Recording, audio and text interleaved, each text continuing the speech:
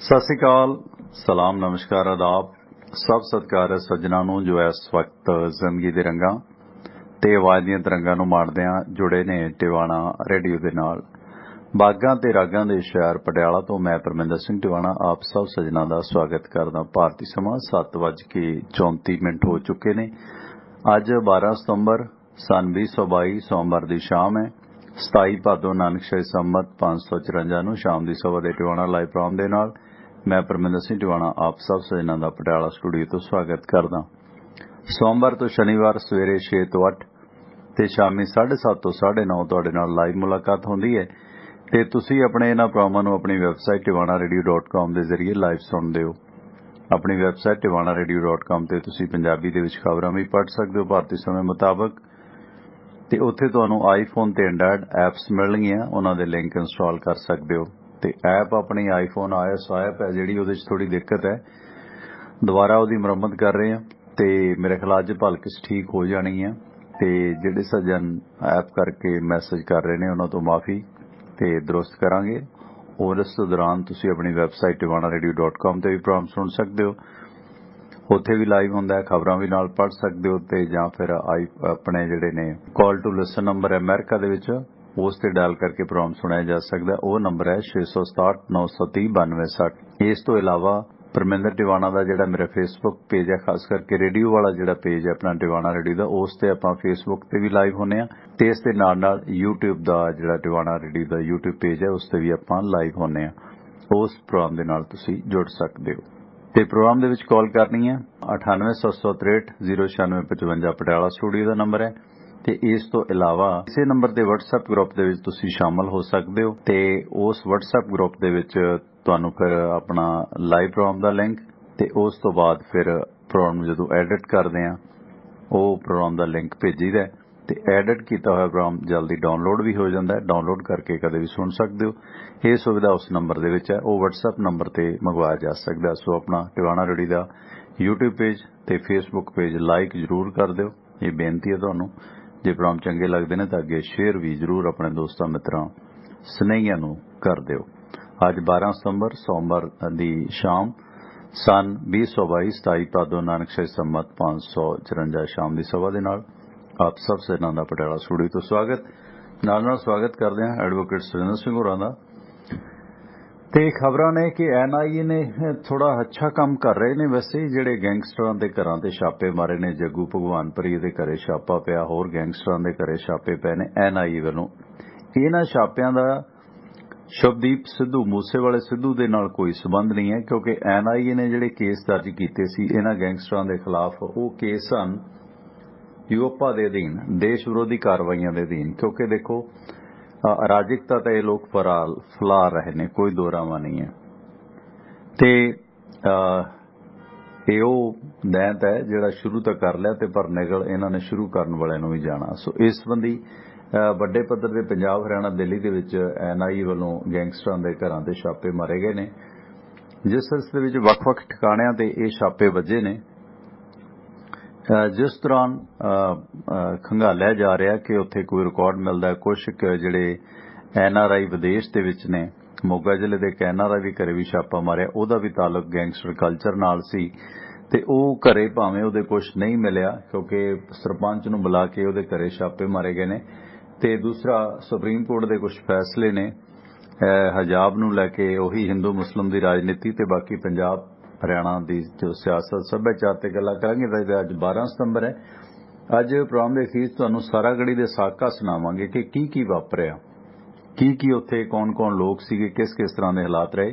ਸੋ ਖਬਰਾਂ ਅੱਜ ਥੋੜੀਆਂ ਸੰਖੇਪ ਚ ਕਰਾਂਗੇ ਤੇ ਬਾਅਦ ਦੇ ਵਿੱਚ ਫਿਰ ਇਹ ਸਾਰਾਗੜ੍ਹੀ ਦੇ ਸਾਕੇ ਦੀ ਡਿਟੇਲ ਤੁਹਾਡੇ ਨਾਲ ਸਾਂਝੀ ਕਰਾਂਗੇ। ਸੁਰਿੰਦਰ ਜੀ ਸਵਾਗਤ, ਸਤਿ ਸ਼੍ਰੀ ਅਕਾਲ। ਸਤਿ ਸ਼੍ਰੀ ਅਕਾਲ। ਉਹ ਪਤਾ ਕੀ ਹੋਇਆ ਅੱਜ, ਜਦੋਂ ਮੈਂ ਔਨ ਕਰਾਂ ਤੇ ਉਹ ਨਾ ਫੁਰ ਕਰੇ, ਮੈਨੂੰ ਯਾਦ ਆ ਗਿਆ ਉਹ ਜਦੋਂ ਬੀਬੀਆਂ ਨੇ ਚੁੱਲ੍ਹੇ 'ਚ ਗਿੱਲੀਆਂ ਜੀਆਂ ਲੱਕੜਾਂ ਡਾਹ ਦੇਣੀਆਂ ਨਾ, ਚੁਗਲੀਆਂ ਕਰਦਾ, ਚੁਗਲੀਆਂ ਕਰਦਾ, ਉਹ ਫੁਰ ਜੀ ਕਰੀ ਜਾਣੀ। ਪਿਛਲੇ ਬੰਨੇ ਉਹਨਾਂ ਲੱਕੜ ਚੋਂ ਨਾ ਪਾਣੀ ਜਾਂ ਨਿਕਲੀ ਆਉਣਾ ਤੇ ਚਿੱਟਾ ਜੇ ਕਰੀ ਜਾਣਾ। ਬੀਬੀਆਂ ਕਹਿਣਾ ਅੱਜ ਕੋਈ ਨਾ ਰੋੜ ਜਾਣਾ ਨਾ, ਚੁਗਲੀਆਂ ਕਰਦਾ।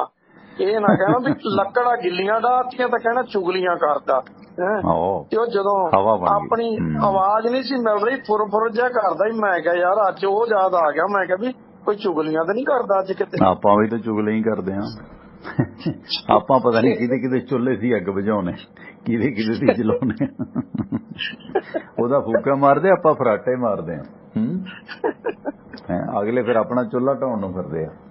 ਕਈ ਵਾਰੀ ਢਾਹ ਤਾਂ ਆਪਾਂ ਫੇਰ ਬਣਾ ਲੈਂਦੇ 2 ਇੱਟਾਂ ਰੱਖ ਕੇ, ਚੱਕਵਾਂ ਚੁੱਲ੍ਹਾ। ਹਾਂ, ਚੱਕਵਾਂ ਚੁੱਲ੍ਹਾ। ਇਹ ਕਈ ਸੱਜਣ ਕਹਿੰਦੇ ਟਿਵਾਣਾ ਦਾ ਕਿਤੇ ਕੱਟਦਾ ਹੀ ਨਹੀਂ 5-4 ਸਾਲ ਤੋਂ ਵੱਧ। ਯਾਰ ਮੈਂ 16 ਸਾਲ ਵੀ ਜੌਬ ਕੀਤੀ ਇੱਕ ਜਗ੍ਹਾ ਤੇ, ਇਹੋ ਜਿਹੀ ਗੱਲ ਨਹੀਂ ਜੀ। ਨਹੀਂ, ਆਪਾਂ ਚੱਕਵਾਂ ਨਹੀਂ ਰੱਖਦੇ, ਆਪਾਂ ਤਾਂ ਇੱਟਾਂ ਵਾਲਾ ਵਾ। ਪਹਿਲੀਆਂ ਇੱਟਾਂ ਛੱਡ ਜਾਈਦੀਆਂ, ਅਗਲੀ ਜਗ੍ਹਾ ਨਵੀਆਂ ਫੇਰ ਰੱਖ ਕੇ ਸਾਰ ਲਈਦਾ ਵੀ ਚੱਲ ਐਸੇ ਨਾਲ ਚੱਲੂਗਾ ਕੰਮ। ਅੱਗੇ ਨਰਮੇ ਦੀ ਵੱਟ ਤੇ ਅੱਗੇ ਮਾਤਾ ਰਾਣੀਆਂ, ਤਾਈਆਂ, ਚਾਚੀਆਂ ਨੇ ਨਰਮਾ ਕਪਾਹ ਚੁਗਣ ਜਾਣਾ। ਸ਼ਾਮ ਦੀ ਚਾਹ ਵੇਲੇ ਆਪਾਂ ਵੀ ਪਹੁੰਚ ਜਾਣਾ ਉੱਥੇ, ਤੇ ਉਹ ਨਰਮੇ ਦੀ ਖਾਲ ਜਿਹੜੀ ਹੁੰਦੀ ਸੀ ਨਾ, ਉਹਨੂੰ ਵੱਢ ਕੇ ਜਾਂ ਵੱਟ ਨੂੰ ਵੱਢ ਕੇ ਉਹਦੇ 'ਚ ਚੁੱਲ੍ਹਾ ਬਣਾ ਲੈਣਾ ਬੀਬੀਆਂ ਨੇ, ਹਨਾ, ਖੁਰਪੇ ਨਾਲ ਵੱਢ ਕੇ, ਮਤਲਬ ਮਿੱਟੀ ਦੇ ਵਿੱਚ ਹੀ, ਹਨਾ, ਵੱਟ ਦੇ ਵਿੱਚ ਹੀ ਚੁੱਲ੍ਹਾ। ਤੇ ਉਹਦੇ ਤੇ ਵੀ ਕਿਆ ਸਵਾਦ ਲਈ ਚਾਹ ਬਣਦੀ ਸੀ, ਮੱਕੀ ਦੀਆਂ ਰੋਟੀਆਂ, ਮੱਖਣੀ ਤੇ ਨਾਲ ਉੱਤੇ ਮਿਰਚਾਂ ਫੁੱਕੀਆਂ ਹੋਈਆਂ ਤੇ ਗੁੜ ਦਾ ਗਡਾਣਾ ਚਾਹ। ਕਿਆ ਹੀ ਬਾਤ ਹੈ। ਸ਼ਾਮ ਨੂੰ ਫਿਰ ਨਾਲੇ ਨਰਮਾ ਇਕੱਠਾ ਕਰਾਈ ਜਾਣਾ ਤੇ ਨਾਲੇ ਫਿਰ ਨਰਮੇ ਤੇ ਦੜੰਗੇ ਲਾਉਂਦੇ ਆਉਣਾ। ਖੈਰ, ਵਕਤ ਦੀਆਂ ਗੱਲਾਂ ਨੇ। ਤੇ ਉਧਰ ਦੈਂਗੜ ਹੋ ਰਹੀ ਹੈ ਗੈਂਗਸਟਰਾਂ ਦੇ ਘਰ। ਅੱਜ ਸੰਖੇਪ 'ਚ ਖਬਰਾਂ ਨੇ ਥੋੜਾ ਖਿੱਚਦੀ ਹੈ। ਸਾਰਾਗੜੀ ਦੇ ਸਾਕੇ ਤੇ ਵੀ ਗੱਲ ਕਰਨੀ ਕੋਸ਼ਿਸ਼ ਕਰਾਂਗੇ। ਸੰਧੂ ਸਾਹਿਬ ਹੋਰਾਂ ਨੂੰ ਵੀ ਨਾਲ ਅਗਰ ਲਿਆ ਜਾਵੇ। ਬਲਾਸ ਸਿੰਘ ਸੰਧੂ ਹੋਰੀ ਅੱਜ ਗਏ ਸੀ ਸਾਰਾਗੜੀ ਸਾਕਾ ਸਮਾਗਮ ਸਟੇਟ ਪੱਧਰੀ ਬਣਾਏ ਗਏ ਨੇ ਫਿਰੋਜ਼ਪੁਰ ਦੇ ਵਿੱਚ। ਮੈਂ ਫੇਸਬੁੱਕ ਤੇ ਵੀ ਪਾਇਆ ਸੀ। ਆਪਣੇ ਹਰਮਨ ਸੰਧੂ ਬਾਈ ਜੀ ਜਗਦੇਵ ਸਿੰਘ ਹੋਰਾਂ ਦੇ ਬੇਟੇ, ਉਹਨਾਂ ਨੂੰ ਵੀ ਸਨਮਾਨ ਕੀਤਾ ਗਿਆ ਫੌਜਾ ਸਿੰਘ ਸਰਾਰੀ ਮਿਨਿਸਟਰ ਵੱਲੋਂ, ਸਰਕਾਰੀ ਪ੍ਰਤੀਨਿਧ ਵੱਲੋਂ। ਖੈਰ, ਤੇ ਸੁਰਿੰਦਰ ਜੀ, ਜਿਹੜੇ NIA ਨੇ ਛਾਪੇ ਮਾਰੇ ਨੇ ਪੰਜਾਬ ਦੇ ਵਿੱਚ, ਕਈ ਜਗ੍ਹਾ NRI ਨੇ ਛਾਪੇ ਮਾਰੇ ਨੇ, ਹਰਿਆਣਾ ਦੇ ਵਿੱਚ ਛਾਪੇ ਮਾਰੇ ਗਏ ਨੇ, ਤੇ ਇਸ ਦੇ ਵਿੱਚ ਪਿੰਡ ਡੱਲਾ 'ਚ ਵੀ ਛਾਪਾ ਮਾਰਿਆ ਗਿਆ, ਮੋਗੇ ਜ਼ਿਲ੍ਹੇ 'ਚ ਘਨੌਰ ਦੇ ਨੇੜੇ ਵੀ ਛਾਪੇ ਪਏ ਨੇ। ਤੇ ਇਹ ਜਿਹੜਾ ਜੱਗੂ ਭਗਵਾਨਪੁਰੀ ਦੇ ਘਰੇ ਵੀ ਛਾਪਾ ਮਾਰਿਆ ਗਿਆ। 7-8 ਸਾਲ ਦੀ ਉਸਦੀ ਲੜਕੀ ਤੇ ਉਸਦੀ ਮਾਤਾ ਹੀ ਘਰੇ ਰਹਿੰਦੇ ਨੇ। ਸਵੇਰੇ 6 ਵਜੇ ਛਾਪੇ ਸ਼ੁਰੂ ਹੋ ਗਏ ਤੇ 150 ਦੇ ਕਰੀਬ ਮੁਲਾਜ਼ਮ ਜੱਗੂ ਭਗਵਾਨਪੁਰੀ ਦੇ ਘਰੇ ਸ਼ਾਮ ਤੱਕ ਤੈਨਾਤ ਸੀ। ਤੇ ਉਧਰ ਜਗਰਾਉਂ ਦੇ ਵਿੱਚ ਵੀ ਜਿਹੜੀ ਆ ਪਿੰਡ ਡੱਲਾ 'ਚ ਛਾਪੇ ਪਏ ਨੇ। ਕੈਨੇਡੀਅਨ ਨਾਗਰਿਕ ਆ ਗੁਰਪਿਆਰ ਸਿੰਘ, 30 ਸਾਲ ਦਾ। ਬਾਪੂ ਸਰਜੀਤ ਸਿੰਘ ਇਹਦਾ ਦੁਨੀਆ ਤੋਂ ਚਲਿਆ ਗਿਆ, ਘਰੇ ਜਿੰਦਾ ਲੱਗਿਆ। ਗੁਰਪਿਆਰ ਦੀ ਮਾਂ ਵੀ ਕੈਨੇਡਾ ਗਈ ਹੋਈ ਹੈ, ਘਰੇ ਕੋਈ ਰਹਿੰਦਾ ਨਹੀਂ। ਤੇ ਚਾਬੀ ਗੁਰਪਿਆਰ ਤੇ ਮਰਹੂਮ ਸਰਜੀਤ ਸਿੰਘ ਹੋਰਾਂ ਦੇ ਘਰ ਦੀ ਗੁਆਂਢੀਆਂ ਕੋਲ ਸੀ। ਗੁਆਂਢੀਆਂ ਤੋਂ ਚਾਬੀ ਲਿਆ ਕੇ NIA ਦੀ ਜਿਹੜੀ ਟੀਮ ਆਈ ਸੀ ਦਿੱਲੀ ਤੋਂ ਪੰਜਾਬ 'ਚ, ਜਿਹੜਾ ਇਹਨਾਂ ਦਾ ਕੇਡਰ ਹੈ, ਉਹਨਾਂ ਨੇ ਸਾਰਾ ਕੁਝ ਖੰਗਾਲਿਆ ਤੇ ਦੱਸਿਆ ਕਿ 6 ਸਾਲ ਪਹਿਲਾਂ ਇਹ ਗੁਰਪਿਆਰ ਸਿੰਘ ਵਿਆਹ ਕਰਾ ਕੇ ਕੈਨੇਡਾ ਚਲਾ ਗਿਆ ਸੀ। ਪਿੰਡ ਦੀ ਪੰਚਾਇਤ ਸਰਪੰਚ ਚੰਨ ਸਿੰਘ ਡੱਲਾ ਹੋਰਾਂ ਨੂੰ ਨਾਲ ਲੈ ਕੇ ਛਾਪੇ ਮਾਰੇ ਗਏ ਨੇ। ਕੈਨੇਡਾ ਉਸ ਦਾ ਰਾਬਤਾ ਕਿਸੇ ਗੈਂਗਸਟਰ ਗਰੁੱਪ ਨਾਲ ਹੋ ਗਿਆ, ਉੱਥੋਂ ਇਹ ਤਾਰਾਂ ਜੁੜੀਆਂ ਨੇ। ਗੈਂਗਸਟਰ ਗਰੁੱਪ ਇਤਫਾਕਨ ਗੋਲਡੀ ਬਰਾੜ ਹੀ ਹੋਏਗਾ ਜਾਂ ਕੋਈ ਹੋਰ ਹੋ ਸਕਦਾ ਹੈ। ਉਸ ਸੰਬੰਧੀ NIA ਦੀ ਟੀਮ ਡੱਲਾ ਪੁੱਜੀ ਹੈ। ਤੇ ਕਿਉਂਕਿ ਇੱਥੇ ਇੰਡੀਆ ਰਹਿੰਦਿਆਂ ਵੀ ਗੁਰਪਿਆਰ ਤੇ ਕੁਝ ਕੇਸ ਸਨ, ਪਰ ਇਸ ਦੌਰਾਨ 6 ਸਾਲ ਪਹਿਲਾਂ ਉਹ ਕੈਨੇਡਾ ਚਲਾ ਗਿਆ। ਇਸੇ ਤਰ੍ਹਾਂ ਆਪਣੇ ਤੁਹਾਡੇ ਪਿੰਡਾਂ ਦੇ ਲਾਗੇ ਮੀਰਾਪੁਰੀਓ, ਘਨੌਰ ਦੇ ਵਿੱਚ ਵੀ ਛਾਪਾ ਮਾਰਿਆ। ਗੁਰਸੇਵਕ ਸਿੰਘ ਨਾਂ ਦਾ ਇੱਕ ਨੌਜਵਾਨ ਕੋਲੋਂ ਪੁੱਛਗਿੱਛ ਕੀਤੀ ਗਈ ਹੈ। ਇਹ ਵੀ ਪਤਾ ਲੱਗਿਆ, ਇਹਦਾ ਪਤਾ ਨਹੀਂ ਸੀ ਕਿ ਕਨੈਕਸ਼ਨ ਕਿੱਥੋਂ ਜੁੜਿਆ। DSP ਘਨੌਰ ਰਘਵੀਰ ਸਿੰਘ ਨੇ ਪੁਸ਼ਟੀ ਕੀਤੀ ਹੈ। ਤੇ ਹਾਲਾਂਕਿ ਉਹਨਾਂ ਦੇ ਘਰਾਂ ਦੇ ਵਿੱਚੋਂ ਕੀ ਚੀਜ਼ ਮਿਲਣੀ ਆ ਜਾਂ ਨਹੀਂ, ਇਹ ਤਾਂ NIA ਦੱਸ ਸਕਦਾ। ਪਰ ਗੱਲ ਇਹ ਆ ਕਿ ਘਰੇ ਇਹਨਾਂ ਨੇ ਵੀ ਕੁਝ ਨਹੀਂ ਰੱਖਿਆ ਹੋਏਗਾ। ਪਰ ਜਿਸ ਤਰ੍ਹਾਂ ਇਹ ਛਾਪੇ ਘਰਾਂ ਤੇ ਪਏ ਨੇ, ਦੇਸ਼ ਦੇ ਵੱਡੀ ਏਜੰਸੀ NIA ਦੇ, ਸ਼ਾਇਦ BJP ਸਰਕਾਰ ਦਾ, ਮੋਦੀ ਸਰਕਾਰ ਦਾ ਇੱਕ ਅੱਛਾ ਕਦਮ ਹੈ, ਕਿਉਂਕਿ ਇਹ ਲੋਕ ਵੀ ਪੈਰਲਲ ਸਰਕਾਰ ਚਲਾਉਣ ਲੱਗੇ ਨੇ। ਇਹ 'ਚ ਕੋਈ ਦੋ ਰਾਵਾਂ ਨਹੀਂ। ਸਿੱਧੂ ਮੂਸੇਵਾਲਾ ਦਾ ਕਤਲ ਹੋਇਆ, ਸਿਆਸੀ ਕਤਲ ਹੈ। ਕੱਲ੍ਹ ਨੂੰ ਹਿੰਦੂ ਸਿੱਖ ਏਕਤਾ ਭੰਡੀ ਜਾਏਗੀ, ਕੋਈ ਇਸ ਤਰ੍ਹਾਂ ਦਾ ਕੋਈ ਬੰਦਾ ਨੁਕਸਾਨਿਆ ਜਾਂਦਾ। ਸਿਆਸਤਦਾਨ ਇਹਨਾਂ ਗੈਂਗਸਟਰਾਂ ਤੋਂ ਪੈਸੇ ਦੇ ਕੇ ਲੈ ਕੇ ਜੋ ਕੁਝ ਮਰਜ਼ੀ ਕਰਾ ਸਕਦੇ ਨੇ, ਜਾਂ ਕੁਝ ਬਲਾਈਂਡ ਕੇਸ ਨੇ ਗੈਂਗਸਟਰਾਂ ਦੇ ਖਾਤੇ ਪੈ ਸਕਦੇ ਨੇ। ਸੋ ਅੱਛਾ ਉਦਮ ਹੈ NIA ਦਾ, ਜਿਹੜੇ ਇਹਨਾਂ ਨੂੰ ਨਕੇਲ ਪਾਉਣ ਲੱਗੇ ਨੇ। ਕੀ ਲੱਗਦਾ ਇਹਨਾਂ ਛਾਪਿਆਂ ਤੋਂ ਜੀ?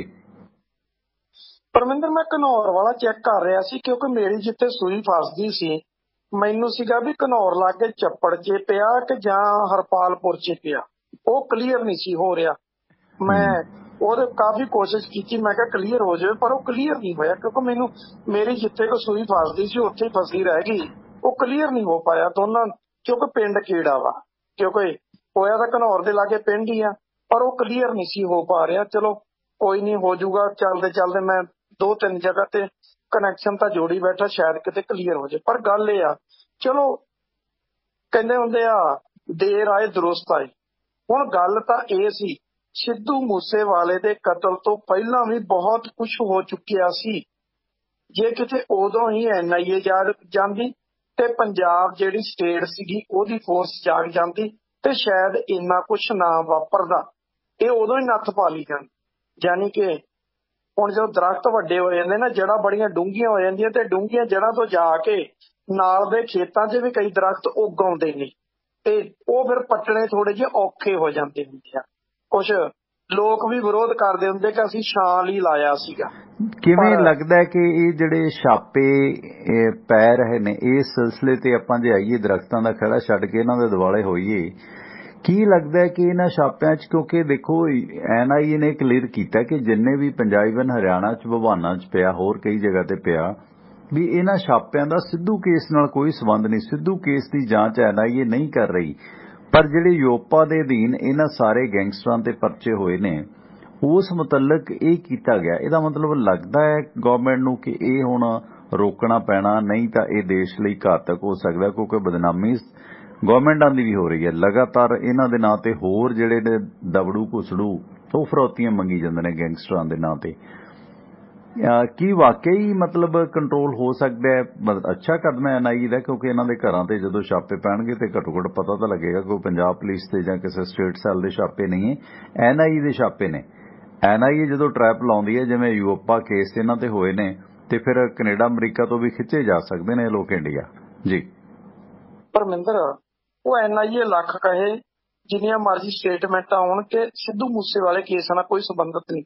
ਗੱਲ ਇਹ ਹੈ ਕਿ ਅਪਡੇਟ ਤਾਂ ਸਾਰੀ ਉੱਥੋਂ ਮਿਲੀ ਹੈ ਨਾ, ਉੱਥੋਂ ਕਨੈਕਸ਼ਨ ਜੁੜੇ ਨੇ, ਜੁੜਦੇ ਜੁੜਦੇ ਫਿਰ ਸਾਰਾ ਕੁਝ ਇਕੱਠਾ ਕਰਕੇ ਆ ਗਏ। ਹੁਣ NIA ਕਵੇ ਕਿ ਸਾਨੂੰ ਰਾਤ ਸੁਪਨਾ ਆਇਆ ਤੇ ਸਵੇਰੇ ਅਸੀਂ ਫਿਰ ਸੋਚਿਆ ਕਿ 4 ਵਜੇ ਉੱਠੋ ਚੱਲ ਕੇ ਰੇਡ ਕਰ ਦੋ, ਉਹ ਗੱਲ ਥੋੜੀ ਬਣਦੀ ਆ। ਇਸ ਕਰਕੇ ਇਹ ਆ ਕਿ ਪੂਰੀ ਸਟੱਡੀ ਕਰਕੇ ਆਈ ਹੈ NIA, ਪੂਰਾ ਮਿੱਥ ਕੇ ਆਏ ਕਿ ਕਿੱਥੇ ਕਿੱਥੇ ਰੇਡ ਕਰਨੀ, ਕੀ ਕੁਛ ਆ। ਸਾਰਾ ਰਿਕਾਰਡ ਉਹਨਾਂ ਨੇ ਫਰੋਲ ਲਿਆ, ਫਰੋਲ ਕੇ ਸਾਰਾ ਰਿਕਾਰਡ ਜੋ ਕੁਝ ਉਹਨਾਂ ਤੋਂ ਇਕੱਠਾ ਹੋ ਸਕਦਾ ਸੀ ਕਰਕੇ ਫੇਰ ਕੀਤਾ। ਦੂਸਰੀ ਗੱਲ, ਉੱਥੋਂ ਮਿਲਣਾ ਵੀ ਕੁਛ ਨਹੀਂ ਸੀਗਾ, ਕਿਉਂਕਿ ਕਿਸੇ ਗੈਂਗਸਟਰ ਦੇ ਘਰੇ ਕੁਛ ਨਹੀਂ, ਕੋਈ ਨਕਦੀ ਨਹੀਂ ਪਈ ਮਿਲੇਗੀ, ਕੋਈ ਉੱਥੇ ਇਤਰਾਜ਼ਯੋਗ ਵਸਤੂ ਨਹੀਂ ਮਿਲੇਗੀ, ਇਹ ਸਾਰਿਆਂ ਨੂੰ ਪਤਾ। ਹਾਂ, ਕੋਈ ਸੁੱਤਾ ਪਿਆ ਹੋਵੇ ਉਹਦੀ ਸੂਹ ਮਿਲ ਜਾਵੇ ਤੇ ਉਹਦੇ ਕੋਲੋਂ ਕੁਛ ਮਿਲ ਜਾਵੇ ਤੇ ਵੱਖਰੀ ਗੱਲ, ਮਿਲੇ ਨਾ ਮਿਲੇ। ਦੇਖੋ ਜਿਹੜਾ ਰਿਕਾਰਡ ਕੁਛ ਕੋਲੋਂ ਪਾਇਆ ਜਾਂਦਾ, ਕੁਛ ਕੀਤਾ ਜਾਂਦਾ, ਕਿਉਂਕਿ ਪੇਪਰ ਵਰਕ ਤੇ ਤਾਂ ਹੀ ਤਿਆਰ ਹੋਣਾ ਨਾ। ਇਹਨਾਂ ਦੇ ਖਿਲਾਫ ਲੁੱਕਆਊਟ ਨੋਟਸ ਸੰਬੰਧਿਤ ਏਜੰਸੀਆਂ ਨੂੰ ਡਾਟਾ ਜਾਣਾ, NIA ਦਾ ਜਿਹੜਾ ਡਾਟਾ ਜਾਏਗਾ ਕਿ ਇਸ ਤਰ੍ਹਾਂ ਰੇਡ ਕੀਤੀ, ਉੱਥੇ ਇਹ ਸਮਾਨ ਮਿਲਿਆ, ਇਹ ਇਤਰਾਜ਼ਯੋਗ ਸਿਸਟਮ ਮਿਲਿਆ, ਉਸ ਬਣਾ ਤੇ ਕੇਸ ਦਾ ਪਲੰਦਾ ਇੰਡੀਆ 'ਚੋਂ ਬਣ ਕੇ NIA ਜਿਹੜਾ ਇਹਨਾਂ ਦਾ ਜਿਹੜਾ ਮਤਲਬ ਇਹਨਾਂ ਦੀ ਬੰਸਾਵਲੀ ਨਾਮਾ ਉੱਥੋਂ ਹੀ ਇਕੱਠਾ ਕਰੇਗਾ ਨਾ। ਇੱਦਾਂ ਵਰਬਲੀ ਤਾਂ ਉਹ ਕਰ ਨਹੀਂ ਸਕਦਾ ਕਿ ਆ ਜੱਗੂ ਭਗਵਾਨਪੁਰੀਆ ਜਾਂ ਜਿਹੜਾ ਕੈਨੇਡਾ ਰਹਿੰਦਾ ਗੁਰਪਿਆਰ ਡੱਲੇ ਪਿੰਡ ਵਾਲਾ ਕਿ ਇਹ ਇਸ ਕੇਸ ਲੋੜੀਂਦਾ। ਜੇ ਡੱਲੇ ਪਿੰਡ ਛਾਪਾ ਪਊ, ਦੀ ਕਾਰਵਾਈ ਪਊ, ਰਜਿਸਟਰ ਹੋਣਗੇ, FIR ਹੋਣਗੀਆਂ, ਕੀ ਬਰਾਮਦ ਹੋਇਆ, ਸਰਪੰਚ ਦੀ ਗਵਾਹੀ ਹੋਊ, ਸਰਕਾਰੀ ਗਵਾਹ, ਜਾਨੀ ਕੇਸ ਦਾ ਪਲੰਦਾ ਬੰਨਣ ਦੀ ਤਾਂ ਕੋਸ਼ਿਸ਼ ਕਰ ਰਹੇ ਨੇ ਨਾ। ਜੀ ਨਹੀਂ, ਉਹ ਪਲੰਦਾ ਤੇ ਇਸੇ ਤਰ੍ਹਾਂ ਬੰਨਿਆ ਜਾਂਦਾ ਹੁੰਦਾ।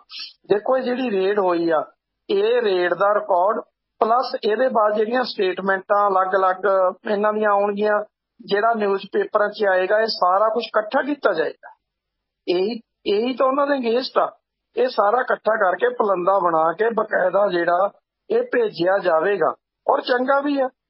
ਹੁਣ ਗੱਲ ਤੇ ਆ ਕਿ ਵਿਅਕਤੀ ਇੱਥੋਂ ਚਲਾ ਗਿਆ, ਠੀਕ ਆ, ਗੁਰਬਤ ਮਾਰੀ ਜ਼ਿੰਦਗੀ ਸੀ, ਉਹ ਚੋਂ ਨਿਕਲ ਗਿਆ, ਨਿਕਲ ਕੇ ਜਾ ਕੇ ਫਿਰ ਜੇ ਉਹ ਪੰਜਾਬੀ 'ਚ ਕਹਾਂ ਉੱਥੇ ਜਾ ਕੇ ਤਾਂ ਬੰਦੇ ਦਾ ਪੁੱਤ ਬਣ ਕੇ ਰਹਿ ਲੈਂਦਾ। ਉੱਥੇ ਜਾ ਕੇ ਵੀ ਜੇ ਇਹੀ ਕੜੀ ਘੋਲਣੀ ਆ ਤਾਂ ਫਿਰ ਇੱਥੇ ਰਹੀ ਜਾਂਦਾ। ਦੇਖੋ ਉੱਥੇ ਸੁਰਿੰਦਰ ਵੀਰ ਜਿਹੜੇ ਇਸ ਲਾਈਨ ਦੇ ਬੰਦੇ ਨੇ ਨਾ, ਉਹ ਟੋਪੈਕ ਹੈ, ਫਲਾਂ ਆ, ਟਮਕਾ ਆ, ਜਿਨ੍ਹਾਂ ਨੂੰ ਮੂਸੇਵਾਲਾ ਜਾਂ ਹੋਰ ਗਾਉਂਦਾ ਸੀ।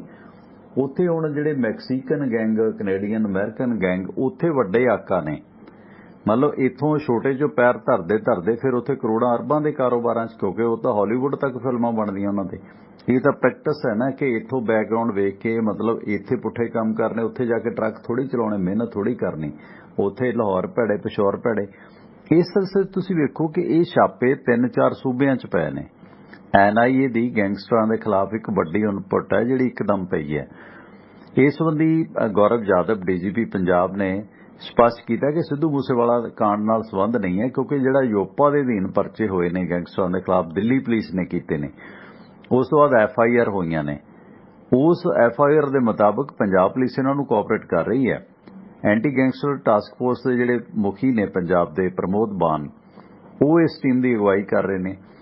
ਇਸ ਸੰਬੰਧੀ ਇਹ ਜਿਹੜੇ ਹਰਿਆਣਾ ਦੇ ਵਿੱਚ, ਦਿੱਲੀ ਦੇ ਵਿੱਚ, ਪੰਜਾਬ ਦੇ ਵਿੱਚ ਇੱਕ ਵੱਡਾ ਨੈਟਵਰਕ ਹੈ, ਕਿਉਂਕਿ ਇਹ ਕੌਮੀ ਸੁਰੱਖਿਆ ਏਜੰਸੀ ਹੈ। ਇਹਦੀ ਰਿਪੋਰਟ ਪੰਜਾਬ ਪੁਲਿਸ ਨਾਲੋਂ ਜਾਂ ਦਿੱਲੀ ਪੁਲਿਸ ਨਾਲੋਂ ਜ਼ਿਆਦਾ ਮਹੱਤਤਾ ਰੱਖਦੀ ਹੈ ਇੰਟਰਨੈਸ਼ਨਲ ਪੱਧਰ ਤੇ, ਕਿਉਂਕਿ ਇੰਟਰਨੈਸ਼ਨਲ ਫੋਰਸ ਹੈ।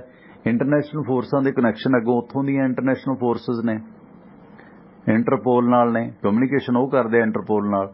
ਤੇ ਇਹ ਜਿਹੜਾ ਇੱਕ ਸਿਲਸਿਲੇ ਦੀ ਸ਼ੁਰੂਆਤ ਹੋਈ ਹੈ ਕਿ ਲੱਗਦਾ ਹੈ ਕਿਤੇ ਨਾ ਕਿਤੇ, ਮੇਰਾ ਤਾਂ ਮੰਨਣਾ ਕਿ ਠੱਲ ਪੈਗੀ। ਜਿਸ ਤਰ੍ਹਾਂ ਰੋਜ਼ ਦਾਅਵੇ ਕਰ ਰਹੇ ਨੇ ਕਿ ਫਲਾਣੇ ਦੇ 600 ਸ਼ੂਟਰ ਨੇ, ਫਲਾਣੇ ਦੇ 300 ਸ਼ੂਟਰ ਨੇ, ਕਿਤੇ ਨਾ ਕਿਤੇ ਧਰਨ ਟਿਕਾਣੇ ਤਾਂ ਆਏਗੀ ਜੇ ਗਵਰਨਮੈਂਟ ਇਮਾਨਦਾਰੀ ਨਾਲ NIA ਨੂੰ ਜਾਂ ਏਜੰਸੀਆਂ ਨੂੰ ਕੰਮ ਕਰਨ ਦੇਵੇ। ਜੀ ਪਰਮਿੰਦਰ, ਦੇਖੋ, ਜੇ ਆਪਾਂ ਕਹਿ ਦਈਏ ਰਿਕਾਰਡ ਜ਼ਿਆਦਾ NIA ਕੋਲੇ ਹੋਵੇ, ਉਹਨਾਂ ਕੋਲ ਕਦੀ ਨਹੀਂ ਹੁੰਦਾ। IB ਕੋਲੇ ਕਦੀ ਬਹੁਤਾ ਰਿਕਾਰਡ ਨਹੀਂ ਹੋਇਆ ਕਰਦਾ ਹੁੰਦਾ, ਨਾ CBI ਕੋਲੇ ਹੁੰਦਾ। ਜਿਹੜੀ ਸਟੇਟ ਦੀਆਂ ਏਜੰਸੀਆਂ ਨੇ, ਸਟੇਟ ਦੀ ਜਿਹੜੀ ਇਨਵੈਸਟੀਗੇਸ਼ਨ ਏਜੰਸੀ ਖਾਸ ਕਰ, ਉਹ ਜ਼ਿਆਦਾ ਰਿਕਾਰਡ ਇਕੱਠਾ ਕਰਦੀ ਕਿਉਂਕਿ ਇੰਟਰੋਗੇਸ਼ਨ ਉਹਦੇ ਕੋਲੇ ਹੁੰਦੀ ਆ। ਹੁਣ ਦਿੱਲੀ ਦੀ ਸਪੈਸ਼ਲ ਸੈੱਲ ਨੇ ਅਰੈਸਟ ਕੀਤਾ ਸੀ, ਬਾਅਦ ਚ ਪੰਜਾਬ ਪੁਲਿਸ ਇਨਵੋਲਵ ਹੋਈ, ਇਹਨਾਂ ਕੋਲ ਰਿਕਾਰਡ ਜ਼ਿਆਦਾ ਸੀ, ਉਹ ਸਾਰਾ ਰਿਕਾਰਡ ਇਕੱਠਾ ਕਰ ਲੈਂਦੀਆਂ ਨੇ। ਹੁਣ ਤੁਸੀਂ ਇੱਕ ਚੀਜ਼ ਦੇਖੋ, ਜਦੋਂ ਵੀ ਕਿਸੇ ਵੀ ਕ੍ਰਿਮੀਨਲ ਨੂੰ ਸਟੇਟ ਦੀ ਜਿਹੜੀ ਪੁਲਿਸ ਆ ਉਹ ਅਰੈਸਟ ਕਰਦੀ ਆ, ਉਹਦੀ ਇਨਵੈਸਟੀਗੇਸ਼ਨ ਕਰ ਲੈਂਦੀ ਆ, ਫਿਰ ਸਿਰਫ ਪੇਪਰ ਵਰਕ ਪੂਰਾ ਕਰਨ ਲਈ IB ਆਉਂਦੀ ਆ ਤੇ ਉਹ ਆਪਣਾ ਪੇਪਰ ਵਰਕ ਪੂਰਾ ਕਰਕੇ ਚਲੀ ਜਾਂਦੀ ਹੈ। ਬਸ ਉਹਦਾ ਇੰਨਾ ਹੀ ਕੰਮ ਹੁੰਦਾ ਕਿ ਉਹਨਾਂ ਨੂੰ ਪੁੱਛ ਲੈਣਾ ਕੀ ਆ, ਕਿਹਦੇ ਨਾਲ ਇਹਦੇ ਸੰਬੰਧ ਆ, ਕੀ ਕੁਛ ਆ, ਉਹ ਉਹਨਾਂ ਨੇ ਪੂਰਾ ਰਿਕਾਰਡ ਆਪਦਾ ਤਿਆਰ ਕਰਕੇ ਤੇ ਚੁੱਪ ਕਰਕੇ ਉਹਨਾਂ ਨੇ ਚਲੇ ਜਾਣਾ। ਇਸ ਤੋਂ ਵੱਧ ਉਹਨਾਂ ਦਾ ਕੰਮ ਨਹੀਂ ਹੁੰਦਾ। ਹੁਣ ਦੂਸਰੀ ਗੱਲ, ਉਹਨਾਂ ਦਾ ਇੰਟਰਨੈਸ਼ਨਲ ਲੈਵਲ ਤੇ ਮਹੱਤਵ ਬਹੁਤ ਹੁੰਦਾ, ਕਿਉਂਕਿ ਉਹਨਾਂ ਨੇ ਅੱਗੇ ਜਦੋਂ ਇੰਟਰਪੋਲ ਦੇ ਨਾਲ ਕਨੈਕਸ਼ਨ ਜੋੜਨਾ ਤੇ ਉਹ ਉਹਨਾਂ ਏਜੰਸੀਆਂ ਦਾ ਜੋੜਨਾ, ਸਟੇਟ ਦਾ ਨਹੀਂ ਜੋੜਦਾ। ਸਟੇਟ ਕੱਲੀ ਦੇ ਕੋਲੇ ਕਦੀ ਵੀ ਇਹਨਾਂ ਇੰਟਰਨੈਸ਼ਨਲ ਲੈਵਲ ਤੇ ਕੋਈ ਕਨੈਕਸ਼ਨ ਜੋੜਨ ਦੇ ਲਈ ਜਿਹੜਾ ਵਾ ਉਹ ਸਬੰਧ ਜਿਹੜੇ ਉਹਨਾਂ ਦੇ ਨਹੀਂ ਬਣ ਸਕਦੇ। ਉਹ ਬਣਨੇ ਕੇਵਲ ਕੇਂਦਰੀ ਏਜੰਸੀਆਂ ਦੇ ਬਣਨੇ ਆ, ਕਿਉਂਕਿ ਇੱਕ ਕੰਟਰੀ ਤੋਂ ਦੂਜੇ ਕੰਟਰੀ ਜਿਹੜਾ ਸਬੰਧ ਆ ਉਹ ਨੈਸ਼ਨਲ ਲੈਵਲ ਤੇ ਏਜੰਸੀਆਂ ਦਾ ਹੀ ਹੁੰਦਾ ਵਾ। ਉਹ ਫਿਰ ਉਹਨਾਂ ਦੇ ਰਾਹੀਂ, ਚਾਹੇ ਉਹ ਰਾਹ ਦੇ ਥਰੂ ਜਾਣ, ਜੋ ਮਰਜ਼ੀ ਕਰਨ, ਮੋਸਟਲੀ ਰਾਹ ਹੀ ਜਾਂਦੀ ਆ। ਯਾਨੀ ਕਿ NIA ਹੋਗੀ, IB ਹੋਗੀ, ਉਹਨਾਂ ਸਾਰਾ ਕੁਝ ਇਕੱਠਾ ਕਰਕੇ ਰਾਹ ਦੇ ਕੋਟੇ 'ਚ ਲੈ ਕੇ ਜਾਣਾ ਤੇ ਰਾਹ ਨੇ ਅੱਗੇ ਫਿਰ ਜਿਹੜਾ ਇੰਟਰਪੋਲ ਤੱਕ ਉਹ ਪਹੁੰਚ ਕਰਕੇ ਜਿਹੜਾ ਉਹ ਅੱਗੇ ਇਹਦੇ ਸਾਰਾ ਕੁਝ ਜਿਹੜਾ ਉਹ ਫਿਰ ਉੱਥੇ, ਮਤਲਬ ਉੱਥੇ ਜਿਹੜਾ ਕੁਝ ਆਉਣਾ ਉਹ ਪੇਪਰ ਵਰਕ ਦੇ ਬਿਹਾਫ ਤੇ ਆਉਣਾ। ਉੱਥੇ ਜਿਹੜਾ ਕੇਸ ਪੁੱਟ ਅਪ ਕੀਤਾ ਜਾਣਾ ਉਹ ਵੀ ਉਸ ਪੇਪਰ ਵਰਕ ਦੇ ਬਿਹਾਫ ਤੇ ਹੀ ਕੀਤਾ ਜਾਣਾ। ਸੋ ਇਸ ਕਰਕੇ ਚੰਗੀ ਗੱਲ ਆ, NIA ਉਤਰੀ ਆ, ਮੈਂ ਕਹਿੰਦਾ IB ਵੀ ਉਤਰੇ, ਕੱਲ ਨੂੰ ਰਾਹ ਵੀ ਉਤਰੇ, CBI ਵੀ ਉਤਰੇ। ਘੱਟੋ ਘੱਟ ਇਹ ਜਿਹੜਾ ਗੰਦ ਪਿਆ ਇਹ ਸਾਫ਼ ਹੋਣਾ ਜ਼ਰੂਰੀ ਆ। ਪਰਮਿੰਦਰ, ਜੇ ਇੱਕ ਵਾਰੀ ਇਸ ਤਰੀਕੇ ਦੇ ਨਾਲ ਜਰਾ ਕੋ ਕੀ ਕਹਿੰਦੇ ਹੁੰਦੇ ਚੰਗੀ ਤਰ੍ਹਾਂ ਨਾਲ ਭਾਵੇਂ 2-4 ਜਗ੍ਹਾ ਤੇ ਸਫਾਈ ਹੋ ਜਾਵੇ, ਭਾਵੇਂ ਚੱਕ ਕੇ ਕੂੜਾ ਕਰਕਟ ਕਿਸੇ ਡੂੰਘੇ ਟੋਏ 'ਚ ਸੁੱਟ ਕੇ ਨੱਪ ਦਿਓ ਨਾ ਤੇ ਸਫਾਈ ਆਉਂਦੀ ਆ। ਕਿਸੇ ਨੂੰ ਬਹੁਤੀ ਦੇਰ ਪਤਾ ਨਹੀਂ ਲੱਗਦਾ। ਜੇ ਹਰ ਗਲੀ 'ਚ, ਹਰ ਮੋੜ ਤੇ ਜਿਹੜੀ ਆ ਉਹ ਗੰਦਗੀ ਭਰੀ ਹੋਵੇਗੀ ਤੇ ਫਿਰ ਕਿਤੇ ਨਾ ਕਿਤੇ ਔਖਾ ਹੋ ਜਾਂਦਾ। ਫਿਰ ਜਿਹਨੂੰ ਮਰਜ਼ੀ ਧਮਕੀ ਆ ਗਈ, ਜਿਹਦੀ ਮਰਜ਼ੀ ਜੇਬ 'ਚੋਂ ਪੈਸੇ ਕਢਾ ਲਏ, ਜਿਹਦੀ ਮਰਜ਼ੀ ਰਾਤ ਦੀ ਨੀਂਦ ਹਰਾਮ ਕਰਤੀ, ਫਿਰ ਇਹ ਸਾਰਾ ਸਿਲਸਿਲਾ ਨਹੀਂ ਤੇ ਚੱਲਦਾ ਰਹਿੰਦਾ। ਘੱਟੋ ਘੱਟ ਇਹ ਆ ਕਿ ਇਹਨੂੰ ਸਾਰੇ ਸਬਕਾ ਨੂੰ ਠੱਲ ਜਿਹੜੀ ਆ ਉਹ ਪਊਗੀ। ਤੇ ਲੁਧਿਆਣਾ 'ਚ ਵੀ NIA ਨੇ ਰੇਡ ਕੀਤੀ ਹੈ। ਰਾਜਗੜ੍ਹ ਦੇ ਵਿੱਚ ਲਾਰੈਂਸ ਦੇ ਕਰੀਬੀ ਰਵੀ ਦੇ ਘਰ ਦੀ ਤਲਾਸ਼ੀ ਲਈ ਹੈ ਤੇ 25 ਲੱਖ ਦੀ ਫੰਡਿੰਗ ਦੇ ਉਸ ਤੇ ਵੀ ਦੋਸ਼ ਨੇ। ਸੋ NIA ਦੀ ਟੀਮ ਨੇ ਇਸ ਮੁਤਲਕ ਜਿਹੜਾ ਕਾਰੋਬਾਰੀ ਵਪਾਰੀ ਅਤੇ ਤੇਜਿੰਦਰਪਾਲ ਸਿੰਘ ਦੇ ਘਰੇ ਫੈਕਟਰੀ ਦੀ ਜਾਂਚ ਕੀਤੀ ਹੈ ਤੇ ਕਿਉਂਕਿ NIA ਨੂੰ ਜਿਹੜਾ ਮਿਹਰਬਾਨ ਹਰਵਿੰਦਰ ਸਿੰਘ ਦੇ ਘਰੇ ਪਹੁੰਚੀ ਸੀ ਤੇ ਉੱਥੇ ਉਸ ਦੀ ਪੁੱਛਗਿੱਛ ਕੀਤੀ ਹੈ ਤੇ ਦੱਸਿਆ ਜਾ ਰਿਹਾ ਕਿ ਇੱਥੇ 25 ਲੱਖ ਰੁਪਏ ਮਾਮਲੇ ਦੀ ਇਹ ਲੋਕ ਜਾਂਚ ਕਰ ਰਹੇ ਨੇ। ਰਾਸ਼ਟਰੀ ਜਾਂਚ ਏਜੰਸੀ NIA ਨੇ ਅੱਜ ਲੁਧਿਆਣਾ ਦੇ ਵਿੱਚ ਵੀ ਕਈ ਜਗ੍ਹਾ ਛਾਪੇ ਮਾਰੇ ਨੇ। ਦੁਰਾਹਾ ਦੇ ਨੇੜੇ ਪਿੰਡ ਰਾਜਗੜ੍ਹ ਸਥਿਤ ਗੈਂਗਸਟਰ ਲਾਰੈਂਸ ਬਿਸ਼ਨੋਈ ਦੇ ਕਰੀਬੀ ਰਵੀ ਦੇ ਘਰ ਰੇਡ ਕੀਤੀ ਹੈ। ਇਸ ਟੀਮ ਨੇ ਜਗਰਾਉਂ ਤੋਂ ਇਲਾਵਾ ਲੁਧਿਆਣਾ ਦੇ ਬਹਾਦਰ ਰੋਡ ਤੇ ਸਥਿਤ ਤੇਜਿੰਦਰਪਾਲ ਸਿੰਘ ਤੇ ਮਿਹਰਬਾਨ ਹਰਵਿੰਦਰ ਸਿੰਘ ਦੇ ਘਰ ਦੀ ਵੀ ਤਲਾਸ਼ੀ ਲਈ ਹੈ। ਦਸਤਾਵੇਜ਼ ਖੰਗਾਲੇ ਜਾ ਰਹੇ ਨੇ। ਅਜੇ ਕੋਈ ਅਪਡੇਟ ਨਹੀਂ ਹੈ ਕਿ ਕਿਸ ਤਰ੍ਹਾਂ ਦਾ ਉੱਥੇ ਸਾਜ਼ੋ ਸਮਾਨ ਉਹਨਾਂ ਕੋਲ ਮਿਲਿਆ, ਕਿਉਂਕਿ ਇਸ ਟੀਮ ਨੇ ਜਦੋਂ ਰਾਜਗੜ੍ਹ ਦੇ ਵਿੱਚ ਰੇਡ ਕੀਤੀ ਹੈ, ਲਾਰੈਂਸ ਬਿਸ਼ਨੋਈ ਦੇ ਕਰੀਬੀ ਰਵੀ ਦੇ ਘਰ ਰੇਡ ਕੀਤੀ ਹੈ। ਦੋਸ਼ ਹੈ ਕਿ ਰਵੀ ਨੇ ਹੀ ਲਾਰੈਂਸ ਬਿਸ਼ਨੋਈ ਦੇ ਭਰਾ ਅਨਮੋਲ ਬਿਸ਼ਨੋਈ ਨੂੰ ਭੇਜਣ ਵਾਸਤੇ 25 ਲੱਖ ਰੁਪਏ ਦਿੱਤੇ ਸੀ ਤੇ ਜਾਲੀ ਪਾਸਪੋਰਟ ਉਹਦਾ ਬਣਾਇਆ ਸੀ ਤੇ ਇਸੇ ਟੀਮ ਦੇ ਦੁਆਰਾ ਬਹਾਦਰ ਜਿਹੜਾ ਵਪਾਰੀ ਹੈ ਤੇਜਿੰਦਰਪਾਲ ਸਿੰਘ ਦੇ ਘਰ ਤੇ ਫੈਕਟਰੀ ਦੀ ਜਾਂਚ ਕੀਤੀ ਜਾ ਰਹੀ ਹੈ ਤੇ ਇਸ ਸੰਬੰਧੀ ਕਿ 25 ਲੱਖ ਰੁਪਇਆ ਉਹ ਇਹਨਾਂ ਨੇ ਕਿੱਦਾਂ ਲਿਆ, ਕਿੱਥੋਂ ਇਨਵੈਸਟ ਕੀਤਾ ਕਿ ਅਨਮੋਲ ਬਿਸ਼ਨੋਈ ਨੂੰ ਬਾਹਰ ਭਜਵਾਉਣ ਦੇ ਵਿੱਚ ਇਸ ਦਾ ਹੱਥ ਹੈ। ਤੇ ਇੱਕ ਪਾਸੇ ਭਾਵੇਂ ਪੰਜਾਬ ਪੁਲਿਸ ਨੇ ਸਪਸ਼ਟ ਕੀਤਾ ਕਿ ਜਿਹੜੇ ਇਹ ਛਾਪੇ ਪਏ ਨੇ ਗੈਂਗਸਟਰਾਂ ਦੇ, ਇਹਨਾਂ ਦਾ ਕੋਈ ਤਾਲੁਕ ਇਹਦੇ ਨਾਲ ਨਹੀਂ ਹੈ, ਪਰ ਦੂਸਰੇ ਪਾਸੇ ਇਹ ਵੀ ਜਿਹੜਾ ਪੱਖ ਹੈ ਕਿ ਲਾਰੈਂਸ ਦੇ ਭਰਾ ਅਨਮੋਲ ਬਿਸ਼ਨੋਈ ਨੂੰ ਬਾਹਰ ਭੇਜਣ ਵਾਲੇ ਜਿਹੜਾ ਰਵੀ ਹੈ ਜਾਂ ਉਹਦੇ ਸਹਿਯੋਗੀ ਦੋ ਤੇਜਿੰਦਰਪਾਲ ਜਿਹੜਾ ਹੈਗਾ ਮਿਹਰਬਾਨ ਜਾਂ ਰਾਜਗੜ੍ਹ ਪਿੰਡ ਦਾ ਜਿਹੜਾ ਇਹਨਾਂ ਦਾ ਦੂਸਰਾ ਕਾਰੋਬਾਰੀ ਹੈ, ਉਹਨਾਂ ਦੇ ਘਰੇ ਛਾਪੇ ਜਿਹੜੇ ਪਏ ਨੇ ਤੇ ਤਾਲੁਕ ਤਾਂ ਕਿਤੇ ਨਾ ਕਿਤੇ ਦੋਨੇ ਪੱਖਾਂ ਤੋਂ ਆ। ਕੁਝ ਉਹ ਲੋਕ ਨੇ ਜਿਨ੍ਹਾਂ ਦਾ ਲਾਰੈਂਸ ਬਿਸ਼ਨੋਈ ਗਰੁੱਪ ਦੇ ਨਾਲ ਸੰਬੰਧ ਹੈ, ਕੁਝ ਉਹ ਲੋਕ ਨੇ ਜਿਨ੍ਹਾਂ ਦਾ ਇਸ ਗਰੁੱਪ ਨਾਲ ਸੰਬੰਧ ਨਹੀਂ ਹੈ, ਕਿਉਂਕਿ ਕਾਰਵਾਈ ਦਿੱਲੀ ਪੁਲਿਸ ਤੋਂ ਹੀ ਜਿਹੜੀ ਸ਼ੁਰੂ ਹੋਈ ਹੈ।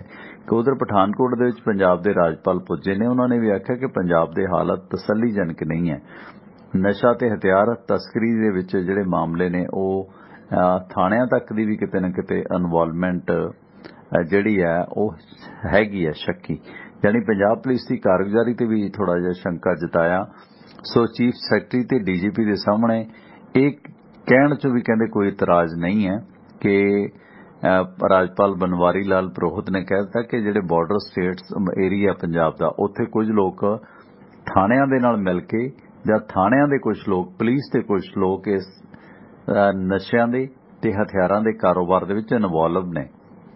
ਚੀਫ ਸੈਕਟਰੀ ਤੇ ਡੀਜੀਪੀ ਦੇ ਸਾਹਮਣੇ ਕਹਿੰਦੇ ਆ ਵੀ ਮੈਨੂੰ ਇਤਰਾਜ਼ ਨਹੀਂ ਹੈ। ਡੀਜੀਪੀ ਨੂੰ ਕਹਿੰਦੇ ਮੈਂ ਕਹਿਣਾ ਚਾਹੁੰਦਾ ਕਿ ਜੋ ਲੋਕ ਇਸ ਦੇ ਵਿੱਚ ਸ਼ਾਮਲ ਨੇ ਉਹਨਾਂ ਨੂੰ ਬਾਹਰ ਕੱਢੋ, ਜਿਨ੍ਹਾਂ ਤੇ ਸ਼ੱਕ ਹੈ ਉਹਨਾਂ ਨੂੰ ਬਾਹਰ ਕੱਢਿਆ ਜਾਣਾ ਚਾਹੀਦਾ ਹੈ। ਪੰਜਾਬ ਦੇ ਹਾਲਤ ਤਸੱਲੀਜਨਕ ਨਹੀਂ ਹੈ। ਹਥਿਆਰਾਂ ਦੀ ਤਸਕਰੀ ਇੱਥੇ ਇੱਕ ਵੱਡੀ ਸਮੱਸਿਆ ਹੈ। ਇਸ ਸੰਬੰਧੀ ਪੰਜਾਬ ਦੇ ਰਾਜਪਾਲ ਦਾ ਇਹ ਬਿਆਨ ਕਿ ਮੈਨੂੰ ਕਹਿੰਦਿਆਂ ਸੰਕੋਚ ਨਹੀਂ ਹੈ ਕਿ ਕੁਝ ਥਾਣਿਆਂ ਦੇ ਲੋਕ ਇਨਵੋਲਵ ਨੇ। ਕਹਿੰਦੇ 12-12 ਪਿਸਟਲ ਮਿਲ ਰਹੇ ਨੇ ਇੱਕ ਅਪਰਾਧੀ ਤੋਂ, ਇਹ ਅੱਛੇ ਸੰਕੇਤ ਨਹੀਂ ਹੈ। ਜਦੋਂ ਤੱਕ ਸਾਰੇ ਲੋਕ ਇਮਾਨਦਾਰੀ ਨਾਲ ਪੁਲਿਸ ਦੇ ਕੰਮ ਨਹੀਂ ਕਰਦੇ ਉਨੀ ਦੇਰ ਤੱਕ ਕੁਝ ਨਹੀਂ ਹੋਏਗਾ। ਪੰਜਾਬ ਦੇ ਲੋਕ ਅਗਰ ਪੁਲਿਸ ਅਤੇ BSF ਨੂੰ ਸਹਿਯੋਗ ਕਰਨ ਤਾਂ ਪਾਕਿਸਤਾਨ ਤੋਂ ਹਥਿਆਰਾਂ ਤੇ ਨਸ਼ੇ ਦੀ ਤਸਕਰੀ 80% ਦੇ ਰਾਜਪਾਲ ਸਾਹਿਬ ਕਹਿੰਦੇ ਘੱਟ ਹੋ ਸਕਦੀ ਹੈ। ਤੇ ਉਹਨਾਂ ਨੇ ਆਖਿਆ ਕਿ ਰਾਜਪਾਲ ਭਵਨ ਦੇ ਵਿੱਚ ਬੈਠ ਕੇ ਪੰਜਾਬ ਦਾ ਭਲਾ ਨਹੀਂ ਉਹ ਕਰ ਸਕਦੇ, ਇਸ ਕਰਕੇ ਪੰਜਾਬ ਦੀ ਬਿਹਤਰੀ ਲਈ ਉਹਨਾਂ ਦਾ ਪੰਜਾਬ 'ਚ ਵਿਚਰਨਾ ਜ਼ਰੂਰੀ ਹੈ। ਆਪਣੇ 1 ਸਾਲ ਦੇ ਇਸ ਕਾਰਜਕਾਲ ਦੇ ਦੌਰਾਨ ਉਹਨਾਂ ਨੇ 23 ਜ਼ਿਲ੍ਹਿਆਂ ਦਾ ਦੌਰਾ ਕੀਤਾ, ਇਸ ਕਰਕੇ ਕਹਿੰਦੇ ਮੈਂ ਬਾਰਡਰ ਏਰੀਆ 'ਚ ਇੱਥੇ ਗਿਆ। ਪਠਾਨਕੋਟ ਦੇ ਵਿੱਚ ਰਾਜਪਾਲ ਦਾ ਜਾਣਾ ਤੇ ਉੱਥੇ ਇਹ ਗੱਲ ਕਹਿਣਾ ਤੇ ਇਸ ਸਿਲਸਿਲੇ 'ਚ ਕਹਿੰਦੇ ਵੀ ਮੇਰੇ ਕਾਰਜਕਾਲ ਦੇ ਦੌਰਾਨ ਪੰਜਾਬ ਦੇ 4 DGP ਬਦਲੇ ਗਏ। ਹਰ ਵਾਰੀ ਨਵੇਂ DGP ਨਾਲ ਤਾਲਮੇਲ ਕਹਿੰਦੇ ਮੈਨੂੰ ਕਰਨਾ ਪੈਂਦਾ ਹੈ ਤੇ ਜਦੋਂ ਤੱਕ ਕਿਸੇ DGP ਨੂੰ ਕੰਮ ਦੀ ਸਮਝ ਆਉਂਦੀ ਉਦੋਂ ਉਸ ਨੂੰ ਬਦਲ ਦਿੱਤਾ ਜਾਂਦਾ ਹੈ। ਤੇ ਹੁਣ ਰਾਜਪਾਲ ਦਾ ਇਹ ਬਿਆਨ ਪੁਰੋਹਿਤ ਸਾਹਿਬ ਦਾ ਕਿਤੇ ਨਾ ਕਿਤੇ ਇਸ਼ਾਰਾ ਕਰਦਾ ਕਿ ਪੰਜਾਬ ਸਰਕਾਰ ਵਾਸਤੇ ਸਭ ਅੱਛਾ ਨਹੀਂ ਹੈ। ਸੁਰਿੰਦਰ ਜੀ, ਜਿਹੜਾ ਉਹਨਾਂ ਦਾ ਖਾਸ ਕਰਕੇ ਪਠਾਨਕੋਟ ਦੇ ਵਿੱਚ ਪੰਜਾਬ ਦੇ ਗਵਰਨਰ ਬਨਵਾਰੀ ਲਾਲ ਪੁਰੋਹਿਤ ਦਾ ਇਹ ਕਹਿ ਦੇਣਾ ਕਿ 4 DGP ਬਦਲ ਗਏ ਮੇਰੇ 1 ਸਾਲ 'ਚ, ਤੇ ਇਸ ਸਿਲਸਿਲੇ ਵਿੱਚ ਥਾਣਿਆਂ ਦੇ ਕੁਝ ਲੋਕ ਆਖੇ ਇਨਵੋਲਵ ਨੇ। 12-12 ਪਿਸਟਲ ਇੱਕ ਅਪਰਾਧੀ ਤੋਂ ਮਿਲ ਰਹੇ ਨੇ। ਨਸ਼ੇ ਤੇ ਹਥਿਆਰਾਂ ਦੀ ਤਸਕਰੀ ਵੱਧ ਰਹੀ ਹੈ, ਇਸ ਦੀ ਚਿੰਤਾ ਪ੍ਰਗਟਾਉਂਦਿਆਂ ਉਹਨਾਂ ਨੇ ਕੁਝ ਥਾਣਿਆਂ ਦੇ ਲੋਕਾਂ ਦੇ ਵੀ, ਪੁਲਿਸ ਦੇ ਲੋਕਾਂ ਦੇ ਵੀ ਇਨਵੋਲਵ ਹੋਣ ਦਾ ਸਵਾਲ ਖੜਾ ਕਰ ਦਿੱਤਾ, ਕਿਉਂਕਿ DGP ਸਾਹਿਬ ਨਾਲ ਬੈਠੇ ਨੇ, ਪੰਜਾਬ ਦੇ ਚੀਫ ਸੈਕਟਰੀ ਨਾਲ ਬੈਠੇ ਨੇ। ਉਸ ਹਾਜ਼ਰੀ 'ਚ ਇਹਨਾਂ ਨੂੰ ਰਾਜਪਾਲ ਦੀਆਂ ਗੱਲਾਂ ਸੁਣਨੀਆਂ ਪਈਆਂ ਤੇ ਇਸ ਕਰਕੇ ਮਾਨ ਸਾਹਿਬ ਦੀ ਸਰਕਾਰ ਲਈ ਵੀ ਸਭ ਅੱਛਾ ਨਹੀਂ ਹੈ ਜੋ ਕੁਝ ਚੱਲ ਰਿਹਾ। ਜੀ ਸੁਰਿੰਦਰ। ਪਰਮਿੰਦਰ, ਪਹਿਲੀ ਗੱਲ ਤੇ ਜਿਹੜੀਆਂ ਗਵਰਨਰ ਸਾਹਿਬ ਨੇ ਗੱਲਾਂ ਕੀਤੀਆਂ ਉਹ ਗੱਲਾਂ ਸੱਚੀਆਂ ਨੇ। ਦੂਜੀ ਗੱਲ, ਗਵਰਨਰ ਸਾਹਿਬ ਦਾ ਕਹਿਣ ਦਾ ਢੰਗ ਤੇ ਕਹਿਣ ਦੀ ਥਾਂ ਜਿਹੜੀ ਉਹ ਸਹੀ ਨਹੀਂ ਹੈ। ਅਗਲੀ ਗੱਲ, ਗਵਰਨਰ ਵਾਕਿਆ ਹੀ ਗਵਰਨਰ ਹਾਊਸ 'ਚ ਬੈਠ ਕੇ ਸਟੇਟ ਨੂੰ ਵਾਚ ਕਰਦਾ ਹੁੰਦਾ, ਨਾ ਕਿ ਪਬਲਿਕ 'ਚ ਘੁੰਮਦਾ ਹੁੰਦਾ। ਪਬਲਿਕ ਦਾ ਚੁਣੇ ਨੁਮਾਇੰਦੇ ਜਿਹੜੇ ਉਹ MLA ਨੇ, ਮੈਂਬਰ ਪਾਰਲੀਮੈਂਟ ਨੇ, ਮੰਤਰੀ ਨੇ, ਮੁੱਖ ਮੰਤਰੀ ਆ, ਤੇ ਸਰਕਾਰ ਦੇ ਜਿਹੜੇ ਨੌਕਰ ਨੇ, ਯਾਨੀ ਕਿ ਲੋਕਾਂ ਦੇ ਨੌਕਰ ਕਹਿ ਦਈਏ, ਉਹ ਜਿੰਨੀ ਬਿਊਰੋਕ੍ਰੇਸੀ ਹੈ ਉਹ ਸਾਰੀ ਨੌਕਰ ਹੈ। ਇਸ ਕਰਕੇ ਗਵਰਨਰ ਜਾ ਕੇ ਸਟੇਟਮੈਂਟ ਦੇਵੇ ਉਹ ਕਿਤੇ ਵੀ ਸ਼ੋਭਦੀ ਨਹੀਂ ਹੈ। ਹਾਂ, ਗਵਰਨਰ ਕੋਲੇ ਕੀ ਆ, ਗਵਰਨਰ ਕਦੀ ਵੀ ਸਟੇਟ ਨੂੰ ਕੁਝ ਨਹੀਂ ਕਹਿੰਦਾ ਹੁੰਦਾ, ਸਟੇਟ ਨੂੰ ਵਾਚ ਕਰਦਾ ਹੁੰਦਾ, ਵਾਚ ਕਰਕੇ ਆਪਣੀ ਰਿਪੋਰਟ ਸਿੱਧੀ ਹੋਮ ਡਿਪਾਰਟਮੈਂਟ ਆਫ ਇੰਡੀਆ ਨੂੰ ਦਿੰਦਾ, ਫਿਰ ਹੋਮ ਡਿਪਾਰਟਮੈਂਟ ਉੱਥੋਂ ਖਿਚਾਈ ਕਰਦਾ ਸਟੇਟ ਦੀ ਕਿ ਆਹ ਕੁਝ ਤੁਹਾਡੇ ਗਲਤ ਹੋ ਰਿਹਾ। ਪਰ ਇੱਕ ਗਵਰਨਰ ਆ ਕੇ ਪਬਲਿਕਲੀ ਇਹ ਸਟੇਟਮੈਂਟ ਦੇਵੇ, ਕਿਤੇ ਨਾ ਕਿਤੇ ਉਹ ਲੋਕਤੰਤਰ ਲਈ ਵੀ ਖਤਰਾ ਵਾ। ਪਰ ਲੋਕਤੰਤਰ ਤਾਂ ਹੈ ਹੀ ਨਹੀਂ, ਪ੍ਰੋਬਲਮ ਵੀ ਇਹ ਹੈ ਨਾ ਸਭ ਤੋਂ ਵੱਡੀ। ਪਠਾਨਕੋਟ ਤੀਜਾ ਗੇੜਾ ਇਹਨਾਂ ਦਾ, ਇਹ ਕਹਿੰਦੇ ਮੈਂ 1 ਸਾਲ ਦੇ ਵਿੱਚ 23 ਜ਼ਿਲ੍ਹਿਆਂ ਦਾ ਦੌਰਾ ਕੀਤਾ। ਕਹਿੰਦੇ ਰਾਜ ਭਵਨ ਦੇ ਵਿੱਚ ਬੈਠ ਕੇ ਪੰਜਾਬ ਦਾ ਭਲਾ ਨਹੀਂ ਉਹ ਕਰ ਸਕਦੇ, ਇਸ ਕਰਕੇ ਪੰਜਾਬ ਦੀ ਬਿਹਤਰੀ ਲਈ ਪੰਜਾਬ 'ਚ ਉਹਨਾਂ ਦਾ ਜਾਣਾ ਜ਼ਰੂਰੀ ਹੈ। ਕਹਿੰਦੇ ਨਜਾਇਜ਼ ਖਣਨ ਦੇ ਨਾਲ ਜਿਵੇਂ ਚੱਕੀ ਪੁਲ ਟੁੱਟਿਆ, ਉਹ ਟੁੱਟ ਰਹੇ ਨੇ, ਮਿਲਟਰੀ ਦੇ ਜਿਹੜੇ ਬੰਕਰ ਨੇ ਉਹ ਖਤਰੇ 'ਚ ਨੇ, ਐਡੇ ਖੱਡੇ ਪੱਟੇ ਹੋਏ ਨੇ, ਕੱਲ ਨੂੰ ਕਿਤੇ ਅਟੈਕ ਹੋ ਗਿਆ ਰਸਤਾ ਨਹੀਂ ਮਿਲਣਾ ਇੰਡੀਅਨ ਆਰਮੀ ਨੂੰ, ਜਾਂ ਉਹ ਜਿਹੜੇ ਖੱਡੇ ਪੱਟੇ ਨੇ ਨਜਾਇਜ਼ ਖੁਦਾਈ ਦੇ, ਉਹਦੇ ਨਾਲ ਦੇਸ਼ ਦੀ ਸੁਰੱਖਿਆ ਨੂੰ ਖਤਰਾ ਹੈ, ਅੱਤਵਾਦੀ ਉੱਥੇ ਲੁਕ ਸਕਦੇ ਨੇ, ਨੁਕਸਾਨ ਕਰ ਸਕਦੇ ਨੇ। ਇਸ ਕਹਿੰਦਾ ਗਵਰਨਰ ਸਾਹਿਬ ਤਾਂ ਕਹਿ ਕੇ ਨਹੀਂ, ਕਹਿੰਦੇ ਮੈਂ ਰਾਜਪਾਲ ਭਵਨ ਬੈਠ ਕੇ ਗਵਰਨਰੀ ਨਹੀਂ ਕਰਨੀ। ਹੁਣ ਤੁਸੀਂ ਵੇਖੋ ਕਿ ਬੀਜੇਪੀ ਦਾ ਗਵਰਨਰ ਸਤਿਆਪਾਲ ਮਲਿਕ ਆ ਕੇ ਮੋਦੀ ਦੀ ਪੋਲ ਖੋਲੀ ਜਾਂਦਾ, ਤੇ ਇਸ ਕਰਕੇ ਸਭ ਚੱਲਦਾ ਜੀ। ਪਰਮਿੰਦਰ, ਗੱਲ ਇਹ ਆ ਕਿ ਉੱਥੇ BSF ਬੈਠੀ ਆ, ਉੱਥੇ ਆਰਮੀ ਬੈਠੀ ਆ, ਉਹਨਾਂ ਦੀ ਡਿਊਟੀ ਆ ਉਹ ਆਪਣੇ ਹੈੱਡ ਕੁਆਰਟਰ ਨੂੰ ਇਨਫੋਰਮ ਕਰਨ ਕਿ ਇੱਥੇ ਆ ਕੁਝ ਗਲਤ ਹੋ ਰਿਹਾ। ਉਸ ਡਿਪਾਰਟਮੈਂਟ ਤੋਂ ਸਿੱਧਾ ਹੋਮ ਡਿਪਾਰਟਮੈਂਟ ਨੂੰ ਮੈਸੇਜ ਜਾਵੇ, ਹੋਮ ਡਿਪਾਰਟਮੈਂਟ ਸਟੇਟ ਦੀ ਖਿਚਾਈ ਕਰੇ ਕਿ ਇਸ ਏਰੀਏ 'ਚ ਆਹ ਕੰਮ ਜਿਹੜਾ ਹੋ ਰਿਹਾ ਇਮੀਡੀਏਟਲੀ ਬੰਦ ਕੀਤਾ ਜਾਵੇ। ਸਟੇਟ 'ਚ ਕਦੀ ਏਡੀ ਹਿੰਮਤ ਨਹੀਂ ਕਿ ਕੇਂਦਰ ਸਰਕਾਰ ਨੂੰ ਅੱਖਾਂ ਦਿਖਾ ਸਵੇ, ਸਿਰ ਝੁਕਾਉਣਾ ਪੈਂਦਾ। ਬੱਕਰਾ ਜਿਹੜਾ ਭਾਵੇਂ ਜਿੰਨੇ ਮਰਜ਼ੀ ਢੁੱਡਾ ਮਾਰਨ ਜਾਣਦਾ ਹੋਵੇ, ਪਰ ਝੜਕਾਈ ਦੇ ਕੋਕੇ ਮੋਰੇ ਜਾ ਕੇ ਮੁੱਢੀ ਜੀ ਤੇ ਸਿਰ ਆਪੇ ਰੱਖ ਦਿੰਦਾ, ਉਹਨੂੰ ਪਤਾ ਵੀ ਇਹਨੇ ਹੁਣ ਦਾਤਰ ਫੇਰਨਾ। ਸੋ ਇਸ ਕਰਕੇ ਮੈਂ ਬਾਕੀ ਸਾਰੀਆਂ ਗੱਲਾਂ ਜੋ ਗਵਰਨਰ ਸਾਹਿਬ ਨੇ ਕਹੀਆਂ ਉਹਨਾਂ ਨਾਲ ਸਹਿਮਤ ਆ। ਉਹ ਕੁਝ ਹੋ ਰਿਹਾ ਨਜਾਇਜ਼ ਹੋ ਰਿਹਾ, ਪਰ ਗਵਰਨਰ ਸਾਹਿਬ ਇਹ ਕਹਿਣ ਕਿ ਮੈਂ ਲੋਕਾਂ ਦੇ ਵਿੱਚ ਘੁੰਮ ਕੇ ਸਟੇਟ ਦਾ ਭਲਾ ਚਾਹੁੰਦਾ, ਕਦੀ ਵੀ ਨਹੀਂ, ਕਿਉਂਕਿ ਉਹਨਾਂ ਨੂੰ ਪ੍ਰੋਟੋਕੋਲ ਨਹੀਂ ਪਤਾ ਕਿ ਗਵਰਨਰ ਦੇ ਲਈ ਪ੍ਰੋਟੋਕੋਲ ਕੀ ਆ, ਗਵਰਨਰ ਦੀ ਅਹਿਮੀਅਤ ਕੀ ਹੈ ਸਟੇਟ ਲਈ। ਗਵਰਨਰ ਲੋਕਾਂ ਦਾ ਚੁਣਿਆ ਹੋਇਆ ਨੁਮਾਇੰਦਾ ਨਹੀਂ ਹੈ। ਹਾਂ, ਗਵਰਨਰ ਕਦੋਂ ਲੋਕਾਂ 'ਚ ਘੁੰਮਦਾ, ਜਦੋਂ ਪ੍ਰੈਜ਼ੀਡੈਂਟ ਰੂਲ ਲੱਗਦਾ, ਰਾਸ਼ਟਰਪਤੀ ਰਾਜ ਹੁੰਦਾ ਸਟੇਟ 'ਚ। ਉਹ ਸੁਰਿੰਦਰ ਵੀ ਤਿਆਰੀ ਕਰਦੇ ਨੇ ਨਾ ਉਹਦੀ, ਸਮਝਿਆ ਕਰੋ ਨਾ। ਹਾਂ, ਉਦੋਂ ਵੀ ਕੀ ਹੁੰਦਾ, ਉਦੋਂ ਉਹਦੇ ਘੱਟੋ ਘੱਟ 4 ਐਡਵਾਈਜ਼ਰ ਲੱਗਦੇ ਆ। ਉਹ ਜਿਹੜੇ 4 ਐਡਵਾਈਜ਼ਰ ਉਹਨਾਂ 'ਚ ਡਿਪਾਰਟਮੈਂਟ ਵੰਡ ਦਿੱਤੇ ਜਾਂਦੇ ਆ, ਉਹ ਲੋਕਾਂ ਤੱਕ ਜਾਂਦੇ ਨੇ, ਸਾਰੀ ਬਿਊਰੋਕ੍ਰੇਸੀ ਉਹਨਾਂ ਦੇ ਅੰਡਰ ਆਉਂਦੀ ਆ ਤੇ ਗਵਰਨਰ ਉਹਨੂੰ ਕੰਟਰੋਲ ਕਰਦਾ ਹੈ। ਇਹ ਆ ਪ੍ਰੋਟੋਕੋਲ। ਪਰ ਗਵਰਨਰ ਸਾਹਿਬ ਹੁਣ ਕਹਿੰਦੇ ਆ ਵੀ ਮੈਂ ਜਿੱਧਰ ਨੂੰ ਲੰਘਾਂ, ਉਹ ਹੁਣ ਉਹ ਮਿਰਜੇ ਵਾਲਾ ਕੰਮ ਕਰਨ ਲੱਗ ਗਿਆ ਨਾ, ਵੀ ਜਿਹੜੇ ਉਹ ਕੀ ਕਹਿੰਦੇ ਹੁੰਦੇ ਆ, ਗਲੀਆਂ ਹੋ ਜਾਣ ਸੁੰਨੀਆਂ ਵਿੱਚ ਮਿਰਜਾ ਯਾਰ। ਫਿਰ ਇਹ ਗੱਲ ਤਾਂ ਗਲੀਆਂ ਸੁੰਨੀਆਂ ਕਰਨੀਆਂ ਨੇ ਵੀਰਿਆ। ਪ੍ਰੋਟੋਕੋਲ ਤਾਂ ਉਦੋਂ ਹੁੰਦਾ ਜਦੋਂ ਅਗਲੇ ਨੇ ਇਮਾਨਦਾਰੀ ਨਾਲ ਕੰਮ ਚਲਾਉਣਾ। ਹੁਣ ਜਦੋਂ ਅਗਲੇ ਨੇ ਭਾਈ ਆਪੋਜੀਸ਼ਨ ਪਾਰਟੀਆਂ ਖਤਮ ਕਰਨੀਆਂ ਨੇ, ਫਿਰ ਉਦੋਂ ਤਾਂ ਵੀਰ ਸੁਰਿੰਦਰ ਜੀ ਇਦਾਂ ਹੀ ਹੋਤਾ ਹੈ। ਬਾਤ ਇਹ ਹੈ ਭਾਈਜਾਨ, ਇਹ ਤਾਂ ਉਦੋਂ ਹੈ ਜਦੋਂ ਸਭ ਕੁਝ ਅਮਨ-ਅਮਾਨ ਨਾਲ ਹੋਵੇ। ਤੇ ਜਦੋਂ ਪਲੈਨਿੰਗ ਹੈ ਫਿਰ ਤੇ ਦੇਖੋ BSF ਨੇ ਰਿਪੋਰਟ ਪੇਸ਼ ਕੀਤੀ ਹੈ, ਗਵਰਨਰ ਸਾਹਿਬ ਨੇ ਕਹਿ ਦਿੱਤਾ ਕਿ ਇਹ ਤਾਂ ਕਹਿ ਹੀ ਦਿੱਤਾ ਉਹਨਾਂ ਨੇ, ਕਹਿੰਦੇ ਨਜਾਇਜ਼ ਖੁਦਾਈ ਦੇ ਨਾਲ ਪੁਲ ਡਿੱਗ ਰਹੇ ਨੇ, ਹੋ ਤਾਂ ਰਿਹਾ ਹੀ ਆ। ਸੋ ਉਹ ਜਿਹੜੀ ਰਿਪੋਰਟ ਜਾਏਗੀ, ਪਲੰਦਾ ਇਕੱਠਾ ਹੋ ਹੀ ਜਾਂਦਾ ਤੇ ਇੱਕਦਮ ਪਲੰਦਾ ਖਤਮ ਕਰਕੇ ਹੁਣ ਪਬਲਿਕਲੀ ਸਟੇਟਮੈਂਟ ਹੈ, ਸਵੇਰ ਨੂੰ ਛਪ ਜਾਣੀਆਂ ਸਾਰੇ ਅਖਬਾਰਾਂ ਦੇ ਵਿੱਚ ਕਿ ਗਵਰਨਰ ਸਾਹਿਬ ਨੇ ਕਹਿ ਦਿੱਤਾ, ਕਿਉਂਕਿ ਘਰ ਵਾਲਾ ਘਰ ਨਹੀਂ ਤੇ ਵੈਸੇ ਤਾਂ ਸਾਨੂੰ ਕਿਸੇ ਦਾ ਡਰ ਨਹੀਂ ਹੈ ਨਾ। ਮੁੱਖ ਸਕੱਤਰ ਸਾਹਿਬ ਆਰਾਮ ਨਾਲ ਬੈਠੇ ਨੇ, ਕੋਲ ਚੁੱਪ ਕਰੇ, DGP ਸਾਹਿਬ ਬੈਠੇ ਨੇ, ਬਹਿਣਾ ਹੀ ਪੈਣਾ। ਜਦੋਂ ਗਵਰਨਰ ਬੈਠੇ ਨੇ ਵੱਡੀ ਕੁਰਸੀ ਦੇ ਪਿੱਛੇ ਸ਼ੇਰ ਦੀ ਫੋਟੋ ਲੱਗੀ ਹੈ। ਸੋ ਇਸ ਕਰਕੇ ਉਹ ਸਾਰਾ ਸਿਲਸਿਲਾ ਨਾ ਕਰਨਾ ਪੈਣਾ ਇਹਨਾਂ ਨੂੰ, ਕਿਉਂਕਿ ਲਾਅ ਐਂਡ ਆਰਡਰ ਤੇ ਖਰਾਬ ਹੋ ਹੀ ਰਿਹਾ ਨਾ। ਤੇ ਉਹ ਰਿਪੋਰਟਾਂ ਇਕੱਠੀਆਂ ਹੋ ਹੀ ਜਾਣਗੀਆਂ। ਸੋ ਰਿਪੋਰਟਾਂ ਦੇ ਹਿਸਾਬ ਦੇ ਨਾਲ ਜਦੋਂ ਮਰਜ਼ੀ ਚੱਲਦਾ ਕਰ ਦੇਣ। ਝਾੜੂ ਵਾਲਿਆਂ ਤੇ ਖਬਰਾਂ ਕਦੋਂ ਝਾੜੂ ਖਰਚੇ।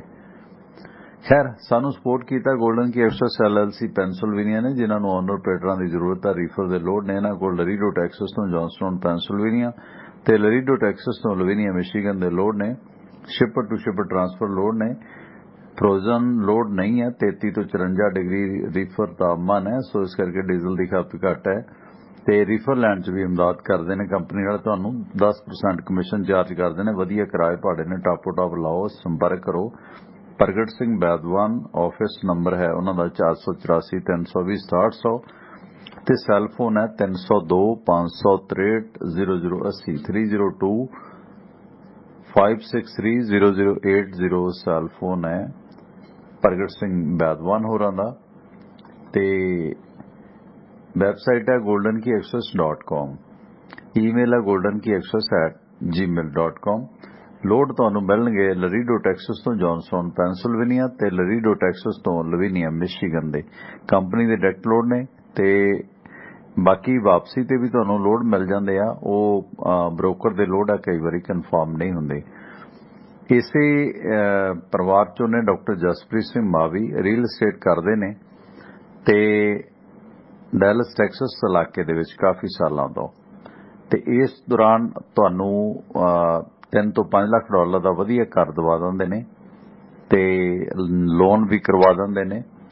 ਤੇ ਇਸ ਇਲਾਕੇ 'ਚ ਬਹੁਤ ਸਾਰੇ ਸਕੂਲ, ਕਾਲਜ, ਯੂਨੀਵਰਸਿਟੀਆਂ ਨੇ। ਤੁਹਾਡੇ ਬੱਚਿਆਂ ਦੇ ਵਾਸਤੇ ਪੜ੍ਹਾਈ ਦਾ ਵਧੀਆ ਸਵਾਬ ਰਿਹਾਇਸ਼ ਇੱਥੋਂ ਦੀ ਬਣ ਸਕਦੀ ਹੈ।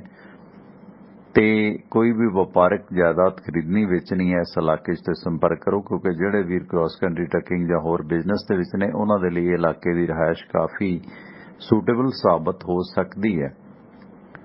ਤੇ ਜਿਸ ਦੌਰਾਨ ਤੁਸੀਂ ਸੰਪਰਕ ਕਰਨਾ, ਡਾਕਟਰ ਜਸਪ੍ਰੀਤ ਸਿੰਘ ਮਾਵੀ ਹੋਰਾਂ ਦਾ ਨੰਬਰ ਹੈ 972 363 3700 972 363 3700। ਉਧਰ ਨਸ਼ਿਆਂ ਦੇ ਵਿਰੁੱਧ ਜਿਹੜੀ ਜੰਗ ਪੰਜਾਬ ਸਰਕਾਰ ਦੀ ਚੱਲਦੀ ਹੈ, ਪੰਜਾਬ ਪੁਲਿਸ ਦੀ ਚੱਲਦੀ ਹੈ, ਇਸ ਸੰਬੰਧੀ narcotics, drugs and psychotropic substance NDPS act ਦੇ ਅਧੀਨ 35 ਵਪਾਰਕ ਮਾਮਲਿਆਂ ਸਮੇਤ 269 FIR ਦਰਜ ਕਰਕੇ 357 ਨਸ਼ਾ ਤਸਕਰਾਂ ਨੂੰ ਇੱਕ ਹਫ਼ਤੇ 'ਚ ਗ੍ਰਿਫਤਾਰ ਕੀਤਾ। ਹਿਸਾਬ ਲਾ ਲਓ ਸੁਰਿੰਦਰ ਬਾਈ ਜੀ, ਮੈਂ ਫੇਰ ਰਿਪੀਟ ਕਰਦੇ ਹਾਂ, ਇੱਕ ਹਫ਼ਤੇ ਦੇ ਦੌਰਾਨ ਤਕਰੀਬਨ 7 ਕਿਲੋ ਹੈਰੋਇਨ, 14.5 ਕਿਲੋ ਅਫੀਮ ਸਮੇਤ 357 ਤਸਕਰ ਪੰਜਾਬ 'ਚ ਫੜੇ ਗਏ ਨੇ। ਸੁਖਚੈਨ ਸਿੰਘ ਗਿੱਲ IGP ਇਸ ਮਾਮਲੇ 'ਚ ਜਾਣਕਾਰੀ ਅੱਜ ਪ੍ਰੈਸ ਕਾਨਫਰੰਸ ਦਿੰਦੇ ਨੇ, ਤੁਸੀਂ ਵੀ ਵੇਖਿਆ ਹੋਣਾ। ਸੋ ਇਸ ਦੇ ਵਿੱਚ ਇਹ ਜਿਹੜਾ ਮਾਲ ਮੱਤਾ ਫੜਿਆ ਗਿਆ ਤੇ 2 ਲੱਖ ਦੇ ਕਰੀਬ ਗੋਲੀਆਂ, ਟੀਕੇ, ਸ਼ੀਸ਼ੀਆਂ, ਕੈਪਸੂਲ ਫੜੇ ਗਏ ਨੇ। 4,81,000 ਦੀ ਡਰੱਗ ਮਨੀ ਫੜੀ ਗਈ ਹੈ ਤੇ 5 ਜੁਲਾਈ ਨੂੰ ਕਹਿੰਦੇ ਭਗੌੜੇ ਫੜਨ ਦੀ ਸ਼ੁਰੂਆਤ ਕੀਤੀ ਸੀ, ਪਰ ਇਸ ਹਫ਼ਤੇ NDPS ਐਕਟ ਦੇ ਕੁੱਲ ਹੋਰ 17 ਭਗੌੜੇ ਵੀ ਫੜੇ ਗਏ ਨੇ ਤੇ ਕੁੱਲ ਗ੍ਰਿਫਤਾਰੀਆਂ ਨੇ ਜਿਹੜੀਆਂ ਉਹ 280 ਹੋ ਗਈਆਂ ਨੇ। ਤੇ ਜਿਸ ਵਿੱਚ ਇੱਕ ਹਫ਼ਤੇ ਦੇ ਵਿੱਚ ਇਹ ਇੰਨੀ ਇਨਪੁਟ ਹੈ ਕਿ 35 ਮਾਮਲਿਆਂ 'ਚ 279 FIR ਦਰਜ ਕਰਕੇ 357 ਤਸਕਰ ਜਿਹੜੇ ਨੇ ਗ੍ਰਿਫਤਾਰ ਕੀਤੇ ਨੇ। 1 ਮਹੀਨਾ ਪਹਿਲਾਂ ਇਹ ਸਕੀਮ ਚਲਾਈ ਸੀ। ਸਾਨੂੰ ਸਪੋਰਟ ਕੀਤਾ ਬਾਈ ਸੁਖੀ ਘੁੰਮਣ ਹੋਰਾਂ ਨੇ। ਬੇਕਰਸਫੀਲਡ ਇਲਾਕੇ 'ਚ ਵਿਚਰ ਰਹੇ ਤੋਂ ਮਾਰੋ ਟਰੱਕ ਟਰਾਲਿਆਂ ਨੂੰ brake Union Village truck shop ਤੇ ਇੰਡੀਅਨ ਰੈਸਟੋਰੈਂਟ। ਐਡਰੈਸ ਹੈ 2201 South Union Avenue, Bakersfield, California. Zip code 93307। Roadways Transport ਵਾਲੇ ਸੁਖੀ ਘੁੰਮਣ ਹੋਰਾਂ ਦਾ ਇਹ ਕਾਰੋਬਾਰ ਹੈ, ਜਿਨ੍ਹਾਂ ਦਾ ਨੰਬਰ 661 304 7500 6613047500 ਤੇ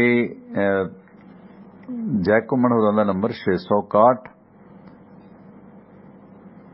885 88 58 661 885 8858 ਨੰਬਰ ਹੈ ਜੈਕ ਘੁੰਮਣ ਹੋਰਾਂ ਦਾ।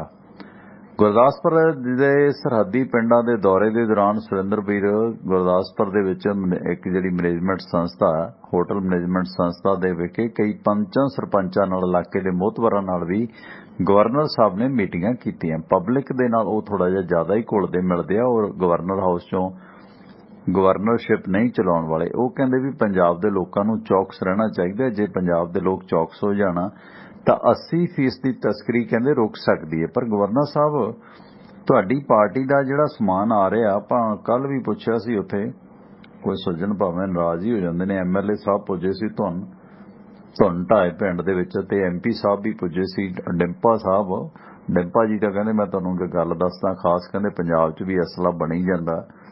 ਪਰ ਜਿਹੜਾ ਹੁਣ BJP ਦੀਆਂ ਸਰਕਾਰਾਂ 'ਚ ਮੱਧ ਪ੍ਰਦੇਸ਼ 'ਚ ਬਣਦਾ ਹੈ, UP 'ਚ ਬਣਦਾ, ਉਹਦੇ ਬਾਰੇ ਨਾ ਗਵਰਨਰ ਸਾਹਿਬ ਬੋਲਦੇ ਆ, ਨਾ ਪੰਜਾਬ ਸਰਕਾਰ ਬੋਲਦੀ ਹੈ ਕਿ ਉਹ ਜਿਹੜਾ ਅਸਲਾ ਆ ਰਿਹਾ ਉਹ ਭਾਈ ਪਾਕਿਸਤਾਨ ਤੋਂ ਨਹੀਂ, ਉੱਧਰੋਂ ਆਉਂਦਾ। ਪਾਕਿਸਤਾਨ ਤੋਂ ਜਿਹੜਾ ਆਉਂਦਾ ਉਹਨਾਂ ਦੇ ਵੀ ਨਾਸਾਂ ਭਰਨੋਂ, ਜਿਹੜਾ BJP ਦੀਆਂ ਸਰਕਾਰਾਂ 'ਚ ਬਣਦਾ ਨਾਸਾਂ ਉਹਨਾਂ ਦੀਆਂ ਜ਼ਿਆਦਾ ਭਰਨ ਦੀ ਜ਼ਰੂਰਤ ਹੈ। ਇਸ ਸੰਬੰਧੀ ਗਵਰਨਰ ਸਾਹਿਬ ਪੰਚਾਂ ਸਰਪੰਚਾਂ ਨੂੰ ਵੀ ਮਿਲਦੇ ਨੇ, ਕਾਫੀ ਘੁਲ ਮਿਲ ਰਹੇ ਨੇ। ਤੇ ਉਧਰ ਮਾਨ ਸਾਹਿਬ ਇੰਟਰਨੈਸ਼ਨਲ ਟ੍ਰੇਡ ਫੇਅਰ 'ਚ ਸ਼ਾਮਲ ਹੋਏ ਨੇ ਤੇ ਟਵੀਟਾਂ ਉੱਥੋਂ ਸੋਹਣੀਆਂ ਕੀਤੀਆਂ ਨੇ, ਫੋਟੋਆਂ ਵੀ ਮਿਊਨਿਖ ਦੇ ਵਿੱਚੋਂ ਪਾ ਰਹੇ ਨੇ ਮਾਨ ਸਾਹਿਬ। ਕਹਿੰਦੇ ਕਈ ਸਾਰੀਆਂ ਕੰਪਨੀਆਂ ਮੰਨ ਗਈਆਂ, ਜਿਵੇਂ ਜੈਪਲਿਨ ਹੈ, ਬੁਲਰ ਹੈ, ਮਾਈਨੇਟ ਹੈ, ਕਈ ਕੰਪਨੀਆਂ ਕਹਿੰਦੇ ਪੰਜਾਬ 'ਚ ਆਉਣ ਨੂੰ ਮੰਨ ਗਈਆਂ ਨੇ। ਸੋ ਇਹ ਟਵੀਟ ਮਾਨ ਸਾਹਿਬ ਨੇ ਪਾ ਦਿੱਤੀ ਹੈ, ਫਾਈਲ ਵੀ ਦਿਖਾਤੀ ਹੈ ਇਨਵੈਸਟਮੈਂਟ ਪੰਜਾਬ। ਕਹਿੰਦੇ ਕਾਫੀ ਕੁਛ ਲੈ ਕੇ ਆਵਾਂਗੇ ਪੰਜਾਬੀ। ਉਹੀ ਨਸਵਾਰੀ ਰੰਗ ਦੀ ਜੈਕਟ ਪਾਈ ਹੈ ਮਾਨ ਸਾਹਿਬ ਨੇ, ਇਕੱਠੀਆਂ ਸਿਲਾਈਆਂ ਨੇ। ਇਸ ਸੰਬੰਧੀ ਗੋਰਿਆਂ ਨਾਲ ਕਾਫੀ ਫੋਟੋਆਂ ਛਪਾਈਆਂ ਨੇ। ਕਹਿੰਦੇ ਕੁਛ ਨਾ ਕੁਛ ਲੈ ਕੇ ਹੀ ਆਵਾਂਗੇ। ਕੀ ਲੱਗਦਾ ਜੀ ਪਰਮਿੰਦਰ? ਜਦੋਂ ਨਾ ਮੈਂ ਕੋ ਟ੍ਰੈਂਡ ਜਿਹਾ ਦੇਖਦਾ ਹੁੰਦਾ, ਜਦੋਂ ਨਾ 38-39 ਸਾਲ ਦਾ ਨਾ ਮੁੰਡਾ ਕੋਈ ਵਿਦੇਸ਼ ਤੋਂ ਆਉਂਦਾ ਸੀ, ਕਹਿੰਦੇ ਸੀ ਵਿਆਹ ਕਰਾਉਣ ਆਇਆ ਸੀ ਤੇ 15-16 ਕੁੜੀਆਂ ਦੇਖ ਆਉਣੀਆਂ। ਉਹ ਕਹਿੰਦਾ ਜੀ ਫਲਾਨਿਆਂ ਨੇ ਵੀ ਹਾਂ ਕਰਤੀ, ਫਲਾਨਿਆਂ ਵੀ ਹਾਂ ਕਰਤੀ, ਹੁਣ ਆਪਾਂ ਬਹਿ ਕੇ ਫੈਸਲਾ ਕਰਨਾ ਵੀ ਇਹਨਾਂ ਚੋਂ ਕਿਹਨਾਂ ਨੂੰ ਆਪਾਂ ਹਾਂ ਕਰਨੀ ਆ।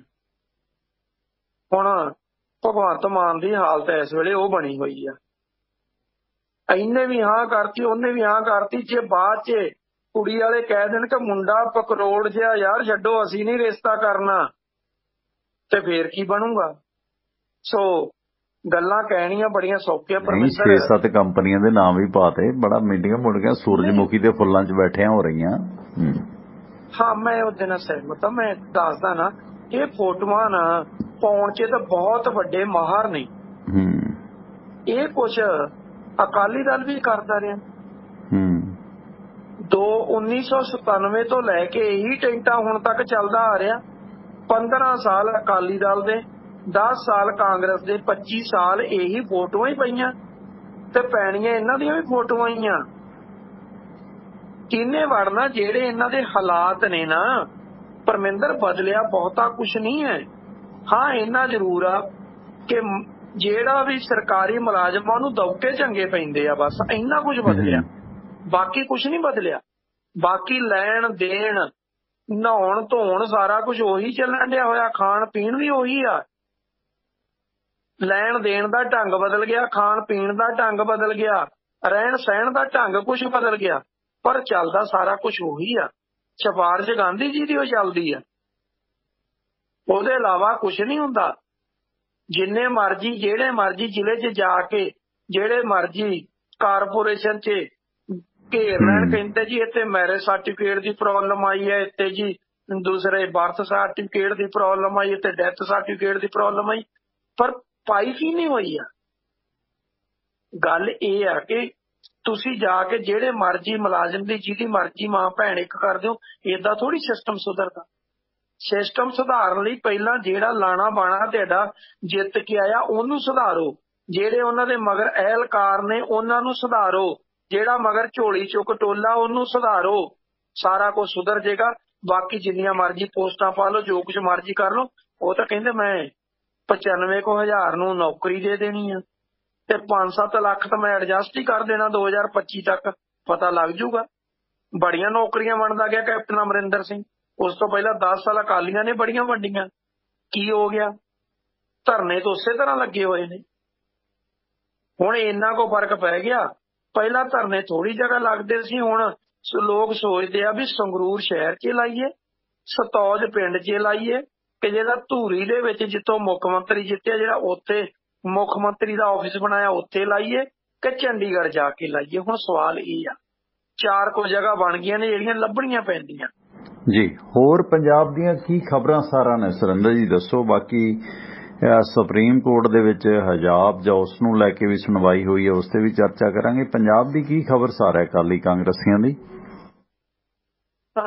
ਪਰਮਿੰਦਰ, ਸਭ ਤੋਂ ਵੱਡੀ ਗੱਲ ਆ, ਜਿਹੜਾ ਸਾਰਾਗੜ੍ਹੀ ਦਾ ਪ੍ਰੋਗਰਾਮ ਸੀ ਨਾ, ਉਹਦੇ 'ਚ ਫੌਜਾ ਸਿੰਘ ਸਰਾਰੀ ਦੀ ਚੰਗੀ ਰੇਲ ਜੀ ਬਣ ਗਈ ਅੱਜ ਤੱਕ ਦੀ, ਤੇ ਵਿਰੋਧ ਕਾਫੀ ਹੋਇਆ। ਵਿਰੋਧ ਵੀ ਸਾਬਕਾ ਸੈਨਿਕਾਂ ਵੱਲੋਂ ਕੀਤਾ ਗਿਆ ਤੇ ਐਸਐਸਪੀ ਬਹੁਤ ਕਲਪਿਆ ਫਿਰਦਾ ਸੀਗਾ ਕਿ 4 ਕੁ ਬੰਦਿਆਂ ਨੇ, ਗੰਦੇ ਬੰਦਿਆਂ ਨੇ ਗੰਦ ਪਾਤਾ ਜੇ ਉਹ। ਪਰ ਇਹ ਆ ਕਿ ਘੱਟੋ ਘੱਟ ਮੈਂ ਕਹਿੰਦਾ ਠੀਕ ਆ, ਇਹਨਾਂ ਪ੍ਰੋਗਰਾਮਾਂ 'ਚ ਇਹ ਕੁਝ ਨਹੀਂ ਹੋਣਾ ਚਾਹੀਦਾ, ਪਰ ਜੋ ਮੰਤਰੀ ਨੇ ਲੈਂਗੁਏਜ ਸੀ ਜਿਹਦਾ ਕਰਕੇ ਉਹਦਾ ਵਿਰੋਧ ਹੋਇਆ, ਉਹ ਘੱਟੋ ਘੱਟ ਇੰਨਾ ਕੋ ਤੇ ਆ ਕਿ ਗਾਂ ਨੂੰ ਇਹਨਾਂ ਨੂੰ ਕੰਟਰੋਲ ਕਰਨਾ ਬਣ ਜੂ ਆਪਣੀ ਆਪਣੀ ਜ਼ੁਬਾਨ ਤੇ, ਕਿ ਕਿਹਦੇ ਲਈ ਕੀ ਬੋਲਣਾ ਤੇ ਕੀ ਨਹੀਂ ਬੋਲਣਾ। ਕਿਉਂਕਿ ਸਿਰਫ ਮੰਤਰੀ ਦੀ ਲੈਂਗੁਏਜ ਸੀ ਜਿਹਦਾ ਕਰਕੇ ਵਿਰੋਧ, ਨਹੀਂ ਤੇ ਮੈਂ ਕਦੀ ਸਾਬਕਾ ਫੌਜੀਆਂ ਨੂੰ ਇਸ ਤਰੀਕੇ ਨਾਲ ਵਿਰੋਧ ਕਰਦੇ ਮੈਦਾਨ 'ਚ ਉਤਰਦੇ ਕਦੀ ਨਹੀਂ ਦੇਖਿਆ। ਜਿਸ ਤਰੀਕੇ ਨਾਲ ਉਹਨਾਂ ਨੇ ਫੌਜਾ ਸਿੰਘ ਸਰਾਰੀ ਦੀ ਜਿਹੜੀ ਉਹ ਗੱਡੀ ਘੇਰ ਲਈ ਤੇ ਐਸਐਸਪੀ ਨੂੰ ਤਰਲੋ ਮੱਛੀ ਹੋਣਾ ਪਿਆ ਤੇ ਪੁਲਿਸ ਦੇ ਗਲ ਪੈ ਰਿਹਾ ਸੀ ਕਿ ਬਦਲਵਾ ਰਸਤਾ ਲੱਭੋ, ਜਲਦੀ ਕੱਢੀਏ, ਪਿਛਲੇ ਬੰਨੇ ਨੂੰ ਕੱਢੋ, ਪਿਛਲੇ ਬੰਨੇ ਨੂੰ ਕੱਢੋ, ਰਾਹ ਲੱਭੋ, ਤੇ ਫੌਜੀਆਂ ਦੇ ਗਲ ਪੈਂਦਾ ਦਿਖਾਈ ਦੇ ਰਿਹਾ ਸੀਗਾ। ਮਤਲਬ ਕਿਤੇ ਨਾ ਕਿਤੇ ਗੱਲ ਇਹ ਸੀਗੀ ਕਿ ਇਹਨਾਂ ਨੂੰ ਵੀ ਥੋੜਾ ਜਿਹਾ ਸਮਝ ਆ ਜੂ ਕਿ ਕਿਹੜੇ ਰਾਹ ਚੱਲਣਾ ਤੇ ਬੋਲੀ ਕਿਹੜੀ ਬੋਲਣੀ ਹੈ। ਤੇ ਉੱਥੇ ਕਿਸਾਨ ਯੂਨੀਅਨ ਵੀ ਲਾਲਾ ਲਾਲਾ ਕਰੀ ਬੈਠੀ ਸੀ। ਉਹ ਕਹਿੰਦੇ ਜੀ ਇਹਦੀ ਵੀ ਆਡੀਓ ਵਾਇਰਲ ਹੋ ਗਈ ਆ। ਯਾਨੀ ਕਿ ਕਿਤੇ ਨਾ ਕਿਤੇ ਸਰਕਾਰ ਨੂੰ ਸੋਚਣਾ ਪਏਗਾ। ਠੀਕ ਆ, ਮੰਤਰੀ ਉਸ ਏਰੀਏ ਦਾ ਸੀ, ਸਭ ਕੁਝ ਸੀਗਾ, ਮੰਤਰੀ ਇਸ ਡਿਪਾਰਟਮੈਂਟ ਨਾਲ ਵੀ ਸੰਬੰਧਿਤ ਆ, ਇਸ ਕਰਕੇ ਉਹਦਾ ਜਾਣਾ ਸੀਗਾ ਉੱਥੇ ਬਣਦਾ। ਠੀਕ ਆ, ਸਾਰਾਗੜ੍ਹੀ ਦਾ ਸਮਾਗਮ ਸੀ ਸ਼ਹੀਦਾਂ ਦਾ, ਉੱਥੇ ਜਾਣਾ ਬਣਦਾ ਸੀ। ਪਰ ਜਿਸ ਤਰੀਕੇ ਨਾਲ ਵਿਰੋਧ ਹੋਇਆ ਉਹ ਵੀ ਖਾਸ ਕਰ ਸਾਬਕਾ ਸੈਨਿਕਾਂ ਵੱਲੋਂ ਹੋਣਾ ਤੇ ਜੇ ਏਡੀ ਵੱਡੀ ਤਾਦਾਦ 'ਚ ਆ ਕੇ ਉਹਦਾ ਵਿਰੋਧ ਕਰਨਾ, ਕਿਤੇ ਨਾ ਕਿਤੇ ਸਰਕਾਰ ਜਿਹੜੀ ਆ ਉਹਦੀ ਕਾਰਜਕਾਰੀ ਤੇ ਬਹੁਤ ਵੱਡੇ ਸਵਾਲੀਆ ਨਿਸ਼ਾਨ ਜਿਹੜੇ ਆ ਉਹ ਖੜੇ ਹੋ ਰਹੇ ਆ। ਰਹਿ ਗਈ ਗੱਲ ਅੱਜ ਅਕਾਲੀ ਦਲ ਨੇ ਐਸਜੀਪੀਸੀ ਦੇ ਰੂਪ ਦੇ ਵਿੱਚ ਡੀਸੀ ਦਫ਼ਤਰਾਂ ਵੱਲ ਨੂੰ ਜਿਹੜੇ ਉਹ ਮਾਰਚ ਕੀਤੇ ਆ ਕਿ ਬੰਦੀ ਸਿੰਘ ਰਿਹਾ ਕਰੋ, ਗਲਾਂ 'ਚ ਸੰਗਲ ਪਾ ਲੈ। ਮੈਨੂੰ ਯਾਦ ਆ ਗਿਆ ਵੀ ਪਹਿਲਾਂ ਭੋਗਾਂ ਤੇ ਚਲੇ ਗਏ, ਫੇਰ ਜਿਹੜੇ ਬਚੇ ਉਹ ਜੇਲ੍ਹਾਂ 'ਚ ਚਲੇ ਗਏ ਤੇ ਅੱਜ ਤੱਕ ਉਹਨਾਂ ਦੀ ਯਾਦ ਨਹੀਂ ਆਈ। ਤੁਸੀਂ ਅਟਲ ਬਿਹਾਰੀ ਦੀ ਵਾਜਪਾਈ ਤੇ ਸਰਕਾਰ ਦੇ ਵਿੱਚ ਵੀ ਰਹੇ ਹੋ, ਉਦੋਂ ਵੀ 6 ਸਾਲ ਤੁਹਾਡੀ ਸਰਕਾਰ ਸਾਂਝੀ ਰਹੀ, ਉਦੋਂ ਵੀ ਇਹ ਜੇਲ੍ਹਾਂ 'ਚ ਸੀ ਤੇ 6 ਸਾਲ ਤੋਂ ਵੱਧ ਸਮਾਂ ਤੁਸੀਂ ਨਰਿੰਦਰ ਮੋਦੀ ਦੀ ਸਰਕਾਰ 'ਚ ਕੱਟਿਆ, ਤੁਹਾਨੂੰ ਉਦੋਂ ਵੀ ਨਹੀਂ ਯਾਦ ਆਈ ਵੀ ਇਹਨਾਂ ਨੂੰ ਬਾਹਰ ਕਢਾ ਲਈਏ। ਮਤਲਬ ਅੱਜ ਅਕਾਲੀ ਦਲ ਨੇ ਐਸਜੀਪੀਸੀ ਨੂੰ ਮੋਹਰੇ ਲਾ ਕੇ ਐਸਜੀਪੀਸੀ ਦੇ ਰੂਪ ਦੇ ਵਿੱਚ ਅੱਜ ਜਿਹੜਾ ਉਹ ਤਕੜੇ ਪ੍ਰੋਟੈਸਟ ਜਿਹੜੇ ਉਹ ਕੀਤੇ ਆ ਤੇ ਕਹਿੰਦੇ ਅਸੀਂ ਲਗਾਤਾਰ ਕਰਦੇ ਰਵਾਂਗੇ। ਨਾਲ ਹੀ ਐਸਜੀਪੀਸੀ ਦਾ ਪ੍ਰਧਾਨ ਕਹਿ ਰਿਹਾ, ਕਹਿੰਦਾ ਜੀ ਦੇਖੋ ਅਸੀਂ ਤਾਂ ਕਮੇਟੀ ਬਣਾਈ ਸੀ ਪਰ ਕਮੇਟੀ 'ਚ ਸਾਨੂੰ ਪਹਿਲੇ ਦਿਨ ਹੀ ਪਤਾ ਲੱਗ ਗਿਆ ਕਿ ਇਹਦੇ 'ਚ ਕੁਝ ਬੰਦੇ ਸ਼ਰਾਰਤੀ ਜਿਹੜੇ ਆ ਉਹ ਆ ਗਏ ਆ, ਇਹਨਾਂ ਨੇ ਸਰਕਾਰਾਂ ਦੇ ਇਸ਼ਾਰਿਆਂ ਤੇ ਕਮੇਟੀ ਨੂੰ ਤਾਰ ਪੀਡੋ ਕਰ ਦੇਣਾ। ਇਸ ਕਰਕੇ ਕਹਿੰਦਾ ਹੁਣ ਇਹ ਸਾਰੀ ਕਮਾਂਡ ਜਿਹੜੀ ਹੈ ਨਾ, ਇਹ ਮਤਲਬ ਜ਼ਿੰਮੇਵਾਰੀ ਐਸਜੀਪੀਸੀ ਨੇ ਕਹਿੰਦਾ ਆਪਣੇ ਮੋਢਿਆਂ ਤੇ ਚੱਕ ਲਈ, ਕਿਉਂਕਿ ਸਾਨੂੰ ਅਕਾਲ ਤਖਤ ਸਾਹਿਬ ਦੇ ਜਥੇਦਾਰ ਦਾ ਕਹਿੰਦਾ ਹੁਕਮ ਆ। ਤੇ ਪੁੱਛਣ ਵਾਲਾ ਹੋਵੇ, ਜਦੋਂ ਅਕਾਲ ਤਖਤ ਸਾਹਿਬ ਦੇ ਜਥੇਦਾਰ ਨੂੰ ਕਚਹਿਰਾ ਵੀ ਨਹੀਂ ਪਾਉਣ ਦਿੰਦੇ, ਪਹਿਲਾਂ ਕਹਿੰਦੇ ਅਸਤੀਫੇ ਤੇ ਇੱਥੇ ਸਾਈਨ ਕਰ, ਉਹ ਕੀ ਹੁੰਦਾ? ਉਦੋਂ ਹੁਕਮ ਕਿੱਥੇ ਹੁੰਦੇ ਆ? ਜਦੋਂ ਅਕਾਲ ਤਖਤ ਸਾਹਿਬ ਦਾ ਜਥੇਦਾਰ ਕਹਿੰਦਾ ਵੀ ਸਮਾਗਮ ਇਕੱਠੇ ਤੌਰ ਤੇ ਮਨਾ ਲਓ, ਉਦੋਂ ਤੱਕ ਨਾ ਲੜਿਓ, ਬਾਅਦ 'ਚ ਭਾਵੇਂ ਅਲੱਗ ਹੋ ਜਾਓ, ਉਦੋਂ ਤੁਸੀਂ ਕਹਿੰਦੇ ਚਲੋ ਐਸਜੀਪੀਸੀ ਦਾ ਪ੍ਰਧਾਨ ਵੀ ਬਾਹਰ ਕੱਢੋ ਤੇ ਅਕਾਲ ਤਖਤ ਸਾਹਿਬ ਦੇ ਜਥੇਦਾਰ ਦੀ ਵੀ ਛੁੱਟੀ ਕਰੋ, ਉਦੋਂ ਕੀ ਹੁੰਦਾ? ਉਦੋਂ ਹੁਕਮ ਕਿੱਥੇ ਜਾਂਦੇ ਨੇ? ਸੋ ਕਿਤੇ ਨਾ ਕਿਤੇ ਆ ਅਕਾਲੀ ਦਲ ਨੇ ਅੱਜ ਆਪਣੇ ਪੈਰ ਲਾਉਣ ਦੀ ਜਿਹੜੀ ਆ ਉਹ ਕੋਸ਼ਿਸ਼ ਕੀਤੀ ਆ ਐਸਜੀਪੀਸੀ ਦੇ ਰੂਪ ਦੇ ਵਿੱਚ। ਜੀ ਹਾਂ, ਕੋਸ਼ਿਸ਼ ਤਾਂ ਸੁਰਿੰਦਰ ਜੀ ਕਰ ਰਹੇ ਨੇ, ਪਰ ਦੇਖੋ ਖੈਰ ਕਾਂਗਰਸ ਪਾਰਟੀ ਦਾ ਭਾਰਤ ਜੋੜੋ ਮੁਹਿੰਮ ਕਾਫੀ ਚੱਲ ਰਹੀ ਹੈ ਤੇ ਉਧਰ ਆਰਐਸਐਸ ਦਾ ਜਿਹੜਾ ਕੱਛਾ ਸਾੜ ਦਿੱਤਾ ਕਾਂਗਰਸ ਪਾਰਟੀ ਨੇ। ਕਿਵੇਂ ਚੱਲ ਰਹੀ ਹੈ ਕਾਂਗਰਸ ਜੋੜੋ? ਆਰਐਸਐਸ ਵਾਲਿਆਂ ਦਾ ਖਾਕੀ ਨਿੱਖਰ ਸਾੜ ਦਿੱਤੀ ਕਿਤੇ, ਉਹਨੂੰ ਲੈ ਕੇ ਕਾਂਗਰਸ ਕਾਫੀ ਹੈ ਤੌਬਾ ਕਰ ਰਹੀ ਹੈ, ਬੀਜੇਪੀ ਹੈ ਤੌਬਾ ਕਰ ਰਹੀ ਹੈ ਕਿ ਸਾਡੀ ਖਾਕੀ ਨਿੱਖਰ ਕਿਉਂ ਸਾੜੀ। ਜੀ ਸੁਰਿੰਦਰ, ਆਵਾਜ਼ ਤੁਹਾਡੇ ਕੋਲ ਰੁਕ ਗਈ ਸੀ। ਮੈਂ ਕਿਹਾ ਬਈ ਉਧਰ ਭਾਰਤ ਜੋੜੋ ਮੁਹਿੰਮ ਰਾਹੁਲ ਗਾਂਧੀ ਦੀ ਕਿਵੇਂ ਚੱਲ ਰਹੀ ਹੈ? ਕਿਉਂਕਿ ਇੱਕ ਖਾਕੀ ਨਿੱਕਰ ਕਿਤੇ ਸਾੜ ਦਿੱਤੀ ਕਾਂਗਰਸ ਵਾਲਿਆਂ ਨੇ, ਆਰਐਸਐਸ ਦੀ ਡਰੈਸ ਸਾੜੀ ਹੈ, ਉਸ ਨੂੰ ਲੈ ਕੇ ਬੀਜੇਪੀ ਬੜੇ ਸਖਤੇ ਦੇ ਵਿੱਚ ਹੈ। ਕਿਵੇਂ ਚੱਲ ਰਹੀ ਹੈ ਕਾਂਗਰਸ ਜੋੜੋ ਰਾਹੁਲ ਗਾਂਧੀ ਦੀ, ਤੇ ਪੰਜਾਬ ਕਾਂਗਰਸ ਦੇ ਕੀ ਹਾਲ ਹਵਾਲ ਨੇ? ਫਿਰ ਸੁਪਰੀਮ ਕੋਰਟ ਦੀ ਗੱਲ ਕਰਦੇ ਹਾਂ ਤੇ ਸਾਨੂੰ ਸਪੋਰਟ ਕੀਤਾ ਬਲਬੀਰ ਸਿੰਘ ਸਮਾਨਪੁਰ ਪਰਿਵਾਰ ਨੇ, ਜਿਨ੍ਹਾਂ ਦੇ ਅਮਰੀਕਾ ਦੇ ਵਿੱਚ ਕਈ ਸਾਰੇ ਕਾਰੋਬਾਰ ਨੇ। ਵਾਸ਼ਿੰਗਟਨ ਦੇ ਵਿੱਚ ਹੈ Arlington fuel stop 1801 Pioneer East Highway exit 208 ਤੇ। ਇਸ ਲੋਕੇਸ਼ਨ ਤੇ ਫ੍ਰੀ ਕਾਫੀ, ਈਮੇਲ ਫੈਕਸ ਕਰਨ ਦੀ ਸੁਵਿਧਾ ਤੇ ਟਰੱਕ ਪਾਰਕਿੰਗ ਫ੍ਰੀ ਹੈ, ਨਾਲ ਟਰੱਕਾਂ ਦਾ ਸਮਾਨ ਸਮਗਰੀ ਖਰੀਦ ਸਕਦੇ ਹੋ। ਦੂਜੀ ਲੋਕੇਸ਼ਨ ਇਹਨਾਂ ਦੀ ਕੈਲੀਫੋਰਨੀਆ 'ਚ ਹੈ, ਫਲੋਸਟਿਲ ਟਰੈਵਲ ਸੈਂਟਰ 1414 ਲੋਮਾ ਸਟਰੀਟ ਫਲੋਸਟਿਲ ਐਗਜ਼ਿਟ 278 ਤੇ। ਇਸ ਲੋਕੇਸ਼ਨ ਤੇ ਚਾਹ ਸ਼ਾਵਰ ਲਾਂਡਰੀ ਤੇ ਓਵਰਨਾਈਟ ਟਰੱਕ ਪਾਰਕਿੰਗ ਫ੍ਰੀ ਹੈ, ਨਾਲ ਲਿਕਰ ਸ਼ਾਪ ਹੈ, ਫ੍ਰੀ ਨਹੀਂ ਹੈ, ਸਦਉਪਯੋਗ ਕਰੋ। ਬਲਬੀਰ ਸਿੰਘ ਸਮਾਨਪੁਰ ਹੋਰਾਂ ਦਾ ਫਿਊਲ ਕੰਪਨੀਆਂ ਦਾ ਕਾਰੋਬਾਰ ਹੈ। ਇਹਨਾਂ ਦੀਆਂ ਡੈਲਟਾ ਫਿਊਲ ਕੰਪਨੀ ਤੇ ਮੋਬਿਲ ਐਕਸ਼ਨ ਮੈਰਾਥਨ ਫਿਊਲ ਕੰਪਨੀਆਂ ਤੋਂ ਗੈਸ ਸਟੇਸ਼ਨਾਂ ਵਾਲੇ ਸੱਜਣ ਫਿਊਲ ਫਰੈਂਚਾਈਜ਼ ਬ੍ਰਾਂਡਡ ਤੇ ਅਨਬ੍ਰਾਂਡਡ ਡੀਜ਼ਲ ਖਰੀਦ ਸਕਦੇ ਹੋ। ਕੋਈ ਡੀਲ ਬਣਾਉਣੀ ਹੈ ਬਲਵੀਰ ਸਿੰਘ ਉਸਮਾਨਪੁਰ ਹੋਰਾਂ ਦੇ ਭਰਾ ਹਰਜਾਪ ਸਿੰਘ ਦਾ ਨੰਬਰ ਨੋਟ ਕਰ ਲਓ 425 232 84 13 4252328413 ਨੰਬਰ ਹੈ ਹਰਜਾਪ ਸਿੰਘ ਹੋਰਾਂ ਦਾ। ਇਸੇ ਤਰ੍ਹਾਂ ਵਾਸ਼ਿੰਗਟਨ ਫੀਡ ਸਰਵਿਸ ਹੈ ਸਿਆਟਲ ਇਲਾਕੇ ਦੇ ਲੋਕਲ ਲੋਡ ਚਾਹੁੰਦੇ ਹੋ ਲੰਮੇ ਰੂਟਾਂ ਤੋਂ ਉਕਤਾਏ ਹੋ ਦਿਨੇ ਦਿਨੇ ਟਰੱਕ ਚਲਾਓ ਸ਼ਾਮਾਂ ਨੂੰ ਘਰ ਆਓ ਤੇ ਸਾਂਝ ਬਣਾਓ ਵਾਸ਼ਿੰਗਟਨ ਫੀਡ ਸਰਵਿਸ ਵਾਲਿਆਂ ਨਾਲ ਜੋ ਤੁਹਾਡੀ ਸਹੂਲਤ ਵਾਸਤੇ ਡਿਸਪੈਚ ਪੰਜਾਬੀ ਅੰਗਰੇਜ਼ੀ 'ਚ ਦਿੰਦੇ ਨੇ।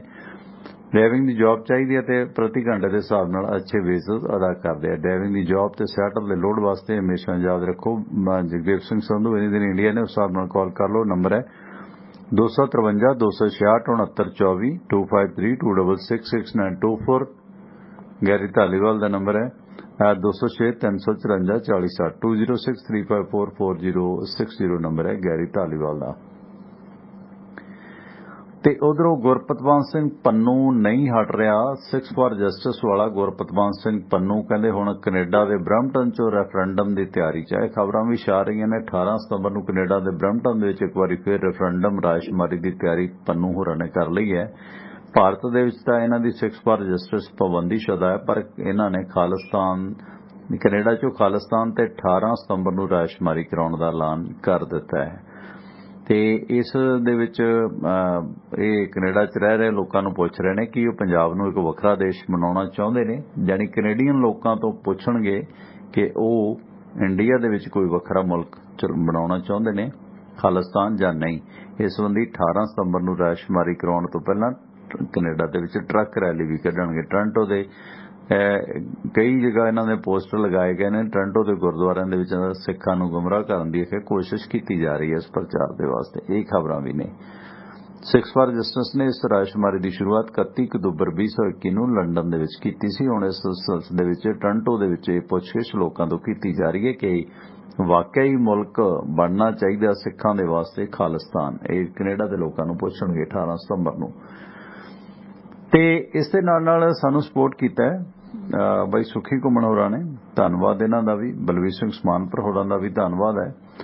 ਤੇ ਨਾਲ ਸੁਰਿੰਦਰ ਜੀ ਗੱਲਬਾਤ ਆਪਾਂ ਸੁਪਰੀਮ ਕੋਰਟ ਦੀ ਵੀ ਕਰਨੀ, ਆਖਰੀ ਖਬਰ ਲਵਾਂਗੇ। ਕੋਈ ਹੋਰ ਖਬਰ ਉਹ ਵੀ ਅਪਡੇਟ ਕਰ ਦਿਓ।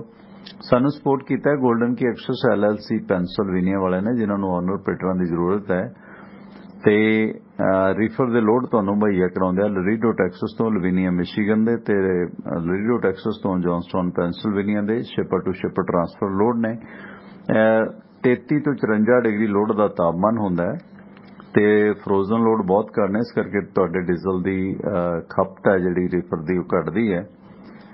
ਤੇ ਵਧੀਆ ਕਿਰਾਏ ਭਾੜੇ ਨੇ 10% ਕੰਪਨੀ ਕਮਿਸ਼ਨ ਚਾਰਜ ਕਰਦੀ ਹੈ ਤੇ ਇਸ ਤੋਂ ਇਲਾਵਾ ਤੁਹਾਨੂੰ ਰੀਫਰ ਲੈਣ 'ਚ ਵੀ ਮਦਦ ਕਰਦੇ ਨੇ। MD ਨੇ ਕੰਪਨੀ ਦੇ ਪ੍ਰਗਟ ਸਿੰਘ ਬੈਦਵਾਨ, ਉਹਨਾਂ ਦਾ ਆਫਿਸ ਨੰਬਰ ਹੈ 484 320 6700 4843206700 ਸੈੱਲ ਫੋਨ ਹੈ 302 563 0080 3025630080 ਸੈੱਲ ਫੋਨ ਹੈ। ਵੈਬਸਾਈਟ ਹੈ goldenkiaccess.com ਤੇ ਈਮੇਲ ਹੈ goldenkiaccess@gmail.com। ਲੋਡ ਲਰੀਡੋ ਟੈਕਸਸ ਤੋਂ ਜੌਨਸਟਨ ਪੈਨਸਿਲਵੇਨੀਆ, ਲਰੀਡੋ ਟੈਕਸਸ ਤੋਂ ਲਵੀਨੀਆ ਮਿਸ਼ੀਗਨ ਦੇ ਲੋਡ ਨੇ। ਵਾਪਸੀ ਤੇ ਵੀ ਲੋਡ ਮਿਲ ਜਾਂਦੇ, ਕਈ ਵਾਰੀ ਕਨਫਰਮ ਨਹੀਂ ਹੁੰਦੇ, ਬ੍ਰੋਕਰ ਦੇ ਹੁੰਦੇ ਨੇ, ਪਰ ਇਹਨਾਂ ਦੇ ਕੰਪਨੀ ਦੇ ਲੋਡ ਨੇ। ਇਸੇ ਪਰਿਵਾਰ ਚੋਂ ਨੇ ਡਾਕਟਰ ਜਸਪ੍ਰੀਤ ਸਿੰਘ ਮਾਵੀ, ਡੈਲਸ ਟੈਕਸਸ ਦੇ ਵਿੱਚ ਰੀਅਲ ਏਸਟੇਟ ਕਰਦੇ ਨੇ। ਇੱਥੇ ਦੇ ਕੰਫਰਟੇਬਲ ਜ਼ੋਨ ਦੇ ਵਿੱਚ $3 ਤੋਂ $5 ਲੱਖ ਦਾ ਵਧੀਆ ਘਰ ਦਵਾ ਦਿੰਦੇ ਨੇ ਤੇ ਇਸ ਤੋਂ ਇਲਾਵਾ ਲੋਨ ਵੀ ਕਰਵਾ ਦਿੰਦੇ ਨੇ। ਤੇ ਇੱਥੇ ਬਹੁਤ ਸਾਰੇ ਸਕੂਲ, ਕਾਲਜ, ਯੂਨੀਵਰਸਿਟੀਆਂ ਨੇ। ਤੁਹਾਡੇ ਬੱਚਿਆਂ ਦੀ ਪੜ੍ਹਾਈ ਦੇ ਵਾਸਤੇ ਵਧੀਆ ਸੁੱਖ ਸਹੂਲਤਾਂ ਇੱਥੇ ਮਿਲ ਸਕਦੀਆਂ ਨੇ। ਇਸ ਮੁਤਲਕ ਤੁਸੀਂ ਸੰਪਰਕ ਕਰਨਾ ਹੈ ਡਾਕਟਰ ਜਸਪ੍ਰੀਤ ਸਿੰਘ ਮਾਵੀ ਹੋਰਾਂ ਦਾ। ਸੈੱਲ ਫੋਨ 972 363 3700 972 363 3700 ਸੈੱਲ ਫੋਨ ਹੈ। ਪ੍ਰਗਟ ਸਿੰਘ ਬੈਦਵਾਨ ਹੋਰਾਂ ਦਾ, ਡਾਕਟਰ ਜਸਪ੍ਰੀਤ ਸਿੰਘ ਮਾਵੀ ਹੋਰਾਂ ਦਾ। ਇਸ ਇਲਾਕੇ 'ਚ ਤੁਸੀਂ ਕੋਈ ਵੀ ਵਪਾਰਕ ਜਾਂ ਘਰੇਲੂ ਜਾਇਦਾਦ ਖਰੀਦਣੀ ਹੈ ਸੰਪਰਕ ਕਰੋ 972 363 3700 972 363 3700 ਸੈੱਲ ਫੋਨ ਹੈ ਜਸਪ੍ਰੀਤ ਸਿੰਘ ਮਾਵੀ ਹੋਰਾਂ ਦਾ। ਸੁਰਿੰਦਰ ਬਾਈ ਜੀ ਆਖਰੀ ਖਬਰ ਵੱਲੋਂ ਜਾਵਾਂਗੇ। ਹਜਾਬ ਦੇ ਮਾਮਲੇ 'ਚ ਸੁਪਰੀਮ ਕੋਰਟ 'ਚ ਬਹਿਸ ਚੱਲੀ ਹੈ। 14 ਸਤੰਬਰ ਨੂੰ ਫਿਰ ਬਹਿਸ ਚੱਲਣੀ ਹੈ। ਪਰ ਇਸ ਵਾਰੀ ਇਸ ਬਹਿਸ ਦੇ ਵਿੱਚ ਹਜਾਬ ਦੀ ਤੁਲਨਾ ਪਗੜੀ ਜਾਂ ਚੁੰਨੀ ਨਾਲ ਕੀਤੀ ਗਈ, ਜਿਸ ਨੂੰ ਸੁਪਰੀਮ ਕੋਰਟ ਨੇ ਗਲਤ ਦੱਸਿਆ। ਤੇ ਇਸ ਸੰਬੰਧੀ ਹਜਾਬ ਤੇ ਬਹਿਸ ਦੌਰਾਨ ਵਕੀਲ ਬੋਲੇ ਕਿ ਕੋਰਟ ਨੂੰ ਧਾਰਮਿਕ ਗ੍ਰੰਥਾਂ ਦੀ ਵਿਆਖਿਆ ਨਹੀਂ ਕਰਨੀ ਚਾਹੀਦੀ। ਫਿਰ ਸੁਪਰੀਮ ਕੋਰਟ ਕਹਿੰਦੀ ਫਿਰ ਹਾਈ ਕੋਰਟ ਕਿਉਂ ਗਏ ਹੋ? ਮੁਸਲਿਮ ਲੜਕੀਆਂ ਸਕੂਲ ਕਾਲਜ 'ਚ ਹਜਾਬ ਪਹਿਨ ਸਕਦੀਆਂ ਜਾਂ ਨਹੀਂ, ਦੇਸ਼ ਦਾ ਇਸ ਵਕਤ ਹੌਟ ਟੌਪਿਕ ਚੱਲ ਰਿਹਾ। ਇਸ ਸੰਬੰਧੀ ਅਦਾਲਤ ਨੇ 5, 7, 8 ਤੇ 9 ਸਤੰਬਰ ਨੂੰ ਜ਼ਬਰਦਸਤ ਬਹਿਸ ਸੁਣੀ। 9 ਘੰਟੇ ਦੀ ਬਹਿਸ ਦੇ ਦੌਰਾਨ ਅਦਾਲਤ ਕਹਿੰਦੀ ਅਸੀਂ ਇਹ ਸਮਝਿਆ ਕਿ ਇਸ ਬਹਿਸ ਦੇ ਵਿੱਚ ਪਗੜੀ ਦਾ ਜ਼ਿਕਰ ਹੈ, ਤਿਲਕ ਦਾ ਵੀ ਹੈ, ਕੁਰਾਨ ਦਾ ਵੀ ਹੈ ਔਰ ਸੰਵਿਧਾਨ ਦਾ ਵੀ। ਤਸਵੀਰ ਅਜੇ ਪੂਰੀ ਸਪਸ਼ਟ ਨਹੀਂ ਹੈ, ਸੋ 14 ਸਤੰਬਰ ਨੂੰ 11:30 ਵਜੇ ਫਿਰ ਇਹ ਸੁਣਵਾਈ ਸ਼ੁਰੂ ਹੋ ਜਾਣੀ ਹੈ। ਇਸ ਸੰਬੰਧੀ 28 ਦਸੰਬਰ ਨੂੰ ਉੱਥੋਂ ਦੇ ਕਾਲਜਾਂ ਦੇ ਵਿੱਚ ਜਿਹੜੇ ਕੁਝ ਰੋਕ ਦਿੱਤਾ ਸੀ ਬੱਚੀਆਂ ਨੂੰ, ਇਹ ਮਸਲਾ ਵੱਧਦਾ ਗਿਆ ਤੇ ਆਖਰ ਸੁਪਰੀਮ ਕੋਰਟ ਦੇ ਵਿੱਚ ਪਹੁੰਚ ਗਿਆ। ਤੇ ਜਿਸ ਸੰਬੰਧੀ ਜਸਟਿਸ ਹੇਮੰਤ ਗੁਪਤਾ, ਜਸਟਿਸ ਧਾਂਸ਼ੂ ਧੂਲੀਆ ਇਸ ਕੇਸ ਦੀ ਸੁਣਵਾਈ ਕਰ ਰਹੇ ਨੇ। ਮਤਲਬ ਉਹਦੇ 'ਚ ਸਿੱਖਾਂ ਦੀ ਪਗੜੀ ਵੀ ਆ ਗਈ, ਚੁੰਨੀ ਵੀ ਆ ਗਈ, ਜੀਨ ਦਾ ਵੀ ਰੌਲਾ ਪਿਆ ਤੇ ਹੋਰ ਕੱਪੜੇ ਵਸਤਰਾਂ ਦਾ ਵੀ ਰੌਲਾ ਪੈਣ ਲੱਗਾ। ਇਸ ਸਿਲਸਿਲੇ 'ਚ ਵੱਖੋ ਵੱਖਰੀਆਂ ਰਾਇਆਂ ਚੱਲ ਰਹੀਆਂ ਨੇ ਇਸ ਬਹਿਸ ਦੇ ਦੌਰਾਨ।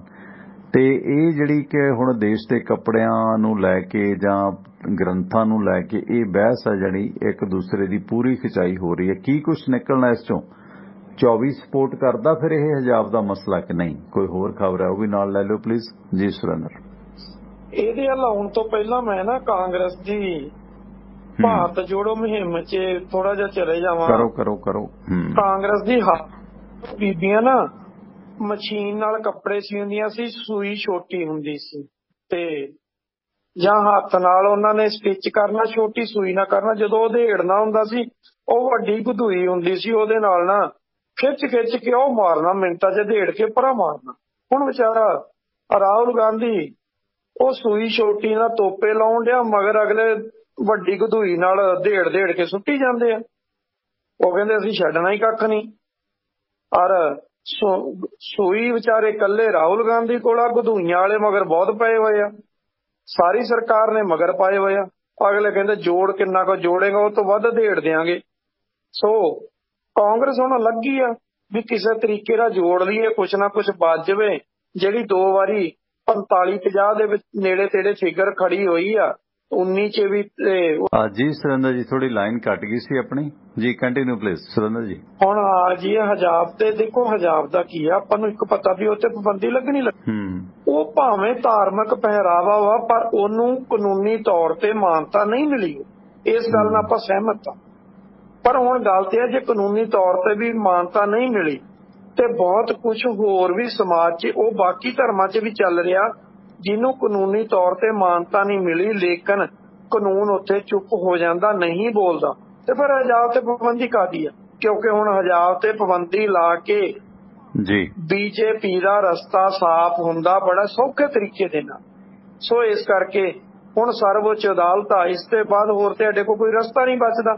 ਉਹਨਾਂ ਨੇ ਪਾਬੰਦੀ ਲਵਾਉਣੀ ਆ, ਪਾਬੰਦੀ ਲਾ ਕੇ 2024 ਜਿਹੜਾ ਉਹ ਸੌਖੇ ਤਰੀਕੇ ਦੇ ਨਾਲ ਜਿੱਤਣਾ। ਉਸ ਬੰਨੇ ਨੂੰ ਉਹਨਾਂ ਨੇ ਜਿਹੜਾ ਕੰਮ ਵਧਾਇਆ ਹੋਇਆ। ਕੱਲ ਨੂੰ ਜੇ ਕੋਈ ਗੱਲ ਵੀ ਆਏਗੀ ਉਹ ਕਹਿਣਗੇ ਦੇਖੋ ਜੀ ਸਰਵਉੱਚ ਅਦਾਲਤ ਦਾ ਫੈਸਲਾ, ਅਸੀਂ ਉਹਦਾ ਸਨਮਾਨ ਕਰਦੇ ਹਾਂ, ਪਰ ਜਿਹੜਾ ਫੈਸਲਾ ਸਰਕਾਰ ਦੇ ਵਿਰੁੱਧ ਜਾਂ ਜਿਹੜਾ ਸਭ ਤੋਂ ਵੱਡਾ ਧਰਮ ਕਹਾਉਂਦਾ ਆਪਣੇ ਆਪ ਨੂੰ ਉਹਦੇ ਵਿਰੁੱਧ ਆਉਂਦਾ ਤੇ ਉਹਦੇ ਵਿਰੁੱਧ ਉਹ ਪਾਰਲੀਮੈਂਟ ਦੇ ਵਿੱਚ ਜਿਹੜਾ ਬਿੱਲ ਲੈ ਕੇ ਆ ਜਾਂਦੇ ਆ। ਉਹ ਕਹਿੰਦੇ ਨਹੀਂ ਜੀ ਇਹ ਸਾਡੇ ਤੇ ਲਾਗੂ ਨਹੀਂ ਹੁੰਦਾ, ਪਰ ਬਾਕੀਆਂ ਦੇ ਸਾਰਿਆਂ ਦੇ ਉੱਤੇ ਕਾਨੂੰਨ ਲਾਗੂ ਹੁੰਦਾ, ਭਾਵੇਂ ਉਹ ਸੁਪਰੀਮ ਕੋਰਟ ਦਾ ਹੋਵੇ, ਭਾਵੇਂ ਉਹ ਸੰਬੰਧਿਤ ਹਾਈ ਕੋਰਟ ਦਾ ਹੋਵੇ, ਲੇਕਿਨ ਸੱਤਾਧਾਰੀ ਧਿਰ ਦੇ ਵਿਰੁੱਧ ਜਿਹੜਾ ਫੈਸਲਾ ਆਇਆ ਉਹ ਲਾਗੂ ਨਹੀਂ ਹੁੰਦਾ। ਸੋ ਇਸ ਕਰਕੇ ਆ ਭਾਵੇਂ 14 ਨੂੰ ਬਹਿਸ ਹੋ ਜਾਏ ਤੇ ਭਾਵੇਂ ਦੁਬਾਰਾ 24 ਨੂੰ ਹੋ ਜਾਏ ਤੇ ਭਾਵੇਂ ਅਕਤੂਬਰ 'ਚ ਹੋ ਜਾਏ, ਅਖੀਰ ਫੈਸਲਾ ਜਿਹੜਾ ਉਹ ਇਹੀ ਆਉਣਾ ਕਿ ਹਜਾਬ ਦੇ ਉੱਪਰ ਜਿਹੜੀ ਆ ਉਹ ਪੂਰਨ ਤੌਰ ਤੇ ਪਾਬੰਦੀ ਆ।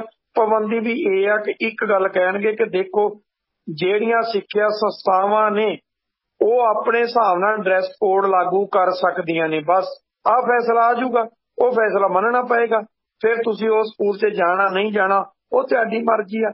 ਜੇ ਤੁਸੀਂ ਜਾਣਾ ਤੇ ਫਿਰ ਉਹ ਡਰੈਸ ਕੋਡ ਜਿਹੜਾ ਉਹ ਤੁਹਾਡੇ ਤੇ ਲਾਗੂ ਹੋਊਗਾ।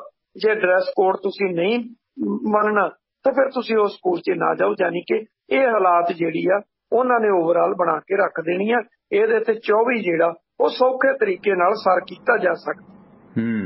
ਬਿਲਕੁਲ ਬਿਲकुल। ਸੋ ਹਜਾਬ ਜਾਂ ਸਾਰਾ ਸਿਲਸਿਲਾ ਉਸੇ ਪਾਸੇ ਨੂੰ ਚੱਲ ਰਿਹਾ, ਲੰਮੀ ਬਹਿਸ ਦਾ ਵਿਸ਼ਾ ਆ। ਦੇਖੋ, ਪਰ ਤੁਸੀਂ ਵੇਖੋ ਕਿ ਇੱਕ ਪਾਸੇ ਆਪਾਂ ਸਵੇਰੇ ਵੀ ਰਿਪੋਰਟ ਕੀਤੀ ਸੀ ਕਿ ਜਿਹੜਾ 2.25 ਲੱਖ ਪੰਡਤ ਜਾਂ ਤਾਂਤਰਿਕ ਉਹਨਾਂ ਨੂੰ ਸਰਕਾਰ ਵਿਦਿਆ ਦੇ ਰਹੀ ਹੈ। ਵਿਸ਼ਵ ਹਿੰਦੂ ਪਰਿਸ਼ਦ ਵਰਗੀਆਂ ਵਿਵਾਦਤ ਸੰਸਥਾਵਾਂ ਜਿਨ੍ਹਾਂ ਦੇ ਆਗੂ ਜੇਲ੍ਹਾਂ ਵੀ ਕੱਟੀਆਂ ਨੇ, ਪਾਬੰਦੀਆਂ ਵੀ ਰਹੀਆਂ ਨੇ, ਰੋਜ਼ ਪਰਚੇ ਹੋ ਰਹੇ ਨੇ, ਉਹਨਾਂ ਸੰਸਥਾਵਾਂ ਨੂੰ ਸਰਕਾਰ ਪੈਸਾ ਦੇ ਰਹੀ ਹੈ ਕਿ ਬ੍ਰਾਹਮਣ, ਪੁਜਾਰੀ, ਤਾਂਤਰਿਕ ਵਿਧੀ ਵਾਲੇ ਬੰਦਿਆਂ ਨੂੰ ਟ੍ਰੇਨਿੰਗ ਦਿਓ 6-6 ਮਹੀਨੇ ਦੀ।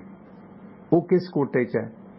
ਦੂਸਰੇ ਪਾਸੇ ਜਿਹੜੇ ਆਪਣੇ ਪੈਸੇ ਤੇ ਲੋਕ ਪੜ੍ਹਨ ਆਉਂਦੇ ਨੇ ਉਹ ਆਪਣੇ ਪਸੰਦੀਦਾ ਧਾਰਮਿਕ ਪਹਿਰਾਵਾ ਪਾ ਕੇ ਵੀ ਨਹੀਂ ਆ ਸਕਦੇ, ਮੂੰਹ ਢੱਕ ਕੇ ਵੀ ਨਹੀਂ ਆ ਸਕਦੇ। ਕਿ ਬਾਕੀ ਦੇਸ਼ 'ਚੋਂ ਘੁੰਡ ਚਗਾ ਦਿੱਤਾ? ਕਿ ਬਾਕੀ ਹਿੰਦੂ ਔਰਤਾਂ ਘੁੰਡ ਕੱਢਣੋਂ ਹਟ ਗਈਆਂ ਨੇ? ਸੋ ਜਾਤੀ ਹੈ ਜਿਹੜੀ ਹੋ ਰਹੀ ਹੈ, ਸੋ ਗਲਤ ਹੈ, ਨਹੀਂ ਹੋਣਾ ਚਾਹੀਦਾ। ਧਰਮ ਵਿਸ਼ੇਸ਼ ਦੀ ਆੜ ਦੇ ਵਿੱਚ ਰਾਜ ਸੱਤਾ ਆਈ ਹੈ, ਸੰਭਲ ਕੇ ਚੱਲਣਾ ਚਾਹੀਦਾ। ਸੋ ਸੁਰਿੰਦਰ ਜੀ, ਕੋਈ ਹੋਰ ਖਾਸ ਖਬਰ ਹੋਵੇ ਜਾਂਦੇ ਕੋਈ ਅਪਡੇਟ ਹੋਵੇ ਤਾਂ? ਨਹੀਂ ਜੀ, ਚਲੋ ਸਵੇਰੇ ਹੁੰਦੀ ਮੁਲਾਕਾਤ। ਥੈਂਕ ਯੂ, ਸਤਿ ਸ਼੍ਰੀ ਅਕਾਲ। ਸਤਿ ਸ਼੍ਰੀ ਅਕਾਲ, ਮਿਹਰਬਾਨੀ ਮਿਹਰਬਾਨੀ। ਲਓ ਦੋਸਤੋ, ਥੋੜਾ ਜਿਹਾ ਸਾਰਾਗੜ੍ਹੀ ਸਾਕੇ ਦੇ ਇਤਿਹਾਸ ਤੇ ਜ਼ਿਕਰ ਕਰਾਂਗੇ ਕਿ ਕੀ ਘਟਨਾ ਕਰਮ ਘਟਿਆ। ਇਸ ਸੰਬੰਧੀ ਡਾਕਟਰ ਗੁਰਿੰਦਰਪਾਲ ਜੋਸ਼ਨ ਹੋਰਾਂ ਨੇ ਬੜਾ ਖੋਜ ਭਰਪੂਰ ਇੱਕ ਸਿਲਸਿਲਾ ਸਾਹਮਣੇ ਲਿਆਂਦਾ, ਜਿਸ ਦੇ ਵਿੱਚ ਸਾਰੇ ਤਕਰੀਬਨ ਜਿਹੜੇ ਨੇ ਬੰਦੇ ਖੋਜੇ ਗਏ ਨੇ। ਅਜੇ ਇਹਨਾਂ 21 ਫੌਜੀਆਂ ਦੇ ਵਿੱਚੋਂ ਇੱਕ ਬੰਦੇ ਦਾ ਪਿਛੋਕੜ ਨਹੀਂ ਮਿਲਿਆ। ਇਹ 21 ਲੋਕ ਸੀ, 21 ਸਿੱਖ ਸਿਪਾਹੀ ਸੀਗੇ ਜਿਹੜੇ 125 ਸਾਲ ਪਹਿਲਾਂ ਅੱਜ ਦੇ ਦਿਨ 12 ਸਤੰਬਰ ਦੇ ਦਿਨ ਵੀਰਗਤੀ ਪ੍ਰਾਪਤ ਕਰ ਗਏ ਸਨ ਤੇ ਉਹਦਾ 125 ਸਾਲਾ ਸਮਾਗਮ ਮਨਾਇਆ ਜਾ ਰਿਹਾ। ਇਸ ਸੰਬੰਧੀ ਕੁਝ ਵੀਡੀਓਗ੍ਰਾਫੀ ਵੀ ਕਰਕੇ ਲੈਂਦੀ, ਮੈਂ ਇੱਕ ਅੱਧੇ ਦਿਨ 'ਚ ਪਾਵਾਂਗੀ। ਟਿਵਾਣਾ ਰੇਡੀਓ ਦੇ ਸਤਿਕਾਰਯੋਗ ਸਰੋਤਿਓ, ਸੋਮਵਾਰ ਤੋਂ ਸ਼ਨੀਵਾਰ ਸਵੇਰੇ 6 ਤੋਂ 8 ਤੇ ਸ਼ਾਮੀ 7:30 ਤੋਂ 9:30 ਤੁਹਾਡੇ ਨਾਲ ਲਾਈਵ ਮੁਲਾਕਾਤ ਹੁੰਦੀ ਹੈ ਤੇ ਤੁਸੀਂ ਆਪਣੇ ਇਹਨਾਂ ਪ੍ਰੋਗਰਾਮਾਂ ਨੂੰ ਆਪਣੀ ਵੈਬਸਾਈਟ tivanaradio.com ਤੇ ਲਾਈਵ ਸੁਣਦੇ ਹੋ, ਜਿੱਥੇ ਤੁਹਾਨੂੰ ਆਈਫੋਨ ਤੇ ਐਂਡਰਾਇਡ ਐਪਸ ਦੇ ਲਿੰਕ ਮਿਲਣਗੇ। ਇੰਸਟਾਲ ਕਰੋ। ਟਿਵਾਣਾ ਰੇਡੀਓ ਦਾ ਫੇਸਬੁੱਕ ਤੇ YouTube ਪੇਜ ਦਾ ਲਿੰਕ ਮਿਲੇਗਾ, ਲਾਈਕ ਕਰੋ, ਬੈਲ ਆਈਕਨ ਦਬਾਓ। ਤੇ ਇਸ YouTube ਦਾ ਲਿੰਕ ਆਪਣੇ WhatsApp ਨੰਬਰ ਤੇ ਮੰਗਾਉਣਾ ਤਾਂ ਤੁਸੀਂ ਆਪਣੇ WhatsApp ਗਰੁੱਪ ਦੇ ਵਿੱਚ ਸ਼ਾਮਲ ਹੋ ਸਕਦੇ ਹੋ। ਉਹ ਗਰੁੱਪ ਬਣਿਆ ਹੋਇਆ ਆਪਣਾ 9877 09655 ਨੰਬਰ ਤੇ 9876309655 ਨੰਬਰ ਤੇ ਉਹ ਗਰੁੱਪ ਬਣਿਆ ਹੋਇਆ। ਤੇ ਸਾਰਾਗੜ੍ਹੀ ਦਾ ਸਾਕਾ ਦੇ ਬਾਰੇ ਡਾਕਟਰ ਗੁਰਿੰਦਰਪਾਲ ਜੋਸ਼ਨ ਹੋਰਾਂ ਦਾ ਆਰਟੀਕਲ ਮੈਂ ਸਾਂਝਾ ਕਰਾਂਗਾ। ਇਸ ਦੌਰਾਨ ਕਾਲ ਨਹੀਂ ਲਵਾਂਗੇ। ਸਾਰਾਗੜ੍ਹੀ ਦੀ ਮਹਾਨ ਉਦੂਤੀ ਜੰਗ ਦੁਨੀਆ ਦੇ ਇਤਿਹਾਸ ਦੇ ਵਿੱਚ ਇੱਕ ਵੱਡੀ ਲੜਾਈ ਹੈ। ਇਹ ਸਾਕਾ 12 ਸਤੰਬਰ 1897 ਨੂੰ ਐਤਵਾਰ ਦਾ ਦਿਨ ਸਮਾਨਾ ਰੇਂਜ ਤੇ ਸਥਿਤ ਸਾਰਾਗੜ੍ਹੀ ਦੀ ਚੌਂਕੀ ਤੇ ਵਾਪਰਿਆ ਸੀ। ਇਸ ਲੜਾਈ ਨੂੰ ਇੱਕ ਵਿਸ਼ੇਸ਼ ਦਰਜਾ ਹਾਸਲ ਹੈ ਕਿਉਂਕਿ ਇਸ ਬਹਾਦਰੀ ਦੀ ਗਾਥਾ ਦੇ ਵਿੱਚ 36 ਸਿੱਖ ਰੈਜੀਮੈਂਟ ਦੇ 21 ਸਿੱਖ ਜਾਂਬਾਜ਼ ਸਿਪਾਹੀਆਂ ਨੇ 10,000 ਦੇ ਕਰੀਬ ਔਰਕਜਾਈ ਤੇ ਫਰੀਦੀ ਕਬੀਲਿਆਂ ਦਾ ਸਾਹਮਣਾ ਕੀਤਾ ਸੀ। ਇਹ ਜਿਹੜੀ ਸਮਾਨਾ ਰੇਂਜ ਦਾ ਇਲਾਕਾ, ਇਹ 1000 ਸਾਲ ਤੋਂ ਵੱਧ ਸਮੇਂ ਤੱਕ ਭਾਰਤੀ ਉਪ ਮਹਾਦੀਪ ਲਈ ਰਣਨੀਤਿਕ ਤੌਰ ਤੇ ਮਹੱਤਵਪੂਰਨ ਰਿਹਾ ਤੇ ਅੱਜ ਵੀ ਹੈ। Pakistan, Afghanistan, Taliban, Al Qaeda, ISI, America, ਰੂਸ ਸਮੇਤ ਹੋਰ ਲਈ ਵੀ ਇਹ ਮਹੱਤਵਪੂਰਨ ਹੈ ਕਿਉਂਕਿ ਇਹ ਦਰਾ ਖੈਬਰ ਦੇ ਪ੍ਰਵੇਸ਼ ਦੁਆਰ ਤੇ ਹੈ। ਦਰਾ ਖੈਬਰ ਰਸਤੇ ਤੋਂ ਆਉਣ ਵਾਲੇ ਸਾਰੇ ਵਿਦੇਸ਼ੀ ਧਾੜਵੀ ਜਾਂ ਵਪਾਰੀਆਂ ਦਾ ਮਹਾਨ ਪੰਜਾਬ ਸਦੀਆਂ ਤੋਂ ਸਵਾਗਤ ਕਰਦਾ ਰਿਹਾ। ਇਸੇ ਰਸਤੇ ਆਰੀਅਨ ਪ੍ਰਵਾਸੀਆਂ ਨੇ ਭਾਰਤ ਵਿੱਚ ਵੱਡੇ ਪੱਧਰ ਤੇ ਪ੍ਰਵੇਸ਼ ਕੀਤਾ। ਫਿਰ ਸਿਕੰਦਰ ਆਜ਼ਮ ਆਇਆ, ਚੰਗੇਜ਼ ਖਾਨ ਮੰਗੋਲੀਆ ਤੋਂ ਆਇਆ, ਮਹਿਮੂਦ ਗਜ਼ਨੀ ਆਇਆ, ਅਖੀਰ ਬਾਬਰ ਵੀ ਇਸੇ ਰਸਤਿਓਂ ਆਇਆ ਤੇ ਜਿਸ ਨੇ ਮੁਗਲ ਸਲਤਨਤ ਭਾਰਤ 'ਚ ਕਾਇਮ ਕੀਤੀ। ਬਾਅਦ ਦੇ ਵਿੱਚ ਰਸ਼ੀਆ, ਬਰਤਾਨੀਆ ਦਰਮਿਆਨ ਚੱਲੀ ਇਸ ਮਹਾਨ ਖੇਡ ਦੇ ਤਹਿਤ ਇਸ ਖੇਤਰ ਉੱਤੇ ਕਬਜ਼ਾ ਕਰਕੇ ਮੱਧ ਏਸ਼ੀਆ ਨਾਲ ਵਪਾਰ ਕਰਨਾ ਇਸ ਦਾ ਮਕਸਦ ਸੀ। ਬਰਤਾਨੀਆ ਨੇ ਇਸ ਖੇਤਰ ਤੋਂ ਰੂਸੀ ਨਿਯੰਤਰਣ ਖਤਮ ਕਰਨ ਦੇ ਲਈ 1891 ਦੇ ਵਿੱਚ ਸਮਾਨਾ ਰੇਂਜ ਦੇ ਉੱਤੇ ਕਿਲੇ ਤੇ ਚੌਂਕੀਆਂ ਦੀ ਸਥਾਪਨਾ ਕੀਤੀ। 1891 ਦੇ ਵਿੱਚ ਤੇ ਫੌਜੀ ਮਾਰਚ ਪਾਸਟ ਤੇ ਆਵਾਜਾਈ ਲਈ ਗਰਾਊਂਡ ਅਤੇ ਸੜਕਾਂ ਦਾ ਨਿਰਮਾਣ ਕੀਤਾ, ਜਿਸ ਕਰਕੇ ਉੱਥੋਂ ਦੇ ਜਿਹੜੇ ਸਥਾਨਕ ਪਠਾਨ ਸੀ, ਅਫਰੀਦੀ ਜਾਂ ਔਰਕਜਾਈ ਕਬੀਲੇ ਦੇ, ਉਹਨਾਂ ਨੇ ਗੁੱਸੇ ਦੇ ਵਿੱਚ ਇੱਥੋਂ ਲੰਘਣ ਵਾਲੇ ਵਪਾਰੀਆਂ ਨੂੰ ਲੁੱਟਣਾ ਸ਼ੁਰੂ ਕਰ ਦਿੱਤਾ, ਜੋ ਬਾਅਦ ਦੇ ਵਿੱਚ ਅੰਗਰੇਜ਼ਾਂ ਦੇ ਵਿਰੁੱਧ ਬਗਾਵਤ ਦਾ ਰੂਪ ਧਾਰਨ ਕਰ ਗਿਆ। ਪਠਾਨਾਂ ਨੂੰ ਇਸ ਗੱਲ ਦਾ ਪਤਾ ਸੀ ਕਿ ਸਿੱਖ ਕੌਮ ਵੀ ਉਹਨਾਂ ਵਰਗੀ ਅਜਿੱਤ ਅਤੇ ਬਹਾਦਰ ਹੈ, ਜੰਗਜੂ ਹੈ। ਪਿਛਲੇ 1000 ਸਾਲ ਦੇ ਇਤਿਹਾਸ ਦੇ ਵਿੱਚ ਮਹਾਨ ਪੰਜਾਬ ਦੇ ਸ਼ੇਰ ਮਹਾਰਾਜਾ ਰਣਜੀਤ ਸਿੰਘ ਦਾ ਖਾਲਸਾ ਰਾਜ ਜੋ 1799 ਤੋਂ 1839 ਤੱਕ ਸੀ, ਉਸ ਦੌਰਾਨ ਸਿੱਖਾਂ ਨੇ ਪਠਾਨਾਂ ਨੂੰ ਹਰਾਇਆ ਸੀ। ਉਹ ਵੀ ਉਹਨਾਂ ਦੀ ਜਨਮ ਭੂਮੀ ਪਠਾਣਾ ਦੇ ਇਲਾਕੇ 'ਚ ਜਾ ਕੇ, ਜਿਸ ਦੇ ਵਿੱਚ ਖਾਲਸੇ ਦੇ ਮਹਾਨ ਜਰਨੈਲ ਹਰੀ ਸਿੰਘ ਨਲਵਾ ਨੇ ਖਾਲਸਾਈ ਨਿਸ਼ਾਨ ਸਾਹਿਬ, ਕਿਲਾ ਜਮਰੌਦ ਤੇ ਅਟਕ ਦਰਿਆ ਤੋਂ ਪਾਰ ਚਲਾ ਦਿੱਤਾ ਸੀ। 36ਵੀਂ ਸਿੱਖ ਰੈਜੀਮੈਂਟ 23 ਮਾਰਚ 1887 ਨੂੰ ਕਰਨਲ ਜਿਮ ਕੁੱਕ ਦੀ ਕਮਾਂਡ ਹੇਠ ਜਲੰਧਰ ਛਾਉਣੀ ਦੇ ਵਿੱਚ ਆਰਮੀ ਦੇ ਕਲਾਸ ਨੰਬਰ 46 ਦੇ ਮੁਤਾਬਕ ਹੋਂਦ ਦੇ ਵਿੱਚ ਆਈ ਸੀ। ਇਸ 36 ਸਿੱਖ ਦੇ ਵਿੱਚ ਪੰਜਾਬ ਫਰੰਟੀਅਰ ਫੋਰਸ ਤੇ ਬੰਗਾਲ ਇਨਫੈਂਟਰੀ ਦੀਆਂ 8 ਕੰਪਨੀਆਂ ਤੋਂ 225 94 ਬਹਾਦਰ ਸ਼ਾਮਲ ਕੀਤੇ ਗਏ ਤੇ 8 ਮਈ 1887 ਨੂੰ ਸਾਰੇ ਪੰਜਾਬ ਦੇ ਵਿੱਚ ਇਸ 36 ਸਿੱਖ ਰੈਜੀਮੈਂਟ ਦੀ ਭਰਤੀ ਹੋਈ, ਜੋ ਕਰਨਲ ਕੁੱਕ ਅਤੇ ਕੈਪਟਨ HR ਹੋਲਮਸ ਦੀ ਦੇਖਰੇਖ ਹੇਠ ਹੋਈ। ਸਾਰੇ ਭਰਤੀ ਕੀਤੇ ਗਏ ਸਿੱਖਾਂ ਦਾ ਕੱਦ ਘੱਟੋ ਘੱਟ 5 ਫੁੱਟ 8 ਇੰਚ ਤੇ ਛਾਤੀ 36 ਇੰਚ ਚੌੜੀ ਸੀ। ਜਨਵਰੀ 1888 ਤੱਕ 912 ਜਵਾਨ ਇਸ ਦੇ ਵਿੱਚ ਭਰਤੀ ਹੋ ਗਏ ਤੇ 1891 ਤੱਕ ਇਸ 36 ਸਿੱਖ ਰੈਜੀਮੈਂਟ ਦੇ ਵਿੱਚ 2529 ਬੰਦੇ ਭਰਤੀ ਹੋਏ ਜੋ ਸਿੱਖ ਯੋਧੇ ਸਨ। ਸਿਖਲਾਈ ਤੋਂ ਬਾਅਦ ਮਾਰਚ 1891 ਦੇ ਵਿੱਚ ਇਸ 36 ਸਿੱਖ ਰੈਜੀਮੈਂਟ ਨੂੰ ਪਹਿਲਾਂ ਦਿੱਲੀ ਤੇ ਫਿਰ ਮਨੀਪੁਰ 'ਚ ਤਾਇਨਾਤ ਕੀਤਾ ਗਿਆ। 25 ਜੂਨ 1894 ਨੂੰ ਕਮਾਂਡਰ ਜਿਮ ਕੁੱਕ ਨੇ ਆਪਣੇ 7 ਸਾਲ ਦਾ ਕਾਰਜਕਾਲ ਪੂਰਾ ਕਰਕੇ ਉਹ ਰਿਟਾਇਰਡ ਹੋ ਗਿਆ ਤੇ ਫਿਰ ਲੈਫਟੀਨੈਂਟ ਕਰਨਲ ਜੌਨ ਹਾਟਨ ਨੂੰ ਨਵਾਂ ਕਮਾਂਡਰ ਬਣਾਇਆ ਗਿਆ 36 ਸਿੱਖ ਦਾ। ਮੇਜਰ ਚਾਰਲਸ ਹੈਮਿਲਟਨ ਡੇਸ ਵਾਕਸ ਨੂੰ ਮੀਤ ਕਮਾਂਡਰ ਬਣਾਇਆ ਗਿਆ। 36ਵੀਂ ਸਿੱਖ ਰੈਜੀਮੈਂਟ ਪਸ਼ਾਵਰ ਹੁੰਦੀ ਹੋਈ 31 ਦਸੰਬਰ 1896 ਨੂੰ ਕੋਹਾਟ ਪਹੁੰਚੀ। ਰੈਜੀਮੈਂਟ ਦੇ ਸੱਜੇ ਵਿੰਗ ਨੇ ਸਮਾਨਾ ਰੇਂਜ, ਜੋ ਸਮਾਨਾ ਪਹਾੜੀ ਸੀ ਜੋ ਕਿ 8 ਮੀਲ ਦੇ ਘੇਰੇ ਦੇ ਵਿੱਚ ਫੈਲੀ ਹੋਈ ਸੀ, ਉੱਥੇ ਸਥਿਤ ਕਿਲਾ ਲੌਕਹਾਰਟ ਅਤੇ ਕਿਲਾ ਗੁਲਿਸਤਾਨ ਸਮੇਤ 5 ਚੌਕੀਆਂ ਸੀ ਜਿਹੜੀਆਂ ਧਾਰ, ਸੰਗਰ, ਸਰਤੋਪ, ਕਰਾਗ ਅਤੇ ਸਾਰਾਗੜੀ ਦੇ ਚਾਰਜ 2 ਜਨਵਰੀ 1897 ਨੂੰ ਲੈ ਲਿਆ ਸੀ। ਯਾਨੀ ਇਹ ਸਾਕਾ ਵਾਪਰਦਾ 12 ਸਤੰਬਰ ਨੂੰ ਤੇ ਇਹ ਜਿਹੜੀ ਸਿੱਖ ਰੈਜੀਮੈਂਟ ਸਾਰਾ ਐਕਚੁਅਲੀ ਪਿੰਡ ਦਾ ਨਾਂ ਸੀ ਤੇ ਗੜੀ ਜਿਵੇਂ ਆਪਣੇ ਚਮਕੌਰ ਦੀ ਗੜੀ ਕਹਿ ਦਿੰਦੇ ਨੇ ਛੋਟਾ ਕਿਲਾ, ਉਹ ਸਾਰਾ ਪਿੰਡ ਸੀਗਾ ਤੇ ਉਹਨੂੰ ਫਿਰ ਸਾਰਾਗੜੀ ਕਿਹਾ ਗਿਆ। ਸੋ ਰੈਜੀਮੈਂਟ ਦੇ ਖੱਬੇ ਵਿੰਗ ਦੇ ਕੈਪਟਨ WE ਗਾਰਡਨ ਸਨ। ਉਸ ਦੇ ਅਧੀਨ 8 ਜਨਵਰੀ ਨੂੰ ਪਾਰਾ ਚਨਾਰ ਵਿਖੇ ਥਾਲ ਅਤੇ ਸਾਦਾ ਚੌਕੀਆਂ ਤੇ ਇਹਨਾਂ ਨੂੰ ਭੇਜਿਆ ਗਿਆ। ਸਾਰਾਗੜੀ ਪਿੰਡ ਦਾ ਇਤਿਹਾਸ ਇਹ ਹੈ ਕਿ 11 ਫਰਵਰੀ 1891 ਨੂੰ 4 ਪੰਜਾਬ ਇਨਫੈਂਟਰੀ ਦੇ ਕਰਨਲ ਬਰੂਸ 150 ਜਵਾਨਾਂ ਨਾਲ ਮਾਰਚ ਕਰਦੇ ਹੋਏ ਪਿੰਡ ਸਾਰਾ ਪਹੁੰਚੇ ਤੇ ਇੱਥੇ ਪਠਾਣਾ ਦੇ ਮਾਹਰ ਨਿਸ਼ਾਨਚੀਆਂ ਨੇ ਉੱਚੀਆਂ ਥਾਵਾਂ ਤੋਂ ਉਹਨਾਂ 150 ਫੌਜੀਆਂ ਤੇ ਹਮਲਾ ਕਰ ਦਿੱਤਾ। ਕੁਝ ਖੂਨ ਖਰਾਬੇ ਤੋਂ ਬਾਅਦ ਪੰਜਾਬ ਇਨਫੈਂਟਰੀ ਨੇ ਇਸ ਪਿੰਡ ਸਾਰਾ ਤੇ ਕਬਜ਼ਾ ਕਰ ਲਿਆ। ਇਸ ਹਮਲੇ ਪਿੱਛੋਂ ਅੰਗਰੇਜ਼ਾਂ ਨੂੰ ਸਮਾਨਾ ਰੇਂਜ ਖੇਤਰ ਦੀ ਮਹੱਤਤਾ ਦਾ ਅਹਿਸਾਸ ਹੋਇਆ, ਕਿਉਂਕਿ ਰੂਸ ਨੂੰ ਇਸ ਇਲਾਕੇ ਤੋਂ ਦੂਰ ਰੱਖਣ ਦੇ ਲਈ ਮਈ 1891 ਦੇ ਵਿੱਚ ਚੀਫ ਕਮਾਂਡਰ ਨੇ ਮੈਮੋਰੰਡਮ ਪਾਸ ਕਰਕੇ ਸਮਾਨਾ ਰੇਂਜ ਦੇ ਇਲਾਕੇ ਦੇ ਵਿੱਚ ਕਿਲੇ ਤੇ ਚੌਕੀਆਂ ਬਣਾਉਣ ਦਾ ਕੰਮ ਸ਼ੁਰੂ ਕਰਾ ਦਿੱਤਾ ਸੀ। ਕਿਲਾ ਗੁਲਿਸਤਾਨ ਜੋ ਕਾਵਾ ਗੰਨਰੀ ਸੀਗੇ ਤੇ ਉਸ ਨੂੰ 6152 ਫੁੱਟ ਦੀ ਉਚਾਈ ਦੇ ਉੱਤੇ ਮਜ਼ਬੂਤ ਪੱਥਰਾਂ ਨਾਲ ਬਣਾਇਆ ਗਿਆ ਸੀ ਕਿਲਾ ਗੁਲਿਸਤਾਨ, ਜਿਸ ਦੇ ਵਿੱਚ 200 ਜਵਾਨ ਰਹਿ ਸਕਦੇ ਸੀ ਤੇ ਇਸ ਕਿਲੇ ਦਾ ਦੂਸਰਾ ਨਾਂ ਕਾਵਾ ਗੰਨਰੀ ਵੀ ਸੀਗਾ। ਗੁਲਿਸਤਾਨ ਵੀ ਕਹਿੰਦੇ ਸੀ, ਇਸ ਨੂੰ ਕਾਵਾ ਗੰਨਰੀ ਵੀ ਕਹਿੰਦੇ ਸੀ, ਕਿਉਂਕਿ ਮੇਜਰ ਸਰ ਪੈਰੀ ਲੂਇਸ ਦੇ ਜਾਣ ਤੋਂ ਬਾਅਦ ਨੈਪੋਲੀਅਨ ਕਾਵਾ ਗੰਨਰੀ ਇੱਥੇ ਆ ਗਿਆ ਸੀ, ਜਿਸ ਕਰਕੇ ਇਸ ਨੂੰ ਕਾਵਾ ਗੰਨਰੀ ਪੋਸਟ ਵੀ ਕਹਿੰਦੇ ਸੀ, ਕਿਲਾ ਗੁਲਿਸਤਾਨ ਵੀ ਕਹਿੰਦੇ ਸੀ। ਤੇ ਜਿਹੜਾ ਕਿਲਾ ਮਸਤਾਨ ਸੀ, ਜਿਸ ਨੂੰ ਲੌਕਹਾਰਟ ਵੀ ਕਹਿੰਦੇ ਸੀ, ਉਹ 6443 ਫੁੱਟ ਦੀ ਉਚਾਈ ਤੇ ਬਣਵਾਇਆ ਗਿਆ। ਇਸ ਦੇ ਵਿੱਚ 300 ਜਵਾਨਾਂ ਦੇ ਰਹਿਣ ਦਾ ਪ੍ਰਬੰਧ ਸੀ। ਫਿਰ ਜਨਰਲ ਸਰ ਵਿਲੀਅਮ ਲੌਕਹਾਰਟ, ਜਿਹਦੇ ਨਾਂ ਤੇ ਇਹ ਮਸਤਾਨ ਜਾਂ ਲੌਕਹਾਰਟ ਕਿਲਾ ਸੀ, ਜਿੱਥੇ 300 ਜਵਾਨ ਠਹਿਰ ਸਕਦੇ ਸੀ, ਤੇ ਇਹ ਵਿਲੀਅਮ ਲੌਕਹਾਰਟ ਜੋ ਕਿ ਖੈਬਰ ਦਰੇ ਦਾ ਰੋਡ ਕਮਾਂਡਰ ਸੀ ਦੇ ਆਉਣ ਤੋਂ ਬਾਅਦ ਇਸ ਮਸਤਾਨ ਕਿਲੇ ਦਾ ਨਾਮ ਲੌਕਹਾਰਟ ਪੈ ਗਿਆ। ਪਹਿਲਾਂ ਇਹਦਾ ਨਾਮ ਮਸਤਾਨ ਕਿਲਾ ਸੀਗਾ, ਇਹਦਾ ਨਾਮ ਲੌਕਹਾਰਟ ਪੈ ਗਿਆ। ਇਹ 2 ਕਿਲੇ ਸੀ ਇੱਥੇ। ਲੌਕਹਾਰਟ ਕਿਲੇ 'ਚ ਜਾਣੀ ਮਸਤਾਨ ਕਿਲੇ 'ਚ 300 ਤੇ ਗੁਲਿਸਤਾਨ ਜਾਂ ਕਾਵਾ ਗੰਨਰੀ ਕਿਲੇ ਦੇ ਵਿੱਚ 200 ਜਵਾਨ ਰਹਿ ਸਕਦੇ ਸਨ। ਇਹਨਾਂ ਦੋਨਾਂ ਕਿਲਿਆਂ ਦੀਆਂ ਕੰਧਾਂ 12 ਤੋਂ 15 ਫੁੱਟ ਉੱਚੀਆਂ ਮਜ਼ਬੂਤ ਪੱਥਰ ਦੀਆਂ ਬਣੀਆਂ ਸੀ। ਮੁੱਖ ਦਰਵਾਜ਼ੇ ਨੂੰ ਛੱਡ ਕੇ ਕੋਈ ਵੀ ਖਿੜਕੀ ਬਾਰੀ ਨਹੀਂ ਸੀ, ਪਰ ਛੋਟੇ ਕਿਲਿਆਂ ਦੇ ਦਰਵਾਜ਼ੇ ਲੱਕੜ ਦੇ ਬਣੇ ਹੁੰਦੇ ਸਨ।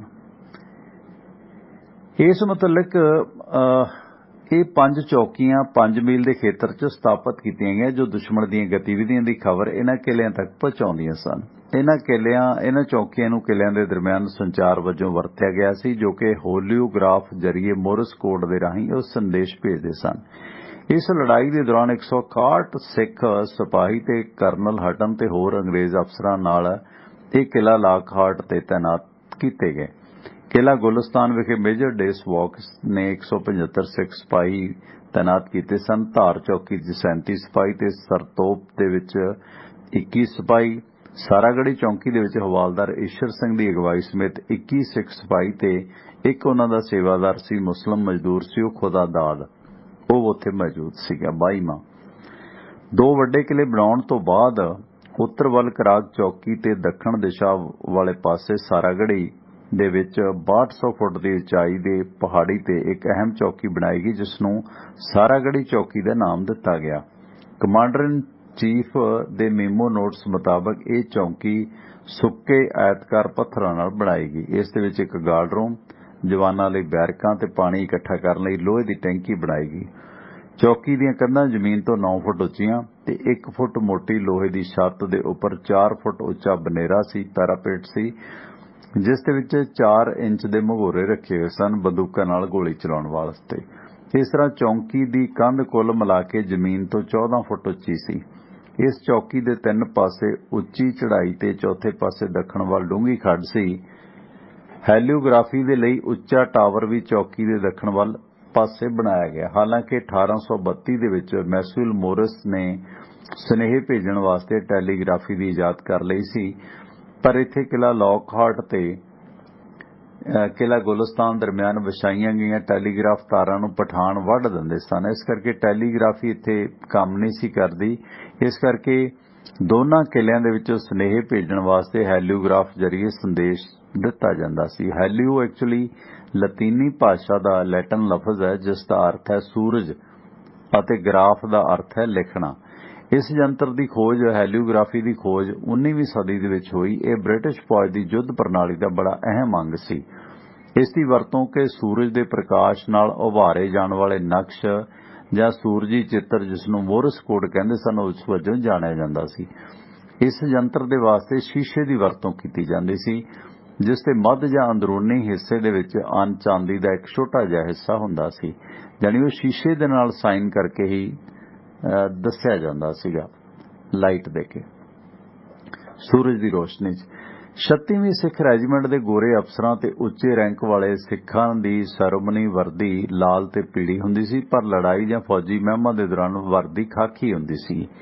ਸਾਰਾਗੜੀ ਦੀ ਚੌਂਕੀ ਤੇ ਮੌਜੂਦ 21 ਸਿੱਖਾਂ ਦੇ ਵਿੱਚੋਂ 3 ਦੀ ਉਮਰ 38 ਤੋਂ 40 ਸਾਲ ਸੀ।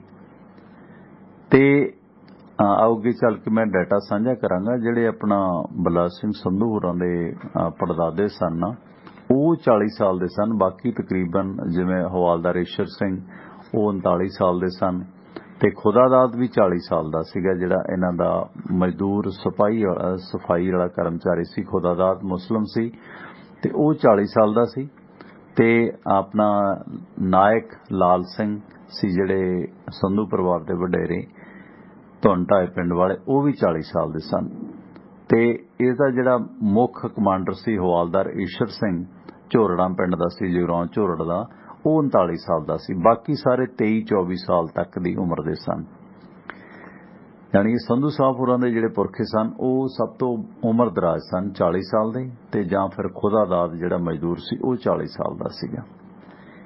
ਇਸ ਸੰਬੰਧੀ ਇਹ ਲੋਕ ਤਕਰੀਬਨ 21 ਸਿਪਾਹੀ ਤੇ ਇੱਕ ਉਹਨਾਂ ਦਾ ਮਜ਼ਦੂਰ ਸਾਥੀ ਖੁਦਾਦਾਦ, ਤੇ ਜਿਸ ਮੁਤਲਕ ਇਹ ਜਿਹੜਾ ਉਹਨਾਂ ਦਾ ਸੰਚਾਰ ਦਾ ਇੱਕੋ ਸਾਧਨ ਸੀ ਹੈਲੀਓਗ੍ਰਾਫ। ਤੇ 36 ਸਿੱਖ ਰੈਜੀਮੈਂਟ ਦੇ ਗੋਰੇ ਅਫਸਰਾਂ ਤੇ ਉੱਚੇ ਰੈਂਕ ਵਾਲੇ ਸਿੱਖਾਂ ਦੀ ਸੈਰੇਮਨੀ ਵਾਸਤੇ ਪੀਲੀ ਤੇ ਲਾਲ ਵਰਦੀ ਹੁੰਦੀ ਸੀ।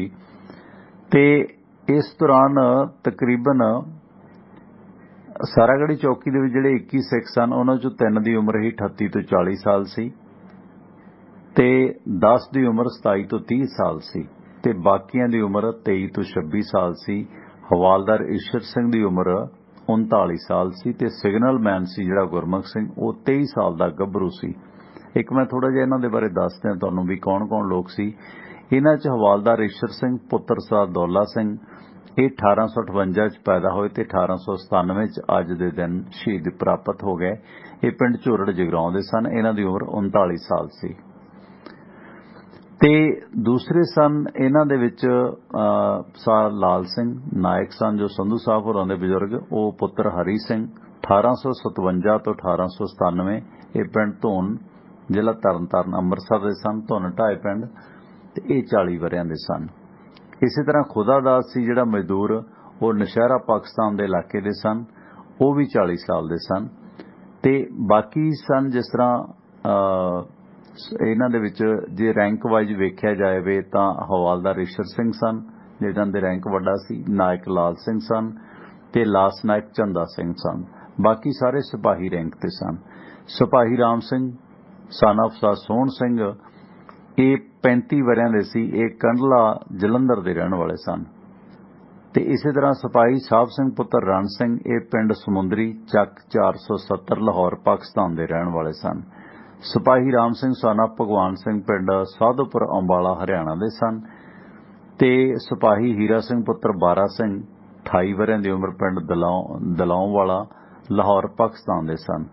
सिपाही उत्तम सिंह पुत्र लहणा सिंह पिंड चड़िक मोगा फिरोजपुर सी उदों उत्थों दे रहण वाले सन। 29 साल उम्र सी उत्तम सिंह होरां दी। इस तरह लास नायक चंदा सिंह पुत्र रतन सिंह पिंड गंडूआ जिला संगरूर दे सन। 28 वरियां दी उम्र सी इन्हां दी। सिपाही दया सिंह पुत्र संगत सिंह पिंड खड़क सिंह वाला पटियाला 27 वरियां दे सन। सिपाही जीवन सिंह सन ऑफ हीरा सिंह पिंड संगतपुर नकोदर जिला जलंधर दे सन। 28 साल उम्र सी। ते सिपाही भोला सिंह इन्हां दे बारे अजे तक कोई जानकारी नहीं है। इन्हां दा कोई वारस नहीं है। इन्हां दे बारे नहीं पता लग्या। बाकी 21 लोकां बारे पता लग गया। इस तरह सिपाही गुरमुख सिंह सन ऑफ राण सिंह पिंड धुमंडा जलंधर दे सन। 27 वरियां दी उम्र सी। सिपाही नारायण सिंह सन ऑफ गुजर सिंह पिंड ठुल्लीवाल नकोदर ये 30 वरियां दे सन। ते इस तरह सिपाही जीवन सिंह सन ऑफ नूपा सिंह पिंड धुमंडा जलंधर दे सन। ये नूपा जलंधर ठुल्लीवाल दे 2 सन। ते इन्हां चों तकरीबन ज़्यादातर जिहड़े ने वो दुआबे दे सन ते जां फिर मालवे दे। माझे दे इक्को सन शाह लाल सिंह संधू साहब होरां दे बजुर्ग नायक लाल सिंह वो माझे दे इकलौते सन। इसी तरह नंद सिंह पुत्र श्री देवी दत्ता पिंड आतोवाल हुशियारपुर उम्र 24 साल। सिपाही भगवान सिंह पुत्र हीरा सिंह पिंड लोहगढ़ अमरगढ़ पटियाला जिला सी इन्हां दा। ये 25 वरियां दे सन। सिपाही भगवान सिंह पुत्र बीर सिंह पिंड मोबियाला लुधियाना ये 24 साल दे सन। सिपाही सुंदर सिंह पुत्र सुध सिंह पिंड बलियां समराला लुधियाना दे सन। 27 वरियां दी उम्र। सिपाही बूटा सिंह सन ऑफ चढ़ सिंह पिंड शेरपुर 29 वरियां दे। सिपाही जीवन सिंह पुत्र किरपा सिंह पिंड गुरियां फलौर 24 साल। ते सिपाही गुरमुख सिंह सिग्नल मैन सीगा ते इन्हां दी उम्र 23 साल सी। ये सारियां चों छोटे सन। इन्हां दा पिंड चुल्लीवाल सीगा नकोदर जिला जलंधर ते ये सब तो छोटे सन। ये सी इन्हां दा 21 सिख फौजियां दा ते 22वें उन्हां दे सेवादार दा वेरवा। इस लड़ाई के दौरान 36 सिख रेजिमेंट के गोरे अफसर गोरे अफसरां ने ली मैटफोर्ड राइफलों की वरतों की ते सिख सिपाहियों ने मार्टिनी हैनरी राइफल की।